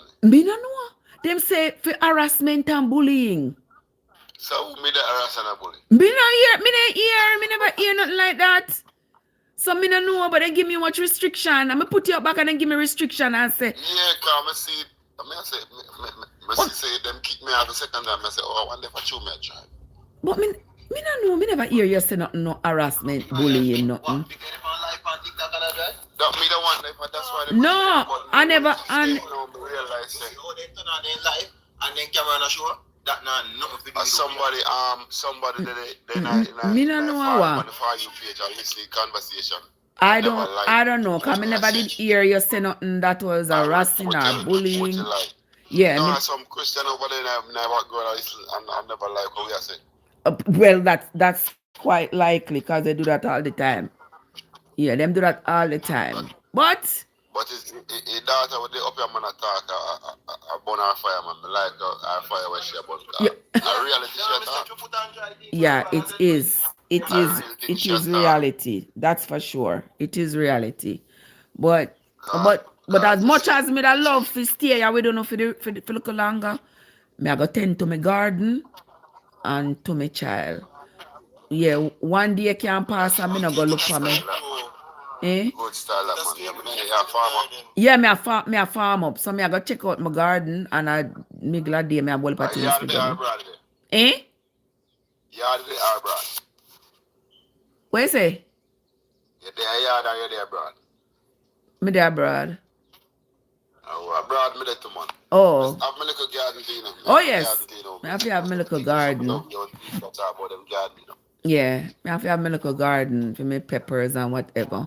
Me have to serve me during the winter months. Yeah. But people, that's going to be it for me this morning. Me never get to read too much this morning, but time now gone away. We will come back tomorrow. We will continue with the reading and we will continue having before you go, every morning you do this? just about. Yeah. Just about every morning me come. Some mornings me not there here because me go work overnight and if me leave work late, sometimes I come home me tired. Me just want to go sleep and stuff. But more than that, you will see me. All right. So I'll see you all later, lovely people. Yeah, man. Yeah. Take care of yard now. Yeah. Have a good one, my friends. I'll see you all later. Have a good one, guys. I can't believe something. See you later. See you later, guys.